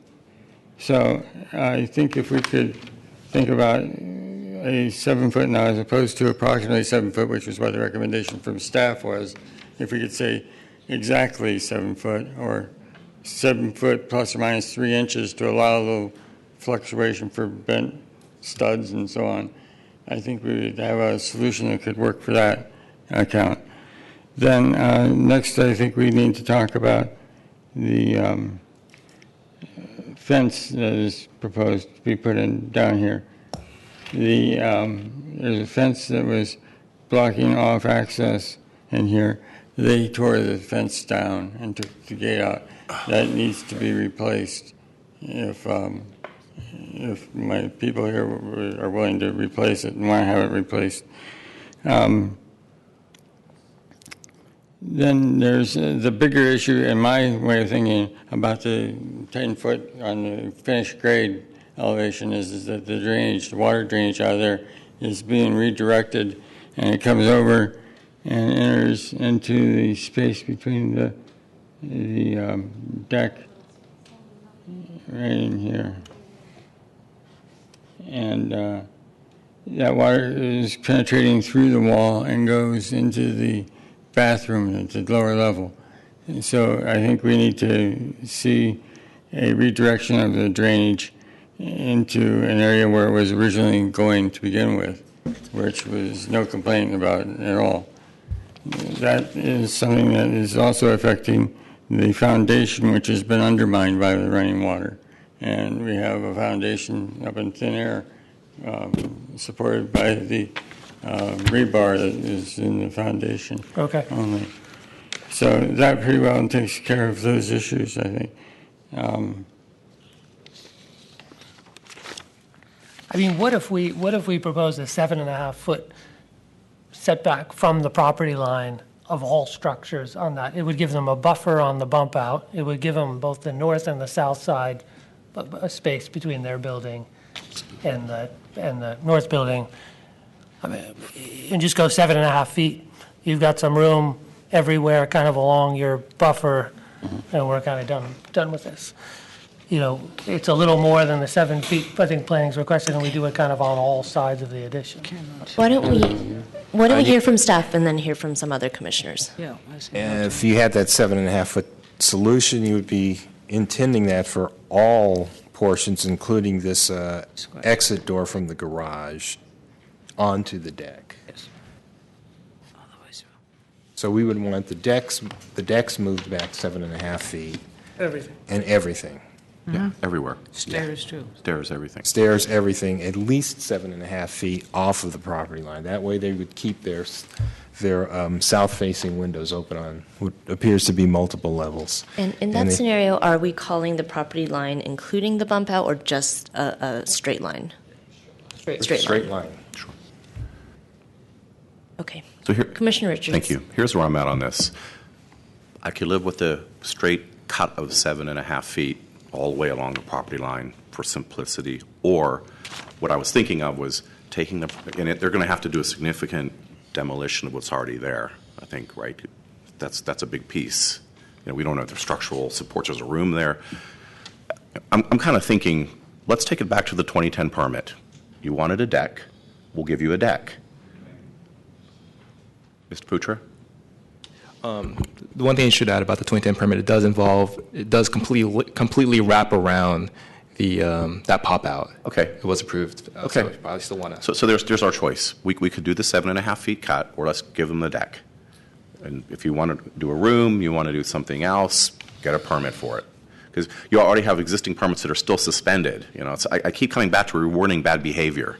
We don't have a lot of fine capability. This is about the only thing we can have. Actually send a message saying, please don't do this again.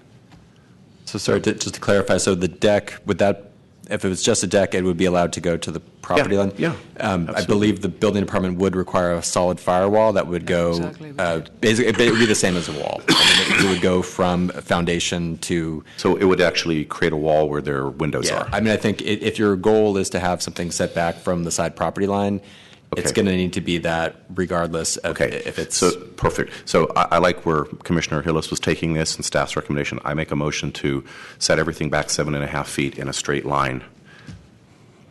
Second. Take TR and do that. Commissioner Antonini. Yeah, I think I'm supportive of that. It's 7.5 feet from the pop-out or from...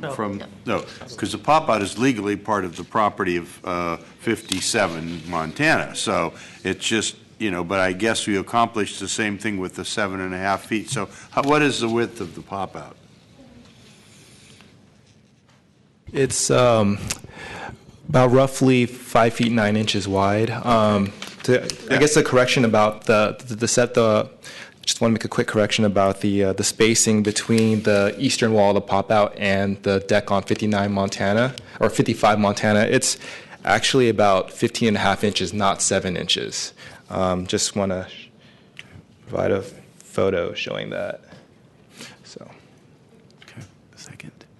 I second it. Oh, there's a second. Okay. Yeah, there is a second. Great. Yeah, so it is actually. So Okay, thank you. And if maybe I could further clarify too, just want to make sure this is on the record. There's been a lot discussed about access to, this is the adjacent property. And so I know it's difficult to maintain a property in a zero lot line city in San Francisco. It's more expensive. Sometimes you have to do work from the inside out in order to maintain your property. So if this doesn't confer, this commission's decision does not confer any access for the DR requester onto the permit holder's property. No. If they need any access for maintenance, they will need to go through the proper channels and obtain proper authorization from the permit holder. Thank you. My concern is with those numbers, it looks like we're setting it back 90 and the pop-out, 90 inches of pop-out's about 69 if I'm reading it correctly. And so you've got a little bit of room there. It might be possible to service that between the two. I'm thinking if there's enough room to service that wall. But from either side, who gets the access to service it is something you'll going to have to work out between them. But the permission. But I'm thinking if there's physically enough room, I think it'll be a little tight. But in a zero lot line city, we're often dealing with quarters of an inch. And people are required to maintain their property even with, again, minimal tolerances. So we can discuss that with building department, but well, I'm fine with the motion as proposed. With if the motion maker of the motion allows contingent on discussions with TBI to allow proper access for maintenance. No, there's no standard.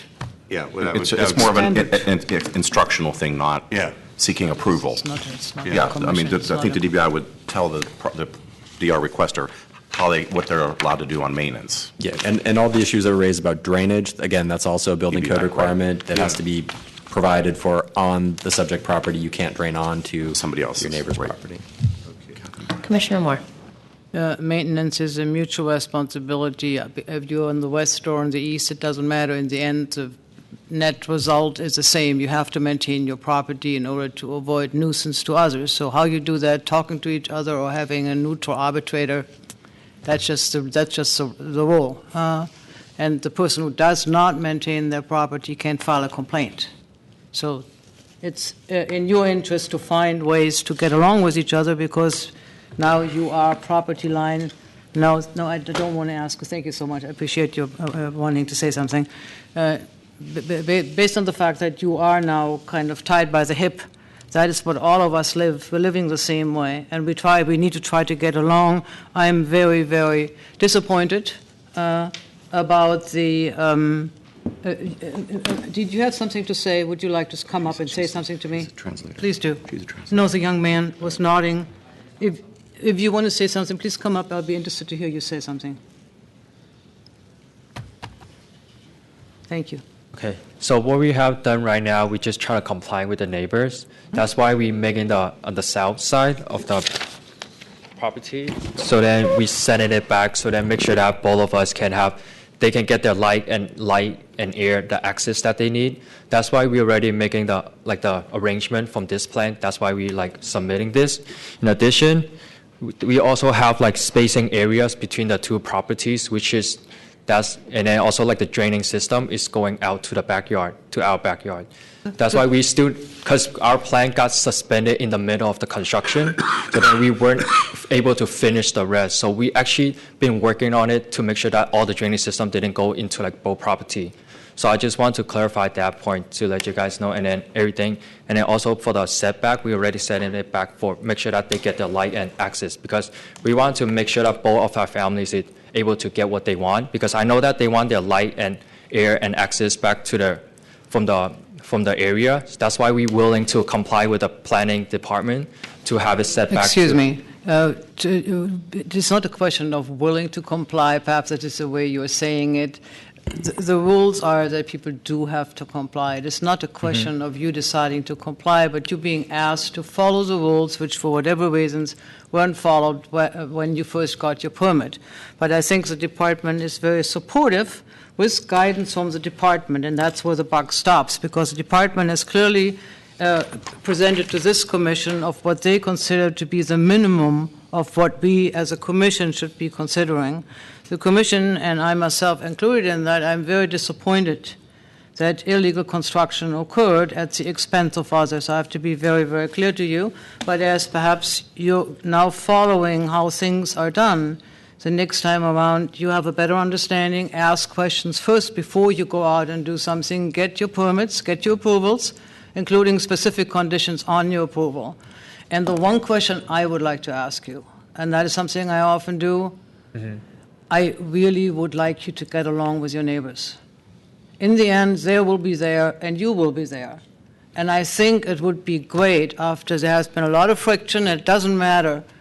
He said, she said, that's not the point. In the end, you got to get along with each other, including maintaining your properties and getting construction done in a manner that is of benefit to everybody. If I would live next to you, I would want to see a positive house.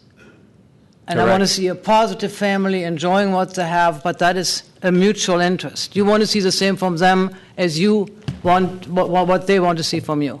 I want to leave you with that good advice. That's normally we don't do that, but I really wish that you could help to make that happen. I'm trying to. That's why I'm doing all the removal and then to make sure that everything. So there is a motion and a second. Thank you. Thank you. I would suggest we call the question. Thank you. On that motion, to take DR and require a 7.5-foot setback from the property line, Commissioner Antonini. Aye. Commissioner Hillis. Aye. Commissioner Moore.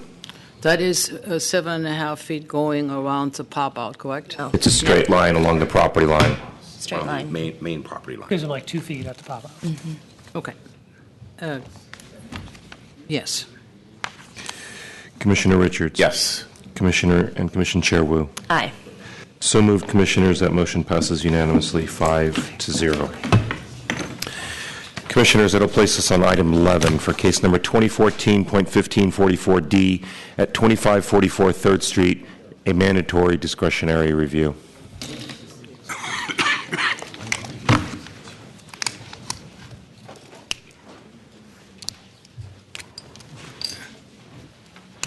Good afternoon, members of the Commission. My name is Jeff Spears, Planning Department staff. The item before you is an application for a mandatory discretionary review of a building permit application for the property located at 2544 3rd Street. The project site is on the west side of 3rd Street between 22nd Street and 23rd Street in the NCT2 zoning district and a 45X height and bulk district. The proposal is to establish a new medical cannabis dispensary doing business as Dog Patch Collective to replace a vacant ground floor commercial space previously occupied by a clothing design firm. The now vacant space is approximately 3,000 square feet in size, with approximately 25 feet of frontage on 3rd Street. No parking is required and no physical expansion is proposed for the structure. The proposed MCD will operate between the hours of 8 a.m. and 10 p.m. daily and dispense medical cannabis in the form of food and or drink, and will not permit on-site smoking or vaporizing. Commissioners, the plans provided in your packets do have an error in that the vaporizing area label was not removed on the floor plans, but revised plans do not include a vaporizing area. So again, no vaporizing or smoking on site is proposed. To date, the department has received 5 letters in support of the project and 4 letters and 1 phone call in opposition to the project. In addition, the case was continued from the original hearing in order for the product sponsor and Supervisor Cohen's office to meet and discuss the final proposal. The project is before you today because MCDs in the NCT2 zoning districts require mandatory discretionary review, otherwise principally permitted.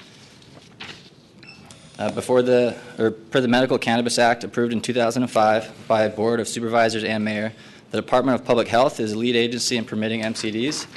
The Planning Department's review is generally limited to the location and physical characteristics of the MCD in question.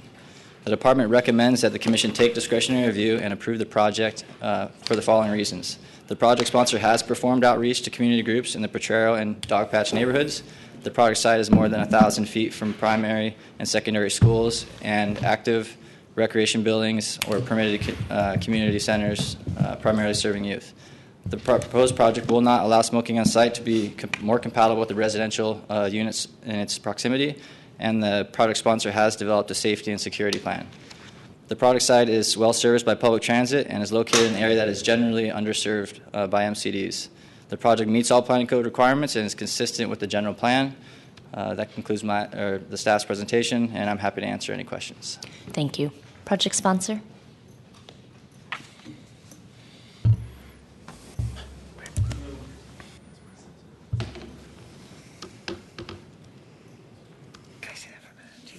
My name is Robert Watson. I'm the project sponsor. I just wanted to give you a little background of myself and discuss our mission at Dogpatch Collective. I was born and raised in the Central Valley to a farming family. We both did commercial farming and organic farming. So I was exposed to the right way to do it and the wrong way to do it. While working at about 10 years old, I had my first herniated disc working with my mother at our organic farm. That herniated disc progressed, and it turned into a diagnosis of 2 degenerated disc disease at around 16 years old. I dealt with typical prescription medication until I got to college, which was UCSD, who did the first study on medical cannabis. The doctor I saw there recommended it to me. I had great results with medical cannabis to alleviate pain and inflammation of the degenerated disc. I still herniate a disc about once every 6 months, but it's with the use of medical cannabis, it is reducing.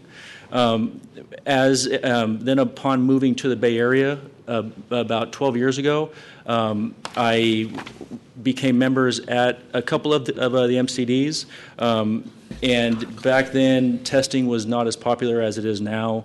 More MCDs are doing things in a better fashion, I think.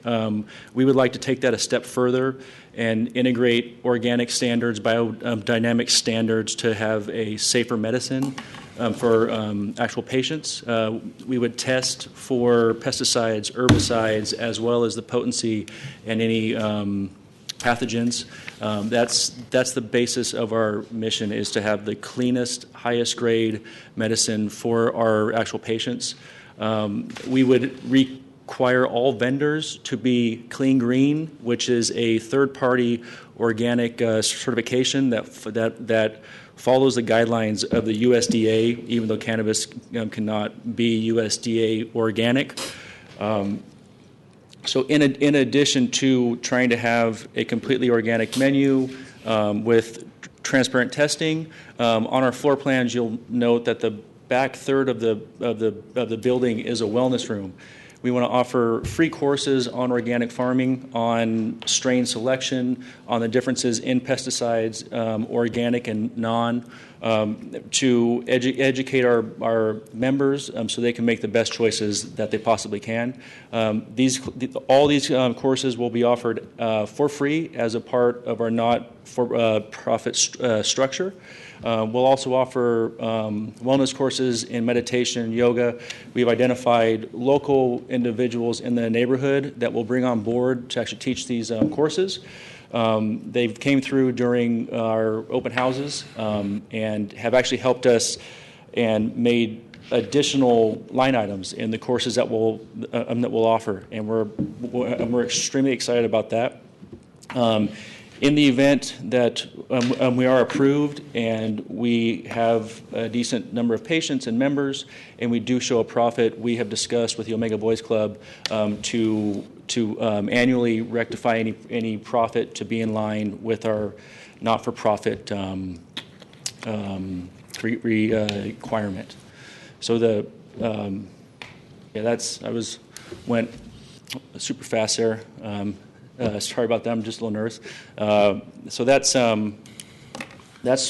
more or less it. We've had a lot of outreach with the neighborhood. We are very impressed with the Dog Patch area.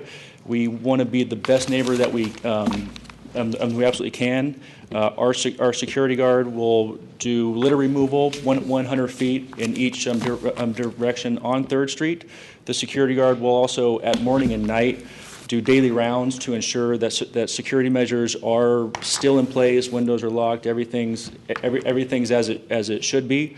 Another item that our security guards will do is that we will have a monitor at intake and at the front door, and they'll view anyone loitering or double parking and issue a warning if that is a patient. If they are double parked, they will not be allowed entrance until that car is moved, or if they're loitering, they will not be allowed entrance. If they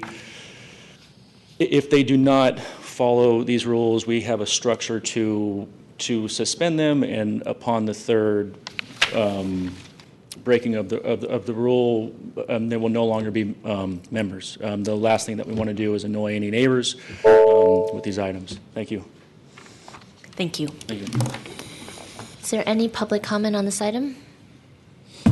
Seeing none, public comment is closed. Commissioner Richards. Just quick question for the project sponsor. Do you have support from the Dog Patch Neighbors Association? No, I presented to them, but they did not vote. And I've gone to half a dozen meetings, and I've mentioned this, but there has never been none of the comments were negative. It was just more questions of how we intended. I mean, it's interesting enough, we have MCD DRs all the time, and this place is full and it's empty. So I guess that tells me a lot. This area is in need of one. I support medical cannabis. I think it complies with the general plan. I can see some folks here who are supporting it, who I have a high amount of respect for. So I make a motion to approve. Second. Commissioner Antonini. I have a question for staff regarding the school that's looks like about 200 feet away from the dispensary. Now, it is currently a school that's closed, but I believe that's still the property of the San Francisco Unified School District. Correct. I contacted I think it was Elizabeth Lee, and she said that there was no immediate or nearby plans to reopen it as a school, and that the current tenants do have extendable leases. So there are tenants in there now? Yes, there are 3 tenants. One's a child care nursery, and then another is offices for another education company, but that's just their offices. They operate off-site. And another is Omega's Boys Club. Okay, so there are a lot of young people who are in there. I know we're not, the requirement is it doesn't matter even though there are a lot of youngsters there every day. It's an actual public school within 500 feet of the dispensary, and this is not currently in use. But what's the closest San Francisco public school to this location? Because this is a growing area. My thought would be there'll probably be one in here in the near future if they're doing things in the right way. So you're asking which is the closest school to this neighborhood? Maybe something up on Potrero Hill, perhaps. I believe so. Off the top of my head, I'm not sure exactly which one is the closest. But we could get that information if you would like. Actually, no. It's the school that was Sir, you'd need to come up to the microphone to respond. I don't remember the name exactly, but the project that presented at 901 Tennessee, the school that's across from that is the closest school. It's greater than 1,000 feet. I don't remember the name of it. Oh, you were talking earlier today. La Scuola Piccolo Italiano. Right. But that's not a public school, that's a private school, but it still is a school. Yeah, and it's greater than 1,000 feet. Well, right, but my question was more in line with the San Francisco School District. But here's what I'm thinking about. I don't know if this is ever a consideration. If the school district decides to put a school in Dogpatch, and there is none now, no public school, and they go within the zone of whatever it is it 500 feet, 1,000 feet? If they go within the 1,000 feet zone, are they prohibited from doing it if there is a MCD there, or they could do it with, because we are not allowed to prove an MCD within 1,000 feet? Could they put the school in there if an MCD already exists? From my understanding, I believe it's at the time of approval, because I believe the question is if the school has any restrictions. No, the school would not have any restrictions. It's the MCD that is restricted. So basically, the school could do that, even though it would bring a public school into 1,000 feet of an MCD. Okay. Also, just to clarify, the use of the existing or the previously existing school, there is no outdoor recreation involved with the uses there. I asked them, and they said it's just all interior. I don't know if that weighs in your decision, but it's not actively used as playgrounds and outdoor activity as well. Okay, thank you. And then the other thing that's coming up a lot with a lot of neighborhoods, and we heard there's legislation by Supervisor Tang for the other side of the city to make these approvals CU, which I'm very supportive of, because if you need a CU to approve a Starbucks, you ought to need a CU to approve a pot club. But anyway, that's not what the case is right now. But I was interested in hearing what the Dogpatch neighbors had to say, because it doesn't sound like they took a position, but since they did not speak out against it, then assumedly they're not concerned about it. But I have my concerns about this, so I probably won't be supportive, but I think it's probably one of the better ones we've heard so far. Commissioner Johnson. Thank you. Sorry. Couple things. I think to Commissioner Antonini's point about a school, there is that school that is on Tennessee Street. It's not a public school. On the other side of 3rd Street, there's sort of the Pier 70 area, which I know that they will have a community, community infrastructure package, which will include fire. I don't know that it includes a school right now, but there are schools, not within 1,000 feet was kind of what I'm getting at. Just a couple things. It sounds like you guys are good operators. I like the concept that you're trying to bring, but that is a busy corner. There's a lot of things around that area, a lot of restaurants, and I would first ask a question. I'm leaning towards making, suggesting that we make a condition that your security guards always be inside. We definitely want to have these MCDs where they're standing on the outside. It's imposing to the neighborhood, to the streetscape, and so definitely would want to make that a condition if we approve the project today, and just making sure that would be. Absolutely. On the floor plan, you'll see that the front area is actually, it lends itself to that, and that was what we intended, is to have the door opened and to have a guard there, similar to the more popular how Spark has a guard, not on the street, but inside. So that was in the original plan. Yeah. Okay. That's my one comment for now. I'll listen to Commissioner Richards and see if he has anything. I said one question for staff. So child care centers, community centers, schools, if they're private, they don't count, only if they're public. They can be private. So this one was 200 feet away, it's got a child care center in it? Yeah, child care isn't one of the triggers. Okay, and it's got a boys club? It's elementary. The boys club, on our issue review, is more aligned with the personal service. They teach, from my review, they had a math class, English class, literacy, college prep. At the boys club? Yes. So it's kind of like a school? Yes, but they weren't licensed as a school. Okay. I mean, it kind of seems weird that something like that wouldn't be in the 1,000-foot radius exclusion. Correct. We have hit this issue before. It is clearly just schools, and I know that it may not. Okay. Not logical. Well, maybe Supervisor Wiener can help us clear all that up when. Well, then we would he's have got his nowhere. Task we could force. Have That's MCAs. right. Okay. There'd be no MCAs. My motion still stands. I would like to ask the motion maker if you would be okay with your favorite, the 6-month look back. Sure. Written or? Memo. That's a good question. Memo. Memo from staff. Okay, thank you. I think the reason for that, specifically what I'd be looking for, is there are a lot of parks in the area.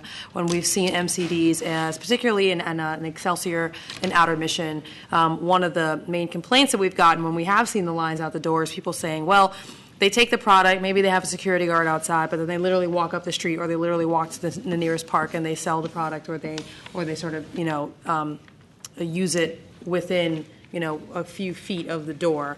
And there are a number of smaller parks right within this space, within a couple blocks. And I would just want to make sure that there are no issues with both the operation of the facility itself and complaints from neighbors about usage of the product that was sold there within the vicinity. So maybe we would direct staff to try to include a police, if there's any complaints of an official nature that have been lodged with the police. Police blotter. Specific, it's a report on the operation and any fallout, any issues that may have arisen during the first 6 months. That's correct. Thank you. Cool. Thank you. Thank you. Please call the question. Is that amenable to the seconder? Oh, yeah. Yes. On that motion, then, Commissioners, to take DR and approve this matter with conditions, including the amendment for a 6-month written update regarding complaints and/or issues. Commissioner Antonini? No. Commissioner Hillis? Aye. Commissioner Johnson? Aye. Commissioner Moore? Aye. Commissioner Richards? Aye. And Commissioner Chair Wu? Aye. So moved, Commissioners. That motion passes 5-1 with Commissioner Antonini voting against, and places you on your final agendized item, public comment, for which I have no speaker cards. Is there any general public comment? Seeing none, public comment closed, meeting adjourned. Fast.